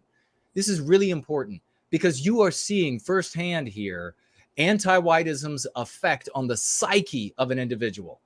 You are seeing how unable he is to say that he cares about white. He cannot defend white people. He cannot protect white people. He knows that white people have to be victimized. You cannot have love for the group that has to be victimized, has been dehumanized. Every politician should be asked this question. Everybody should be forced down this same exact path. Maybe it should be the standard. But any thoughts at this particular moment in the video, brother? Something I didn't do in the video, which I sometimes do, is reverse the roles and think, if Jesse had asked, do you love white people? And he said, I do. And he said, do you love the Jews? And he said, well, can you name some? You know, and goes on the way he's about to say he doesn't love all white people. So you can play the clip and see that. Yes, great, absolutely fantastic point, because that's exactly right. If he were to dissimulate over any non-white group, if he were to equivocate, well, can you name a non-white person that maybe I can tell you if I love that one or not? No, I don't love all white people. And why not? Well, it would depend on the person. Why don't you love all white people? You mean, do I have a kind of blanket feeling of, well, okay, let me put it this way. I guess I love white people the same way I love all people. But why don't you love all people? I just told you I loved all people. No, you said you didn't. He just caught him in a big lie right there. That was huge. That was huge. I'd like to know which white people it is that he doesn't like. He said there are some he doesn't like. And you'd know, obviously, that priests go into prisons and speak to murderers and pedophiles and say, God loves you, and he's willing to forgive you if you let him into your heart. God loves you, and I love you as well. So who are these white people who he doesn't like? I'd like to know that. Great, absolutely magnificent point. Precisely. Who are the white people that this guy doesn't love? As you say, given the fact that they can talk to people on death row and tell them that God loves them and that he loves them. Wow. Fantastic point. And folks, it's getting good. It's a short clip. All right. How is it possible that you could represent God Look at him. and not love all people? My brother, I'll see you later. This Where is you a going? really stupid conversation. You about to run? Yeah, I'm going. Don't run. Priest, don't run. This priest is leaving Why? because it's a stupid conversation. What's stupid? So he's right now, Peterson is saying, what's stupid about the conversation? And Peterson actually jumps to Americans here. He's asking about Americans. White people are Americans. So that's a legitimate statement. But this guy, folks, note here, please note here that what happened, those of us who are going through, we really see what happened. The priest was put in the position of being immoral in a different story. And he ran away. He ran away when he was put into another story where he was immoral.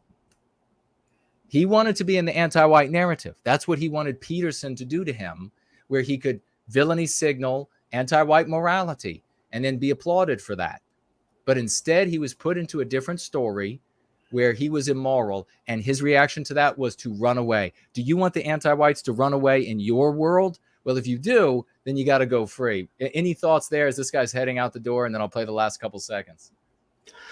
Oh, well, I think it's good how we're reviewing this video, because I think some people would watch that, just the average vague, and say, oh, that's hypocrisy. Oh, he got called out for hypocrisy. Isn't he silly? But it's not quite like that, is it? There's a lot more insidious things going on. And I think it would have been so easy for that priest just to brush it all aside and say, yeah, I love white people, but he wouldn't do it. He wouldn't. My God. Do it. We have to have Porridge on often. Precisely. That is a magnificent point. It would have been so easy, because he could have very easily defended himself saying, well, God, I'm a priest. Of course I have to love everybody. It would have been infinitely easy for him to say, what a magnificent point. But he's so anti-white, and he knows that he is so in an anti-white narrative that he cannot even bring himself to lie at that moment and say that he loves all white people just like he loves all non-white people. He can't even bring himself to do it. Fantastic. Also made the point in this video that if he had said he loved white people, anti-whites would not be knocking down his door coming for him. They wouldn't care, especially after he just said he loved Jewish people.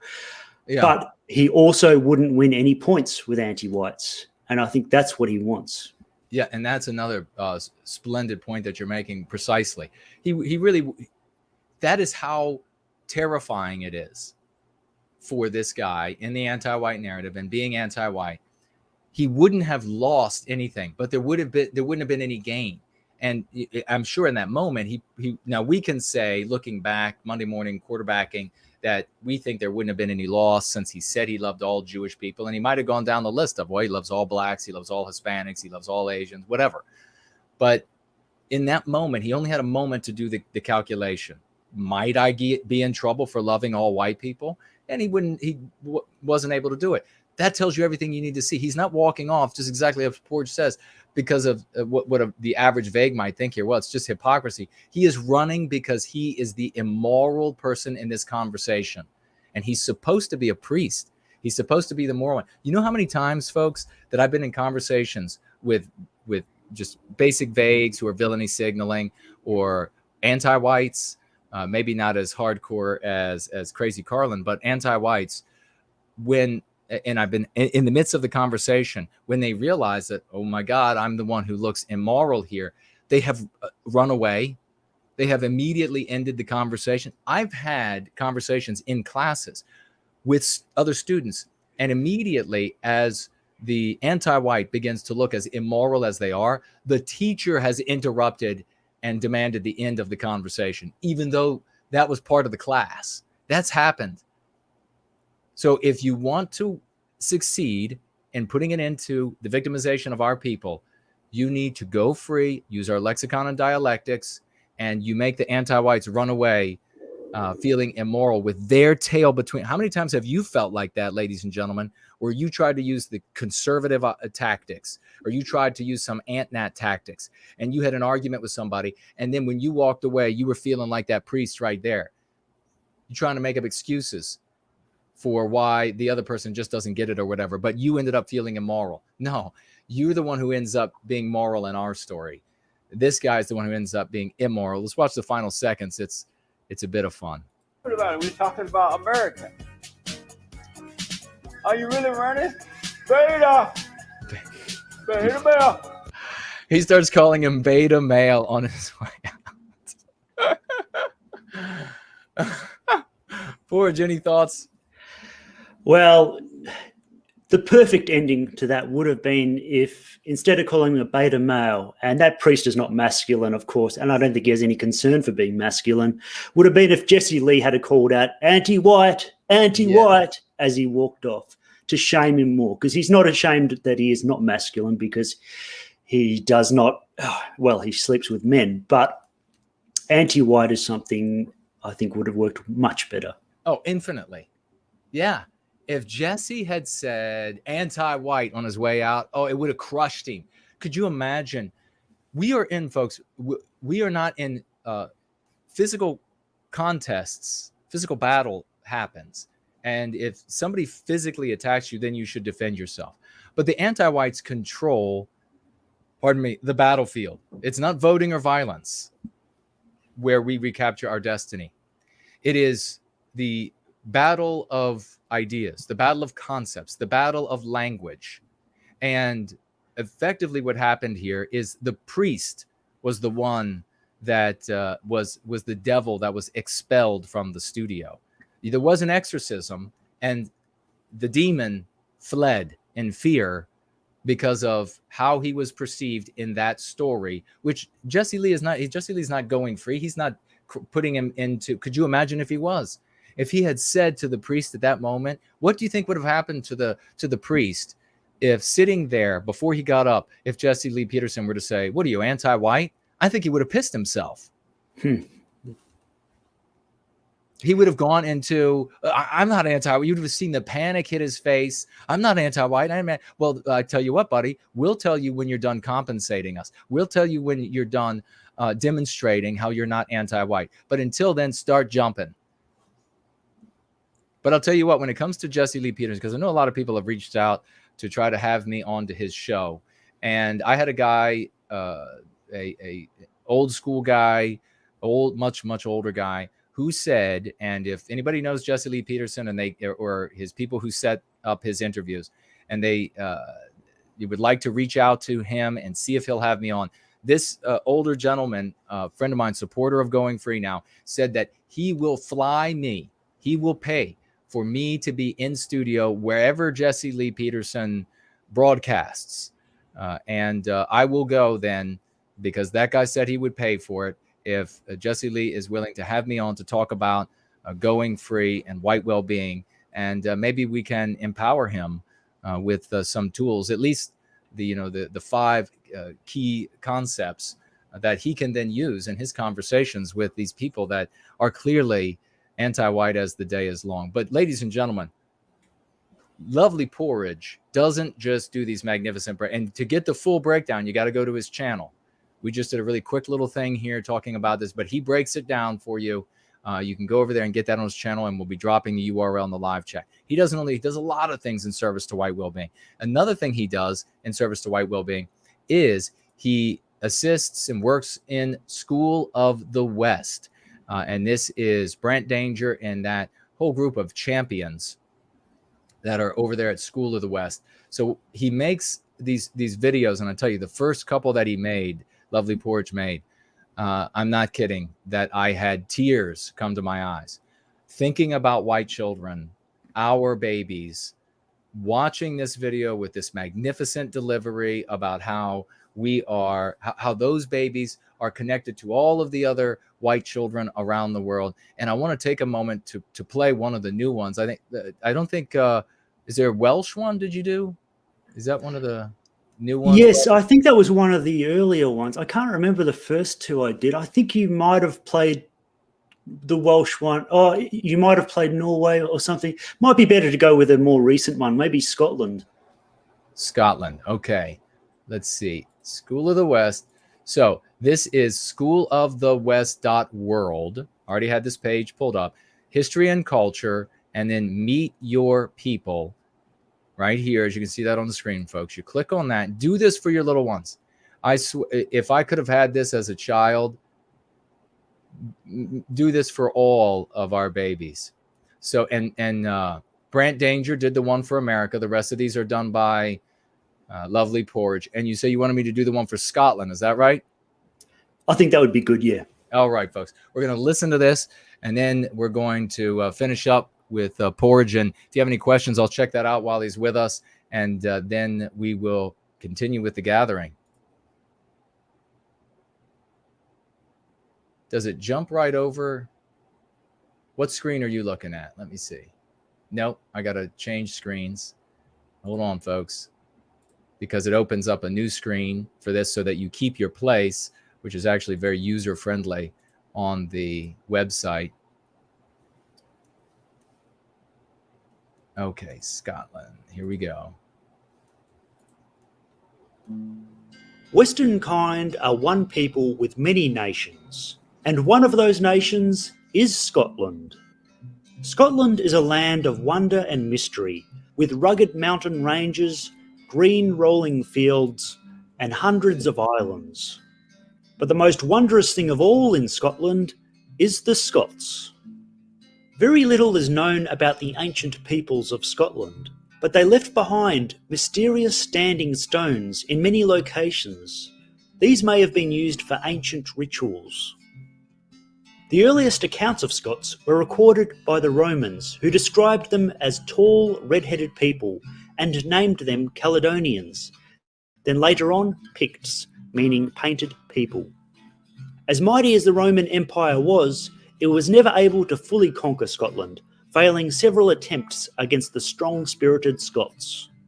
And today in Scotland, you'll find their descendants, some with fiery red hair, some are large warrior-type men with incredible strength, and some you'll find wearing the traditional dress of Scotland, a tartan kilt. Scottish people speak English, but their traditional language is Gaelic. In Scotland, I means yes, we means little, bonny means lovely, and to express surprise, disapproval or regret, they say ach. Scots love the outdoors, and there's plenty to see and do in Scotland. Once a year, they have the Highland Games, where many of the events require strength. But there is also dancing and traditional music played on the Scottish bagpipes.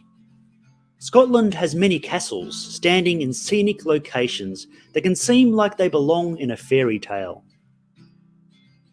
The Loch Ness is one of the deepest lakes in Scotland, most famously known for claims it contains a giant lake creature named the Loch Ness Monster, or Nessie. Some say the monster doesn't exist, but thousands of people claim to have seen it with their own eyes.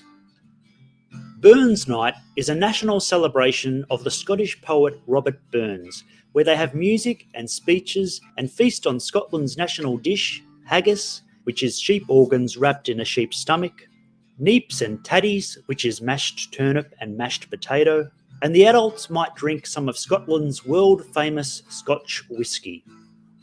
William Wallace was a brave Scottish knight who led the war for Scottish independence in the Middle Ages. The inventor of the telephone was a Scotsman named Alexander Graham Bell. Scottish physician Alexander Fleming made the very important discovery of penicillin, which has saved millions of lives. And two famous Scottish actors are Ewan McGregor, who played Obi-Wan Kenobi in Star Wars, and Sean Connery, who played James Bond. Scotland is a small but glorious country which has had a huge influence on the world, and the Scots are a glorious people, because just like you, they are Western kind, and share the same biospirit which made all our nations great. The Scots are your people. God, I love you, man. I love you. That is so wonderful. Folks, show these videos to your little ones. Let them know that we are a single people with many countries all around the world. I want them to connect with every one of the little children around the world. Feeling that great pride and that great joy. What a lovely thing that you all are doing. That is truly beautiful. And really makes me, this is the kind of thing that really drives me, my passion, when I see people, and anger, when I see people like Karlyn trying to prevent this kind of good being done. But brother, your thoughts on making these videos, or that one, or any of you made, and the ones that you're getting ready to make? Oh, well, that was probably series 1. We're going to call it 6 episodes. And so I'm having a little break, and I have to work on my own project as well with Jubilation Media. But I'll come back to that and maybe do some countries that aren't English-speaking more, because we've done 4 English-speaking countries and 2 non-English-speaking. So it'd be nice to maybe do Hungary or France, some big ones like Italy, and that I look forward to that. I always cringe when I hear my voice when you're playing it, but it comes from a good place anyway. And something else I want to share as well, that these videos have suddenly ads have started to display on them, and to get your videos approved for ads is very hard. Anything can trigger them to say no way. But I never applied for ads. They've gone in manually, reviewed them, and thought, yeah, this is all above board. This looks like a nice video about these countries. And it is. And it's about our people.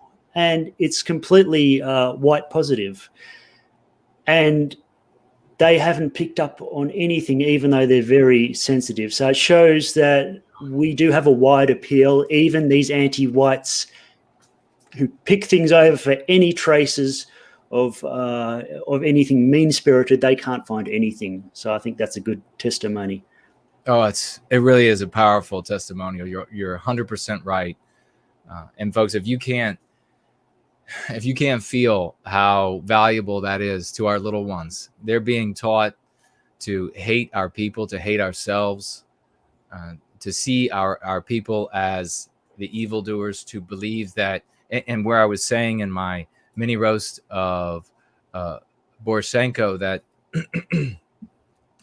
and she was nodding as I was actually saying this, that if stopping the victimization of Western kind is evil, the opposite of evil is good, the opposite of stopping the victimization of Western kind is to victimize Western kind. She was nodding the whole time. She knows that white babies are being abused, that white children are being abused with hateful ideas. This is the exact opposite. I can guarantee you, seeing this kind of thing at School of the West is going to infuriate her, and has already infuriated, I'm sure. And she'll be talking about the, I guess in the next coming weeks during these exposes, she'll be talking about how evil it is that white people are taking care of our own, that we're teaching our little ones to love themselves rather than to hate themselves.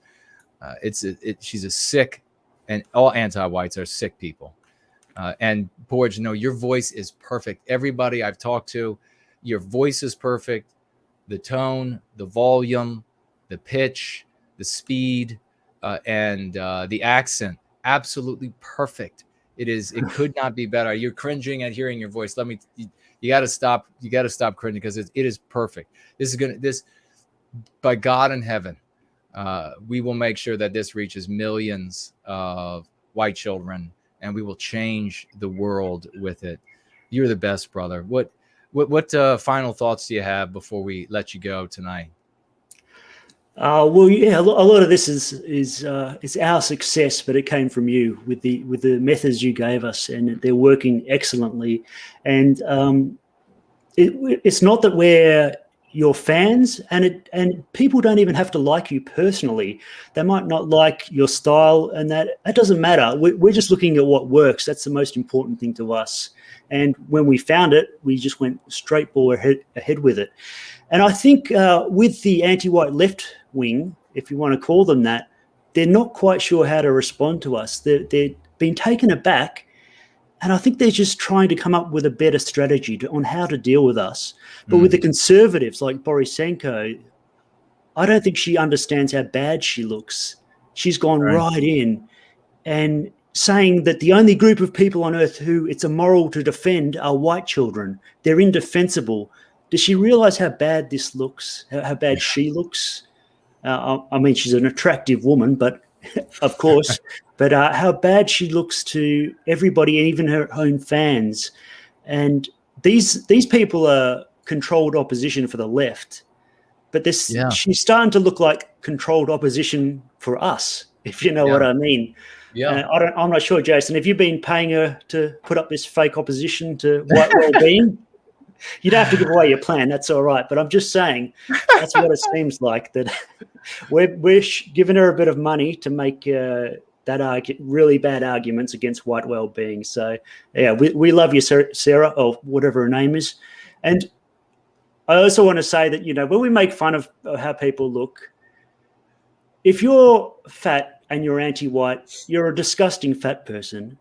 But if you're fat and you're white positive, you're a cuddly teddy bear. And I think if you got buck teeth and you're anti-white, you're a horsed-faced, ugly person. But if you've got buck teeth and you're white positive, then it's cute, it's charming. Yes, that's all it takes. So overnight, all she has to do is just change a few things she's saying, and she could be a nice big cuddly teddy bear, and would love her just as much as everybody else in our community.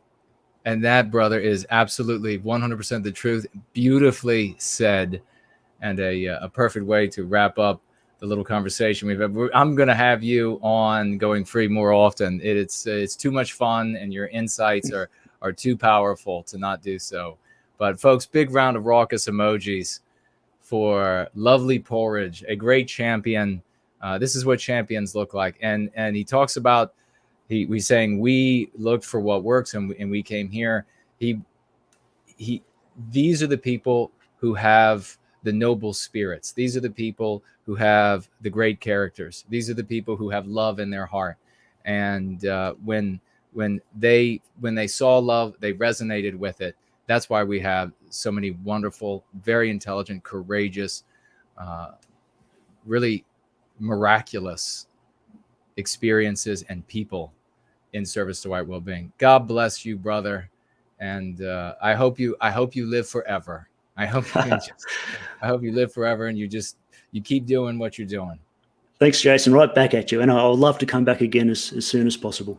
All right. God bless you, brother. We'll talk again soon. See you, mate. That, folks. Wow, that's tough listening.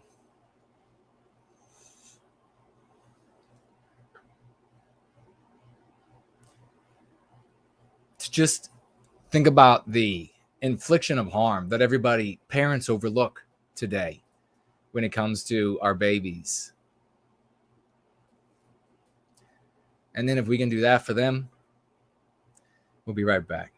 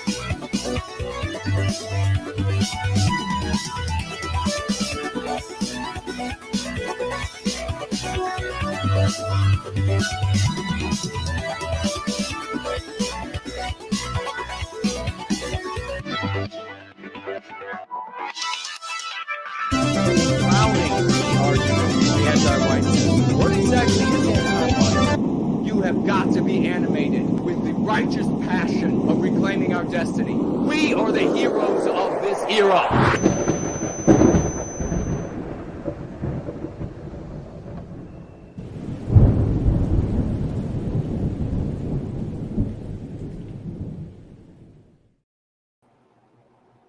And we are back, and we have the roses that Karlyn banged at my window to give me, and we have them set up now so you can see these exquisite roses that she just wanted to show how much of a fan she is. She's our biggest fan of White Wellbeing at this point. Few have talked as long about how magnificent, she uses the word intelligent, focused, driven, all of these things describing us, and also full of love. As you can see, we're full of love, loving people. Let's jump right into some of these you know what, we have let's go to the mailbag first, and then we'll do some announcements, and we will I think Mr. V would like to have a call, and if you would like to have a call, if you're up still, depending where you are, let me know, and we will potentially get you onto the list. But definitely Mr. V, I think, mentioned we have a letter here in the mailbag. The one and only, folks, Stephen, financially gifting $20. I go to the mailbox and there's a letter. This guy is consistent. This guy is dedicated. And thank you so much, brother. That's very considerate of you. I really appreciate $20 financial gift. He writes here, Jason, never slacken, never tire, never lose courage, and never lose faith. From Beowulf. Thank you so much, brother. I really appreciate those inspiring words and the financial gift. And I see Donning Armor is still up and with us. So he'll be first, as he's been, we didn't get to him a couple of weeks back. So we'll be taking calls in just a moment. So get ready. And I will place the call to you. First, though, I want to check that on entropy. We may have missed, and I'm going to check on the dashboard, on the backside of the dashboard as well, because we had a potential miss or two financial gift.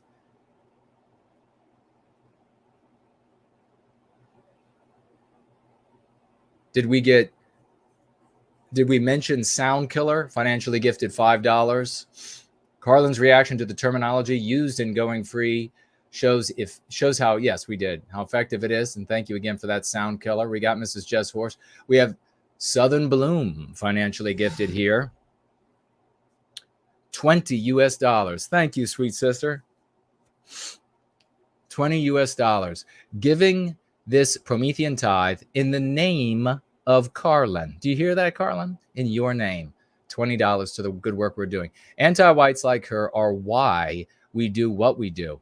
It's nice to see their bolts come loose, because that lets us know we are winning. Yeah, precisely. The reclamation of our destiny is inevitable. It is inevitable because people like you are alive and are doing the work that has to be done. Bless you, sister. I really appreciate the kind words, inspiring words, and that wonderful financial gift of $20. Johnny Reb is with us. He financially gifted $3. Thank you, brother. Karlyn only scolds white people for not being colorblind individualists. Ah, you hear that? She only scolds white people for not being colorblind individualists. She doesn't demand the same from non-white groups. I've watched craven conservatives do this for decades. Kudos for exposing her. Those two sentences again. She doesn't demand the same from non-white groups. I've watched craven conservatives do this for decades. Absolutely, brother. Absolutely. Demanding colorblind, rabid, radical individualism from white people. And then when it comes to non-white people, absolutely collectivist celebrations of their cultures and history and etc. So thank you so very much for that, Johnny Rab. Great words. Heidi back with another $10, I think. Is this another 10 or did I just Your roast yesterday didn't stoop to her level. Okay, so Heidi's financially gifting $10. I don't think this one we read. $10. Jason, your roast yesterday didn't stoop to her level. You spoke to her audience instead of her. You didn't stoop to her tactics. That is the difference between this roast and your last. She was infuriated by the fact that you didn't try to bully her like she does you. Very well written. And that's absolutely correct. Thank you, and Raymond, for that $10 financial gift. It's very meaningful. I know you're looking for work, and thank you so very much, sister. Those are great words. It's very true. I'm not just trying to bully her, and I 100% endorse. This is the what Lovely Porridge was just saying has always been the theme here in Service to White Wellbeing. If you can go bad, you can go right. And so we believe that Karlyn can drop the anti-whiteism. I said it in my message to her that if she dropped the hatred of white people, we would essentially be parallel. And she can go right. And then when she goes right, she'll be a cuddly teddy bear. I agree 100%. So great words. Thank you so much for that, Heidi. Was it Brant that did you financially gift me and I didn't see it? We got the Birdie Bassett that the Watcher sent us. And for some reason they came disjointed through from entropy, so that some of the older ones came in underneath of newer ones. And if I missed anybody, please speak out and reach out to one of the mods and say, hey, I financially gifted on entropy. So if I missed you on entropy, please speak up, and we will go and look for your financial gift, because we never intentionally miss anybody's financial gift, of course. So I'm just taking a quick look here also on the backside. And yeah, please speak up if I've missed anybody, because I think that's all that's come through, at least at this point. So let me swivel around here. Don't those roses from Karlyn look wonderful? I mean, banging on my window was a little weird. It's a little creepy to see, a lady at the dark window. Boom, boom, boom, boom, boom, I have something for you. And so, open the window, and there you have it. She's got a dozen roses to celebrate all the success we're having. Biggest fan that we could ever hope to have. John asked for you to check entropy. Is that Johnny Reb?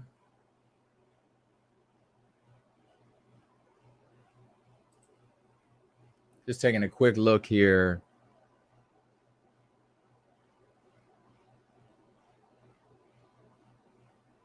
I don't see anything else yet. So we'll keep an eye open.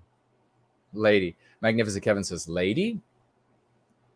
I think. Does she identify as a lady? I don't know. I suppose she does. So it looks like we're blank over here. Didn't miss anybody. And 0022 is with us. Great to see you, brother. We'll make sure we didn't miss anybody over here. And then we will. Yep, I think we're blank there as well. And what I want to do next is I really want to pour it on, here at the end, we're going to have the calls, but in just a moment. But I really want to pour it on because Karlyn was coming unglued when she was speaking to our audience, watching the mini roast, and she said that they even have artists in something called White Art Collective. Well, we have that. We have School of the West. We have so much going on in service to white well-being.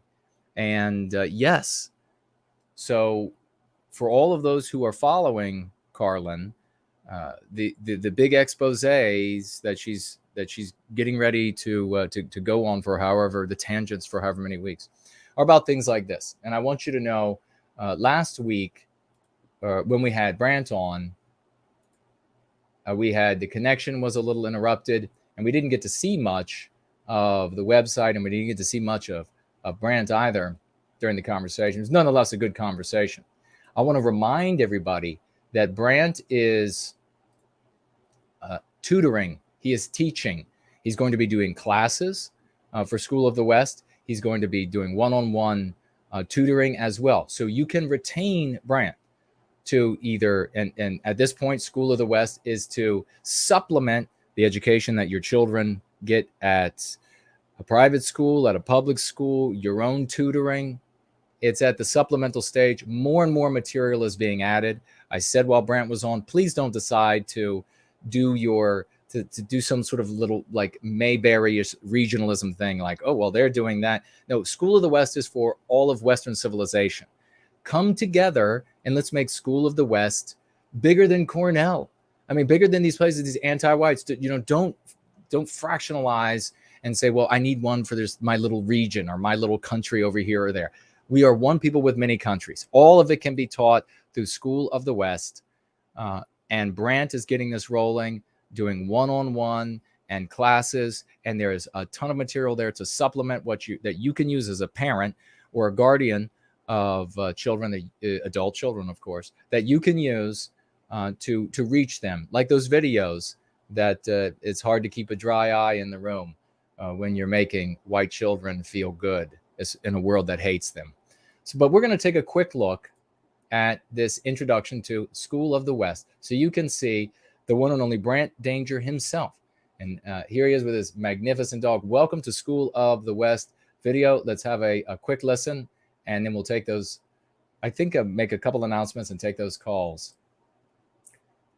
Hello and welcome to the School of the West website. My name is Brant. I am an award-winning public school teacher.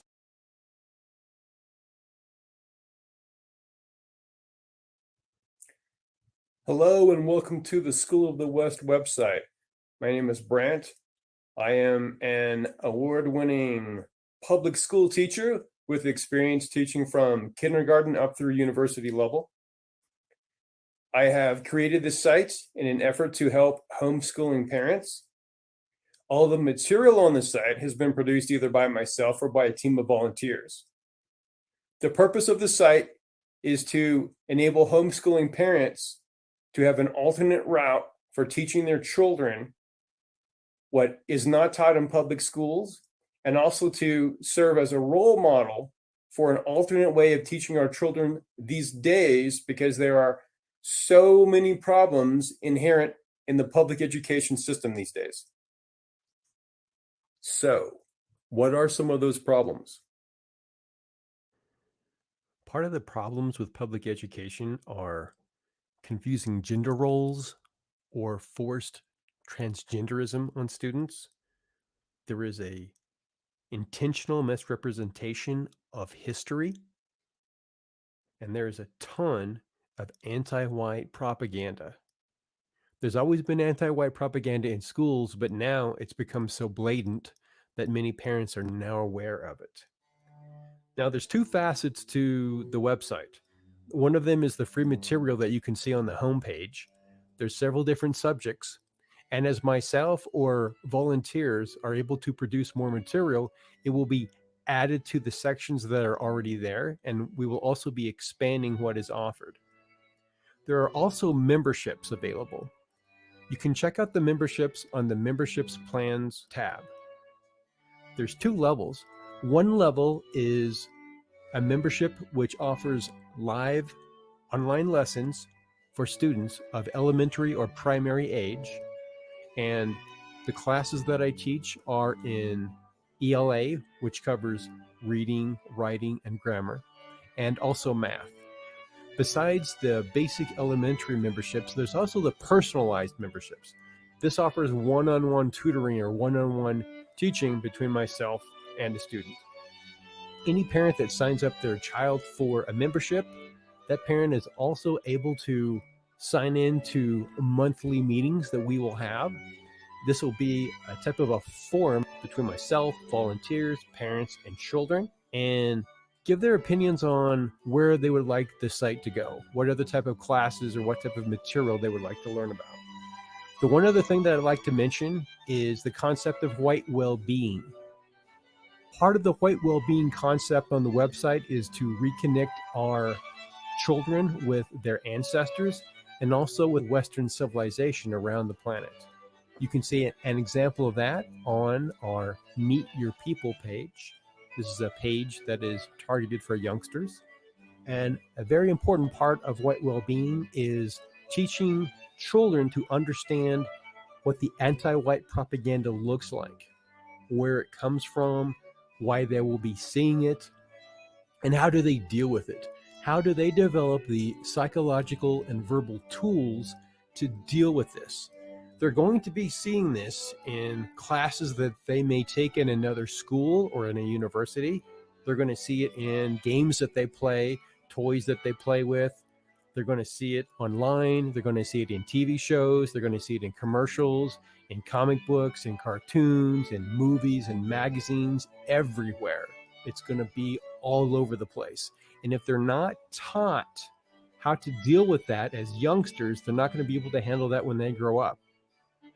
So that's why that's inherent in all of the material on the website and in the lessons that I teach.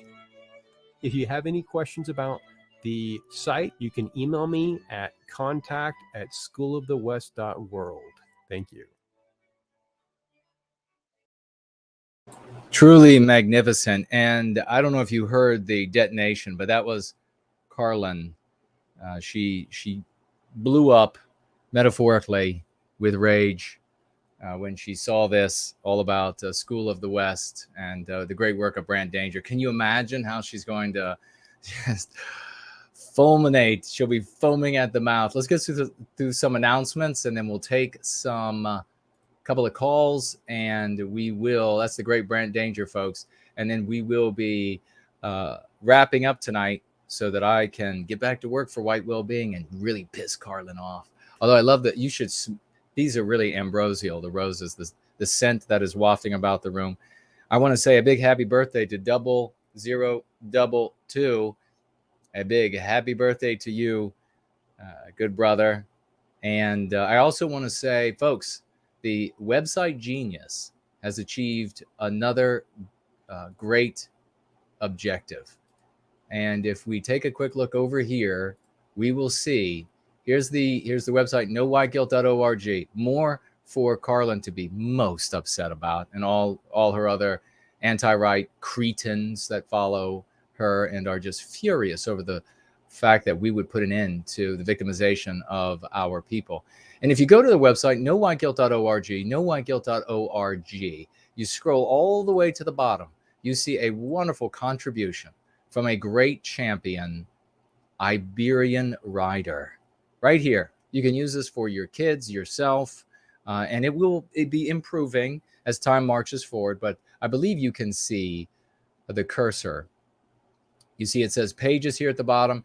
Go Free Translator. This is program written by Iberian writer. We have it up on the website. You can see an example. So a big round of applause to Iberian writer and a big round of applause to the website genius. And you can see here a text, an example. It says intersectionality helps students better understand the nuances around identity. One of the things we do, folks, in the practice of going free is you have to translate what you read when you see it. What is it when they say that at work, for example, that somebody is being punished for racist thoughts? How do you translate that? Well, you say they're being punished for heretical thoughts, heresy to anti-whiteism. Very powerful. Well, if you see an article or you see some text, you paste it into here, you click translate, and then you see not intersectionality, anti-whiteism. And then you can translate and better equip yourself for being able to do this yourself. Very important. A big thank you to Iberian writer. A big thank you to the website genius. Remember, that's nowhiteguilt.org. You go all the way to the bottom and you'll find it. Paste in your text. And if where you see errors or where you see bugs, let us know. And it's a work in progress, like everything, like the recapture of our destiny. So a big thank you to those champions. Now, that wonderful cartoon that the magnificent Naderific hired Masumi Rabbit to do, that we showed last week. I don't have it up now, and we're having to really running out of time. I mean, it's 10 Eastern time right now, so I don't have the time to even look it up. It's been very busy the past couple of days, as you might imagine. But there's a new version of it, and I think the only change, I put it out on all my social media so you can see it. It's a powerful, very well done by Masumi Rabbit. You can find Masumi Rabbit on Gab. Gab.com/CONEJAZOSMICO.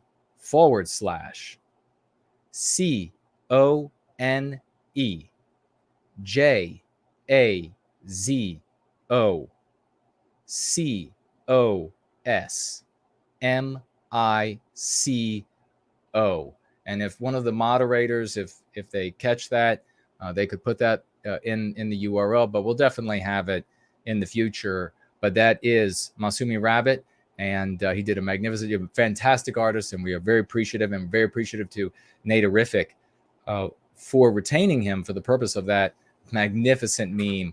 I really enjoyed that, and it's going to reach people. This is what we have to be doing. We have to remember, I endured for you.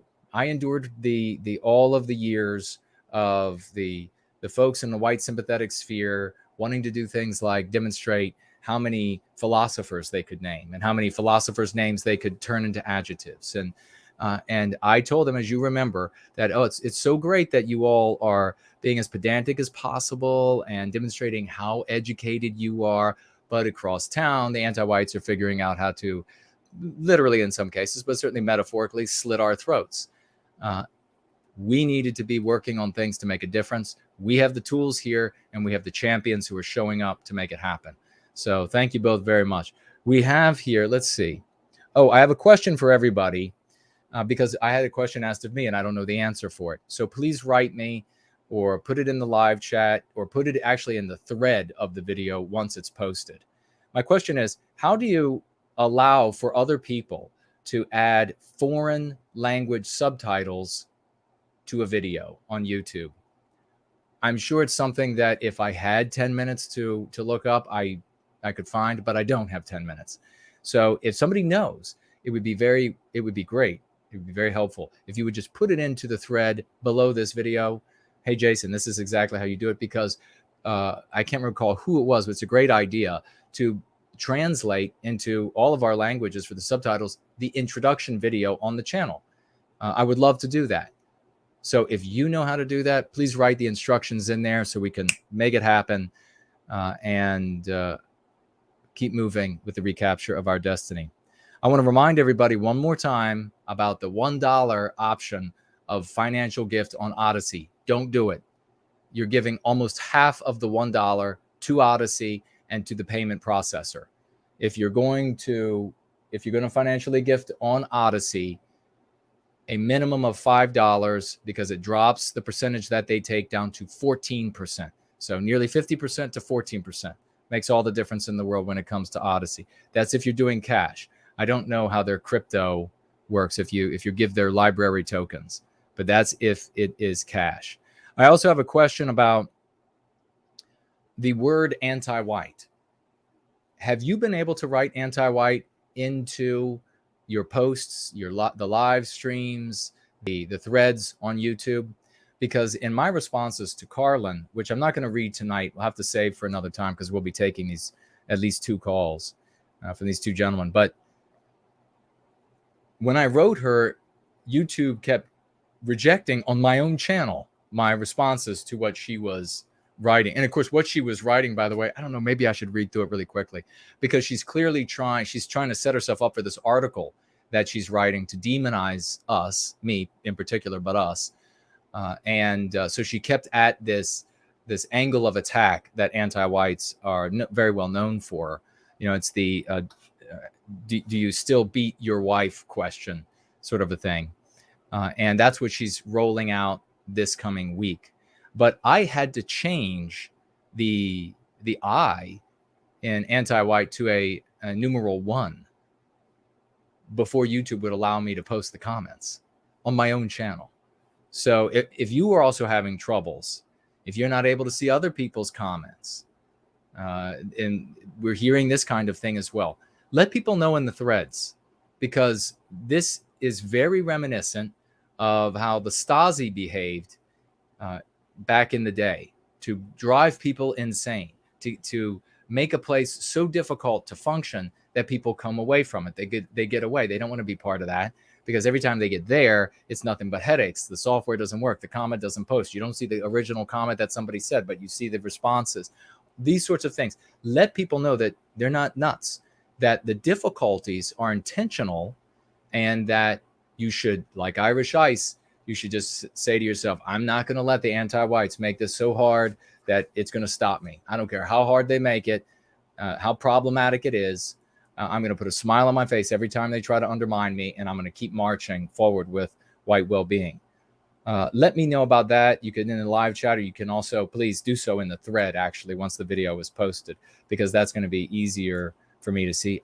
Of course, unless the anti-whites who call themselves YouTube employees delete it or don't let it appear, as they did with my comments for so long.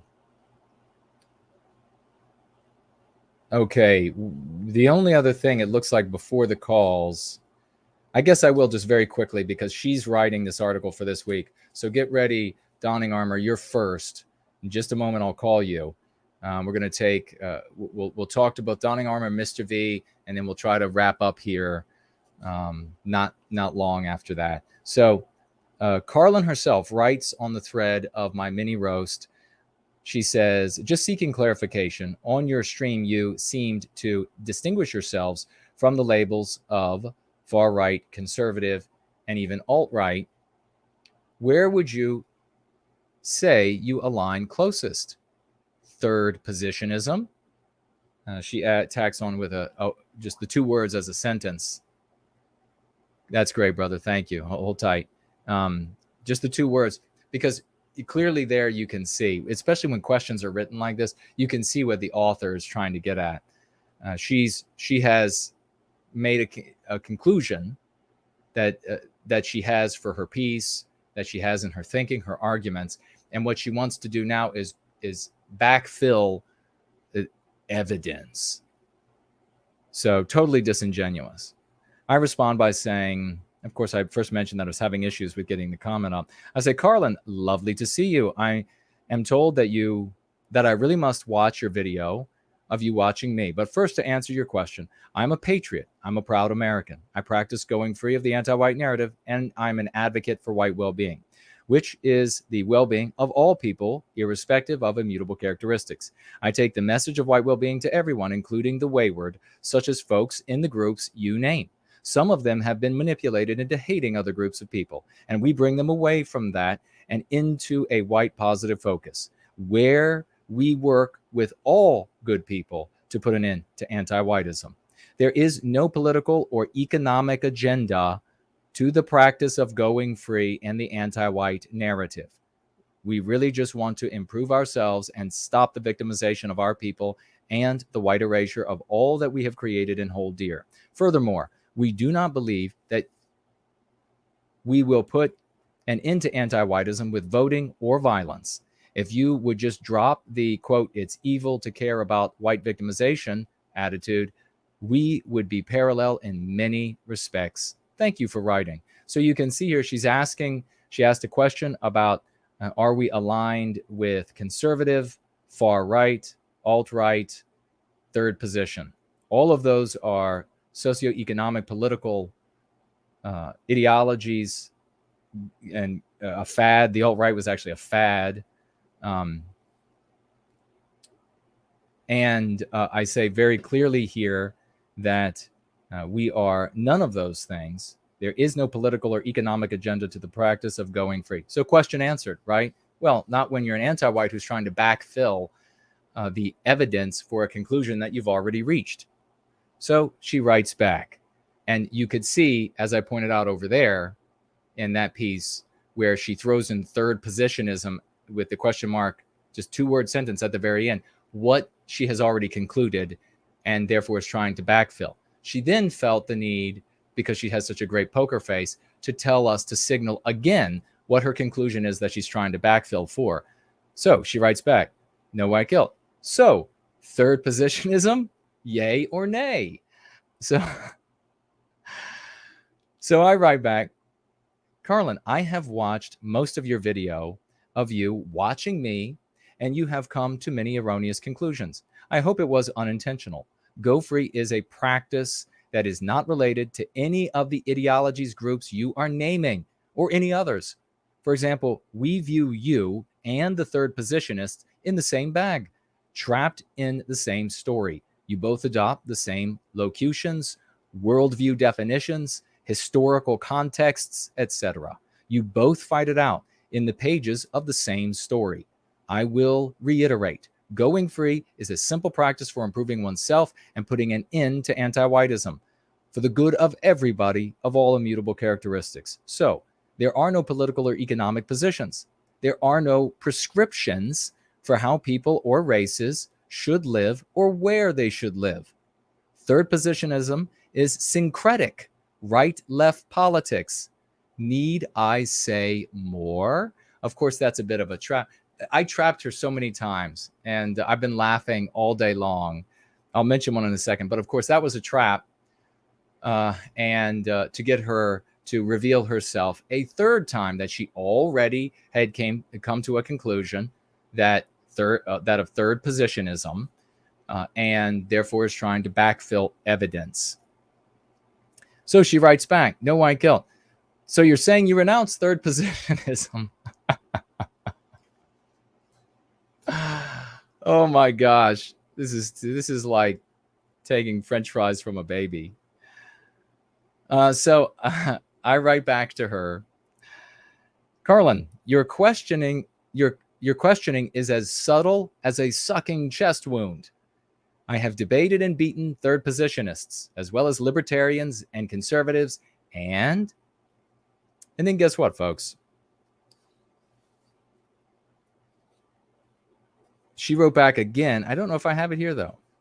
Oh, she did here.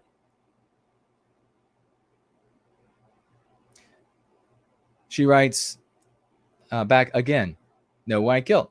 And you can't seem to answer it. Do you renounce third positionism? Yes or no? So you all know what her conclusion already is. Evidence is totally immaterial to somebody so disingenuous. She's had her answer repeatedly now, and she chooses to ignore it. It's if you don't, and other brilliant people on the thread made the revelatory and astute observation that if you're not part of something, you can't then renounce it. Never been a part of anything like that. And I've debated them and won, as I told her. So she is trying to backfill a conclusion she has already reached. And I trapped her beautifully. It's so easy. God. She writes back then, this is the final comment. I find it fascinating that an awful lot of people on this channel immediately know precisely what an obscure political ideology like third positionism is. Now that's her evidence. That people know what third positionism is. Like as though you couldn't type it into the URL and Wikipedia would tell you in a second. That's not something you hear about and understand unless you're looking. Okay, so now you know what's going to be in her article. The way that I trapped her and I've been gut laughing to the point of an ab workout is I set her up with a joke during the mini roast because I knew what she's thinking about us. I knew where she's placing us. So I set her up with a joke to humiliate her while she was watching us live and talking to her audience, and it worked beautifully. I started talking about her love of money and her talking about how she makes so much more money than I do. And what was I talking about before then? And a couple times over the course of the night. But this is how the trick works. I was talking about her weight several times, talking about her eating and her weight. But then I took her mind off of that, like a magician does when they want you to watch this hand because the other hand is doing the magic. Took her mind off of that with the talk about her desire for money, and then said that she rubbed her hands together in a very characteristic way, knowing exactly what she would do. And she did it beautifully. She immediately said, aha, aha, he's saying I'm Jewish. And then I delivered the death blow. What did they used to say on that video game Mortal Kombat? Fatality. And then I said, very, very greasy. Her fingers rubbed together, very greasy. And the look on her face was just priceless. It was priceless when she realized, oh my God, I was just had. And then you have to hear what she says. I got to pull it out and make a video of just that little part there, because then she's puts her hands up to the screen to show that they're not greasy from eating all the greasy food. And then she pulls her hands down. I'm still talking. And then she's like, she says something like, he's still saying I was a Jew.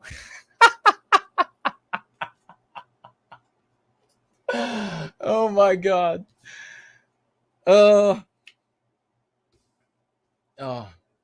I need to. If this weren't so fun, I don't know. Oh, we have Zero Talent financially gifted at $20. Thank you so much, brother. And there's a link here. He says, this meme and donation are on behalf of Karlyn. Let's go free. Well, I'll have to open that. But while I do that, brother, thank you so much for the financial gift. Thank you so much for everything you do in service to white well-being. I'll open that, make sure that we can share it on the channel. And I will bring Donning Armor on right now. And we'll see what he has to say. And the call is going to go out. Actually, let me do this first so the speakers don't blow up. And here goes the call.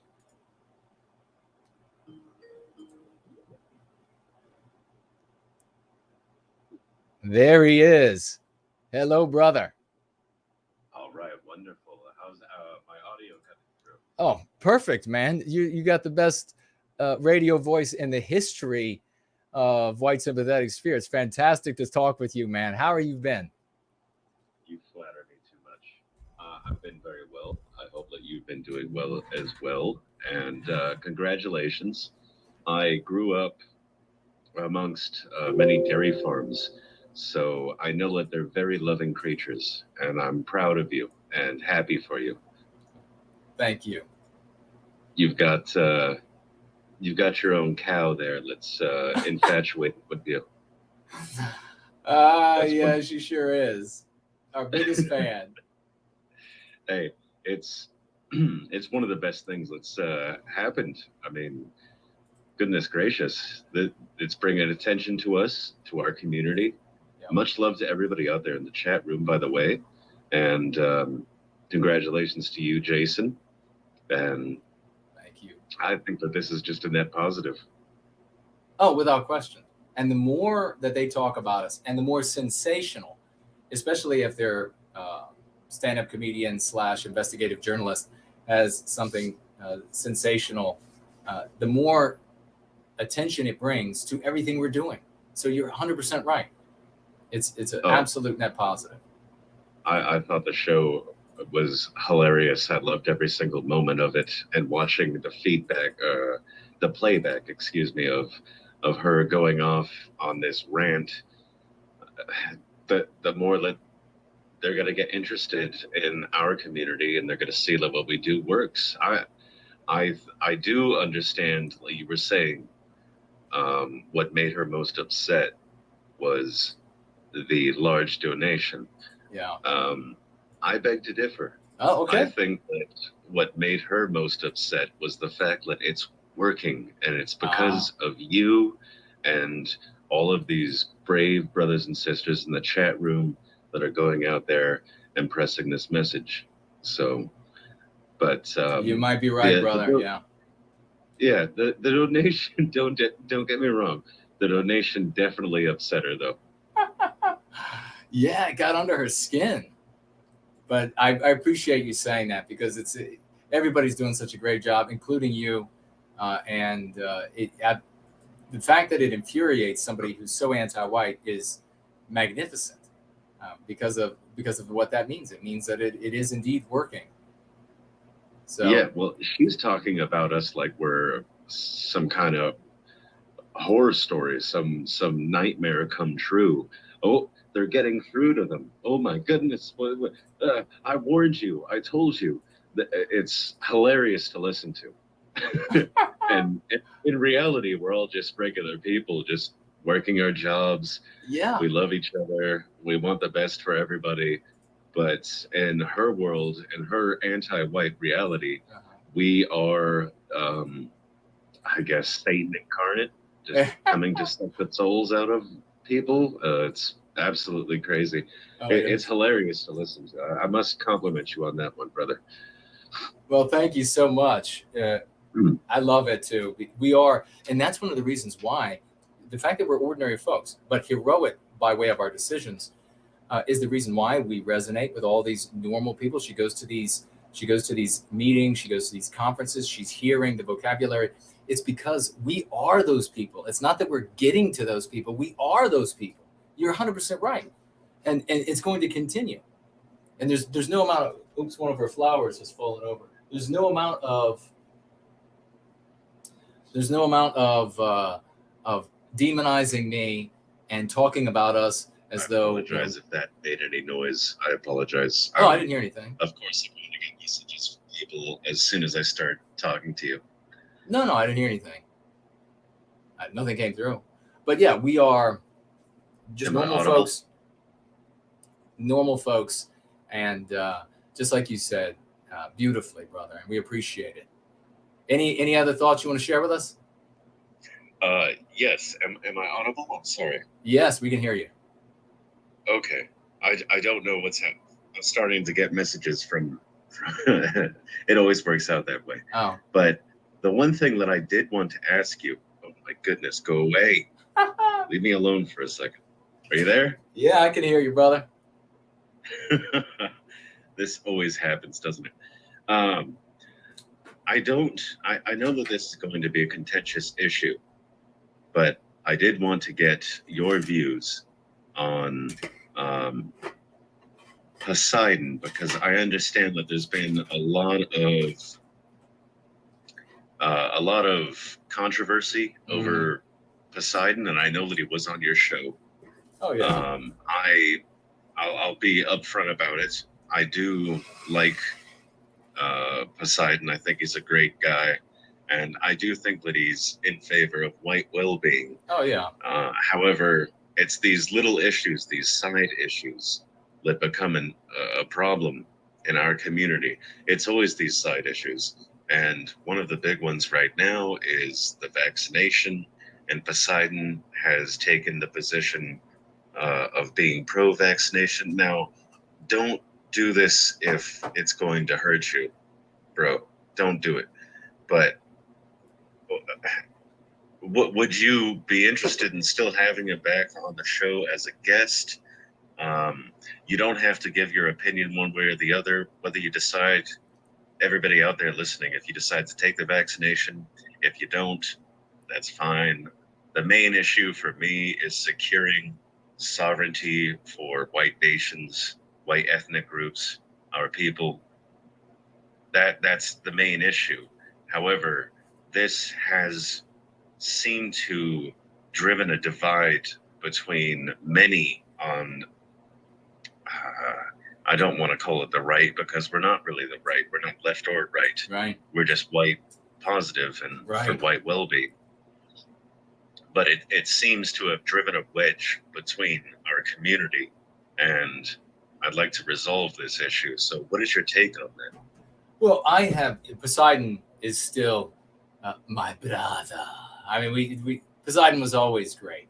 Now, you're absolutely right that you had this disease, this infection come around, and people were put in very difficult places. I was. I mean, look at what continues to happen when I try to talk about the realities of the disease And it's just endless attacks because you have people that are really, really passionate and on something that we should be able to say, as I've given my analogy when it comes to the Alamo. It's very silly for two of the soldiers in the Alamo to debate and fall out over the future economy of Texas when they're about to die, defending the Alamo. So, in my opinion, we should still be able to all work in a white positive way for the well-being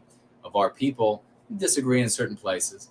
And Poseidon, as I understand, ended up having some very personal people very close to him got sick, they died, or came close, or I think some died, and so then of course there was people wanting to fight over whether the virus is real or what it actually does, and all of this different stuff, and I think that drove some real wedges. I believe this will happen, and it's also my hope. But I think what will end up happening is this is going to be something that throughout the white sympathetic sphere, with time, this will be smoothed over, and people who divided over some of these issues, all of the different interpretations, including over the interpretations of different vaccines, people will come back together. The one thing that I will say, and of course I will have, we'll do shows again in the future with Poseidon. I don't see that being a problem. What I think when it comes to the disease, when it comes to the injections and all of this sort of business, is that this is something that serves. It doesn't matter what your viewpoint is on any of those things. It's something that serves anti-whiteism for there to be a fight over it. Everybody you can believe, you cannot believe, you can believe any of these different interpretations about it. That won't change the world. It won't change what's happening. You can believe in this vaccine or no vaccines, or that vaccine versus this vaccine. It's still not going to change. We don't have the power with those beliefs, or going out and getting a vaccine because you believe in it or not. That's not going to change our world. Anti-whiteism marches ahead. And ultimately, these debates over these things serve as a spectacular distraction and anti-whites thereby, because we're not busy spreading the lexicon and dialectics of going free, which is what we should be doing. We should say, and this is what I've said in the other shows that I've appeared on, where people want to get into a debate about, is it this or is it that, or do they really want to do, and they talk about some sort of they, in quotes, who are the they that are doing X, Y, or Z to everybody. I just refuse to do it. And it is very reminiscent to me of all of the scares about currency disappearing over the years. And remember, I've been in the white sympathetic sphere for nearly 3 decades. I've heard it all hundreds of times. The currency was about to disappear, and then the disease, the next disease was about to occur, and then the next inoculations were force this and force that, and all of these sorts of things. We have realities that we have to deal with, and when we are presented with a reality, we can assess, okay, is this going to is this important enough to white well-being? Is this important enough to the recapture of reclamation of our destiny for us to really have to resolve this? And in almost all of the cases, the answer is no. And this is a great example of fractionalizing over something that is not going to benefit us. We're still going to go get out and get in our humble car and drive to our humble house and go to the humble places that we eat. Not that there's anything wrong with the fact that we're middle class, and there's nothing wrong with it. We're heroes because we're standing up for white well-being. But the reality is that all of that debate, all of that fight is really fruitless for white well-being and should be therefore ignored. People had no problems they have no problems going their whole life not talking about politics or religion at the dinner table. And that was something they should be talking about. You should be talking about white well-being at the dinner table. But now they want to have a big debate and go their separate ways over, these 20 different interpretations of the disease and these 20 different interpretations over the different injections. And meanwhile, the anti-whites are laughing their way all the way to the oblivion of Western kind. That's my view. I'm glad you asked about Poseidon. I hope he's doing well. And I know that he's under a lot of pressure. And I know that you have to be, if you can't be sympathetic, folks, to somebody, you got to be empathetic. And you don't know exactly what the situation is. And so, yeah, looking forward to being able to touch base again. And I have nothing against him whatsoever. And I thank you for asking about him, brother. Any final thoughts before we let you go? Yes, and I will leave with just this last final thought. I completely agree with you. There are far too many issues, and I think I'm not a conspiratorial-minded person, but I do think that there are all these different issues.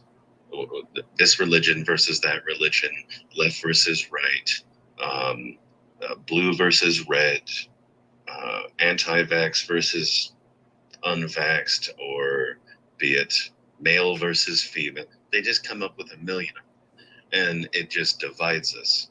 And I don't like that, because the main issue here that we're fighting for is white well-being. And as far as I'm concerned, that's the only issue that I work towards. So I think that I agree with you completely. I didn't know that Poseidon had possibly, I don't know, lost some loved ones. Much love to him, and my sympathies. I just saw it as being affecting our community, really. Yeah. And I hate to see that happen, because we have such a beautiful community. Everybody in the chat room, I love you guys. And I will stop taking up so much time, and I will let you go, sir, because I know you have worked too hard. Well, thank you so much, brother. You're free to call in anytime you want. Thank you for staying up so late with us. Thank you. All right. We love you, brother. Promethean hails. To you as well, sir. All right. Bye-bye. Well, that is fantastic. We're going to be calling Mr. V in a minute, because I think it's way past. Rory is going to be up number one the next time we're together on probably next Sunday, and Rory will be number one. Zero Talent, I love your meme. You let me ask you to maybe make a modification, and that is maybe replace that. I'll just call it the big thing that is.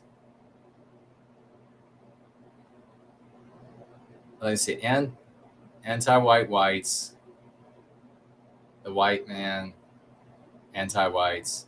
Okay, so it's what you're saying here with the meme is that you have anti-whites beating on a white man, and then you have anti-whites that are getting ready to shoot a gun, like a cannon, at the white man.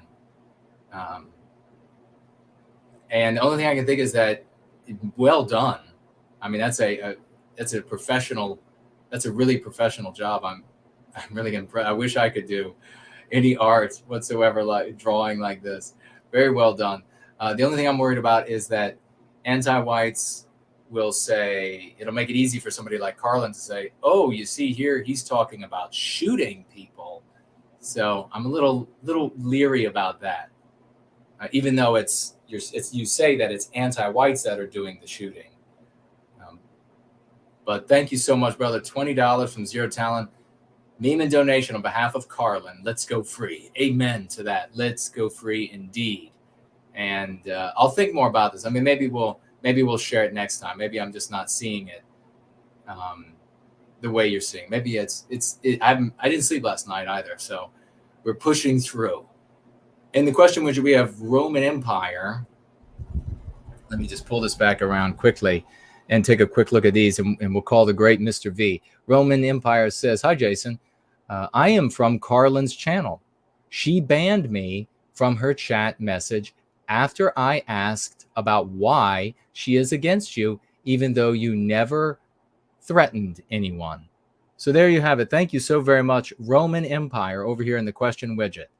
From Karlyn's channel, she banned me, he says, from her chat message after I asked her why she is against you, even though you never threatened anyone. He goes on to write, I am an Italian. He says, I am an Italian, not white, by the way, but I support white well-being. Roman Empire. Thank you so much for that. So from Italy, not white, but supports white well-being. God bless you, brother. We dearly appreciate that. All good people of all races are going to come to white well-being and put an end to anti-whiteism. It makes sense. It's what's going to draw the good, the healthy, the noble, the heroic, because there's a dragon to metaphorically slay here. And when there is a dragon to metaphorically slay, when you blow the trumpets, the heroes will show up. Son of the South says, I learned more about a German girl in America. She is anti-white, he says. I looked her up on Instagram. She supports anti-whites who call themselves one of the anti-white groups. She supports, she's really into the anti-white religion and the anti-white narrative. One of them, I guess I should say. Yeah, that was a imposter. It wasn't actually her that showed up. Thank you, though. Thank you for reaching out with that information. Harbinger says, please play this 2-minute clip of Nick Fuentes on his opinion of our people. And then that's not clickable. I don't know how I can listen to that. And I would probably want to listen to it before playing it the first time. Donning Armor, whom we just had on, when I got to fist fight, let's see, when I got, so maybe this is out of order. 40-year-old trained fighter, I felt good as a man. When I got to fist fight and choked out a 40-year-old trainer, I guess in practicing fighting, everyone who is in the internet has some addiction to alcohol and drugs. I mean, I know we are supported to be a movement of redemption and the peace, but let's just be real. Yeah, there are a lot of addictions, and we have to be open. That's what we want to do. We want to reclaim our people from these, because these addictions, would you have ever been addicted to any of these things had you not been in an anti-white environment? Bug Smasher, white unity and is the only solution. Never take a knee and go free. How about I'll add that? And Heidi, your roast yesterday focused more on your message. Okay. Yeah, we read that because she financially gifted with it. Thank you for that. You didn't stoop. You didn't stoop to her penis jokes like your first roast. You were more serious and you addressed her community. Yes, indeed. Yeah, she can't stop talking about my penis. She's obviously she reveals herself in a great many ways. Okay. Thank you all over there. And did I miss anybody in the financial gifts on Entropy? Please, moderators, let me know. Or if I missed your financial gift, please tag me on YouTube and say, hey, Jason, I don't think you read my financial gift on Entropy, and I will make sure I get it. I don't want to miss anybody. And to that end, I will really quickly refresh that as I call the great and only, the one and only Mr. V. Here it comes.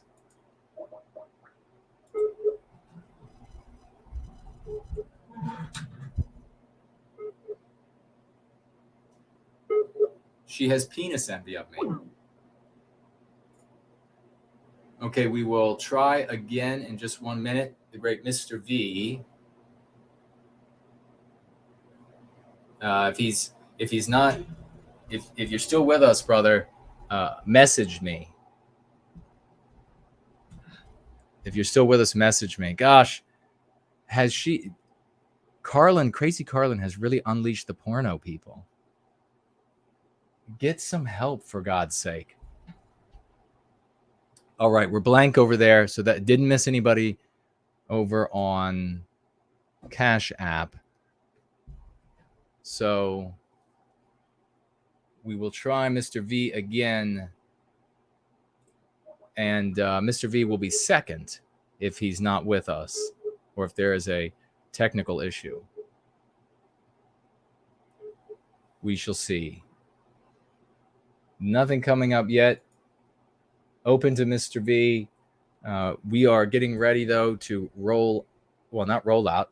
We're getting ready to wrap up here on Going Free. Make a quick look over here. Looks like nothing missed over there on Odysee. Nothing missed over here on D Live. Arctic Snow, hello to you. Let's see. Barry is over there as well. Hello to you. Thank you for being with us here today. The roses are all from Karlyn Boroshenko. She banged on my window, and she gave us a dozen roses because she is now our biggest fan. I'm kidding.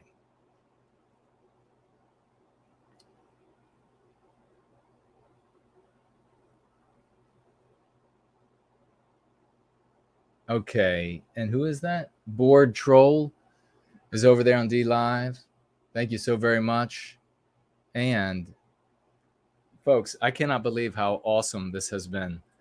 Let's take a quick look at the chat on YouTube, and then I think we're going to go ahead and wrap this up. I'm surrounded by the aroma of the aromatic music, to be poetic, of these roses. And they are quite wonderful, as you can see from the color there. I hope the camera's picking them up. She did a marvelous job, didn't she, picking out her flowers for us? I will scroll up to the top of this. Obviously, this will be posted on the podcast as a two-parter because it's too long for a single post. So be on the lookout for that if you listen by way of Spreaker. Let's see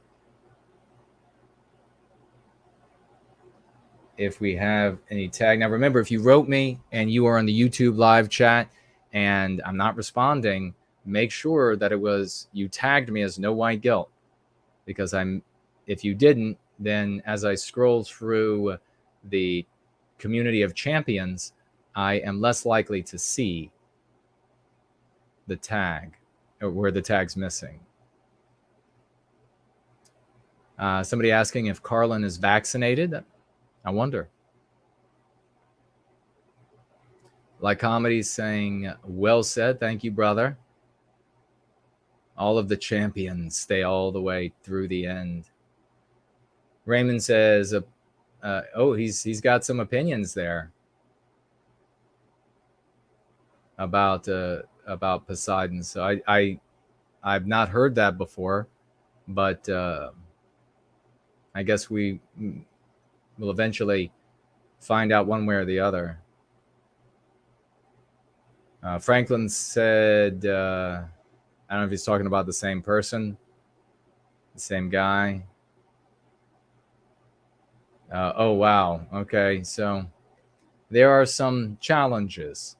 And I understand when people are under stress and they can, when their world gets really upset and they can veer off course. And I'm a pretty forgiving guy. So we'll see though. I mean, maybe, if those things are true, then, he's on a ship sailing away as quickly as he can. And if that's the case, then I will choose to remember all of the wonderful moments that we had in conversation. That will be the way I remember that interaction, where our paths crossed. Panzer Faust says, I feel. Raymond says that she has a penis fetish. She has penis envy. She couldn't stop paying. Could you imagine paying your audience? Naderific, I sent the new Masumi cartoon to you on Telegram. Thank you. Let me know if you are good with it or not when you get a chance. I thought the only thing that was changed was his address was added to the bottom, or are there changes in the actual cartoon? And thank you for that, Naderific. And Karlyn, yeah, know that we create memes, we create music, we create poetry. Yeah, we got poets. They're magnificent. There's a lot we're doing. Thank you very much for that, Donning Armor. Nothing like a great stream from Jason. First Last says, you are making history, Jason. Don't forget your daily double.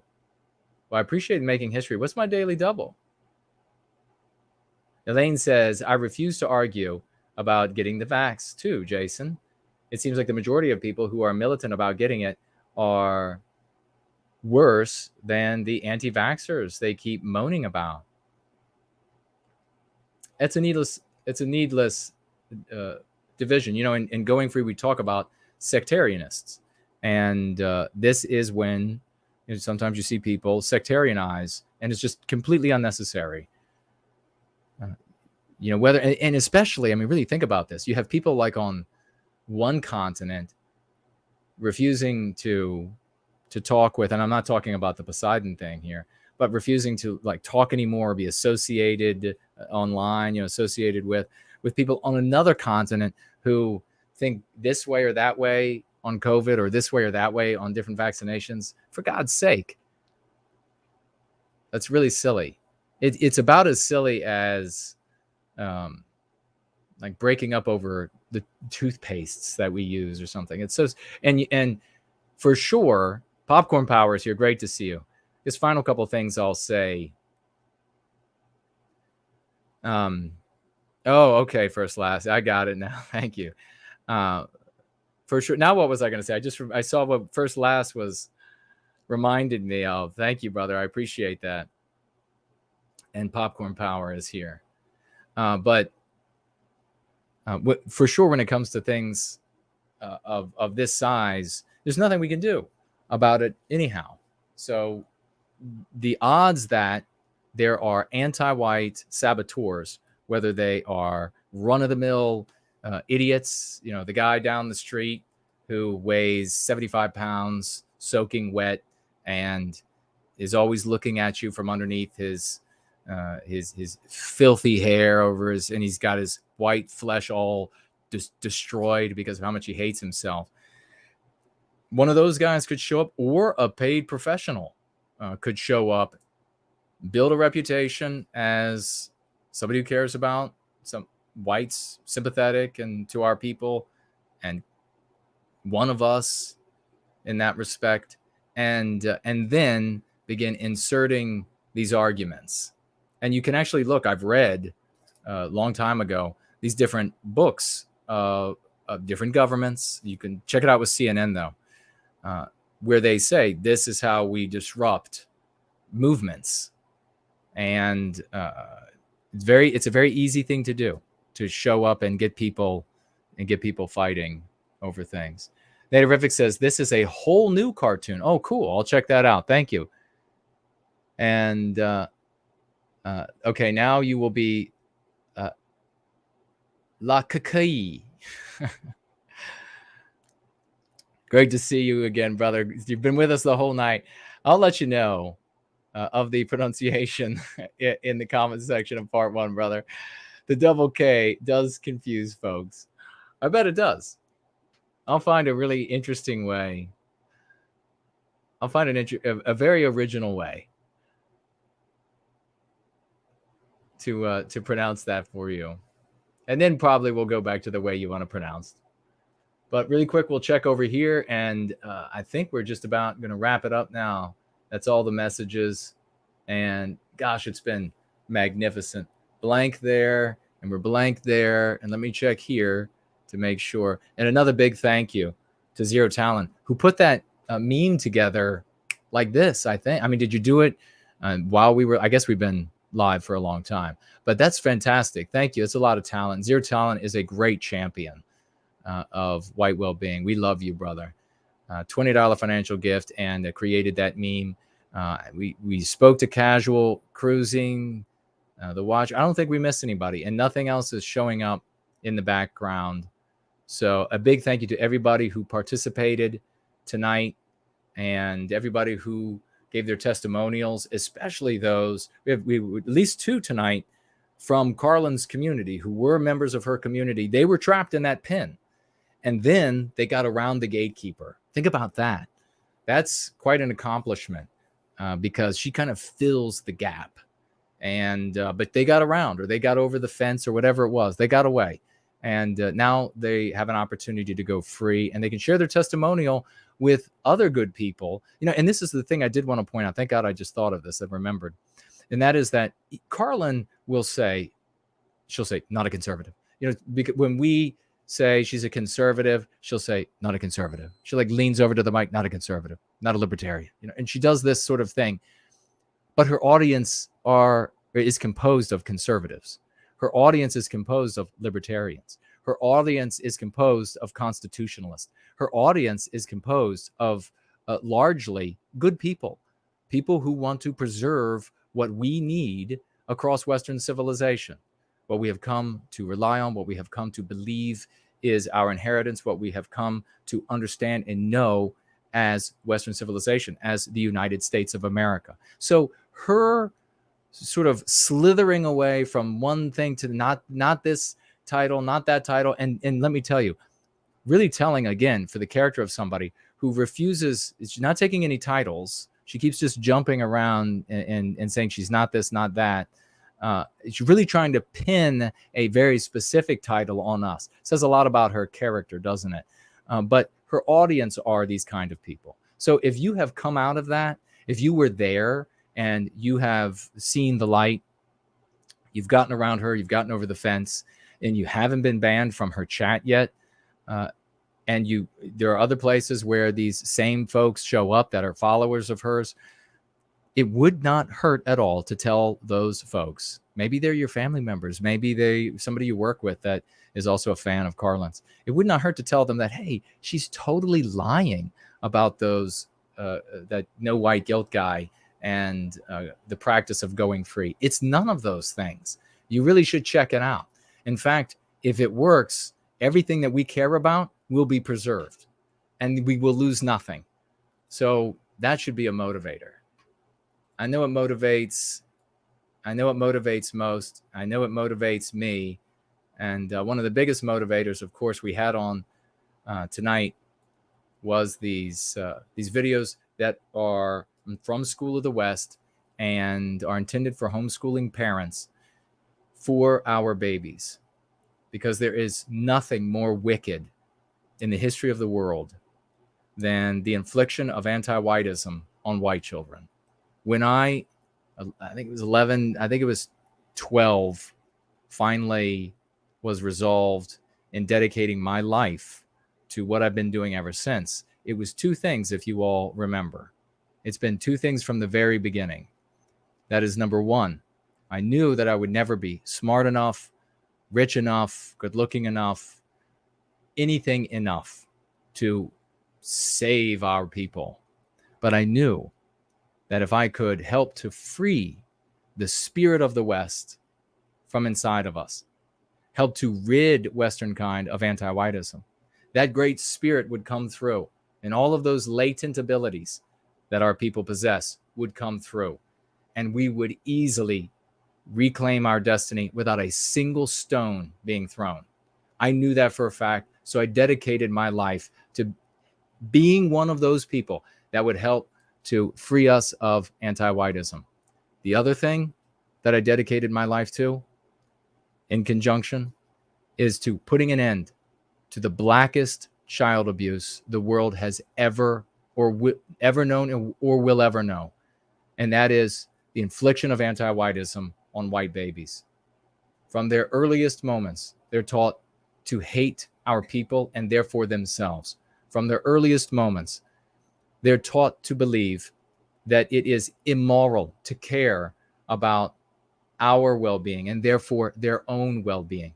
From the very beginning, they're taught that the only moral thing they can do, the only way that they can be a hero, the only way that they can be a champion is to destroy our people, to destroy what they are intrinsically.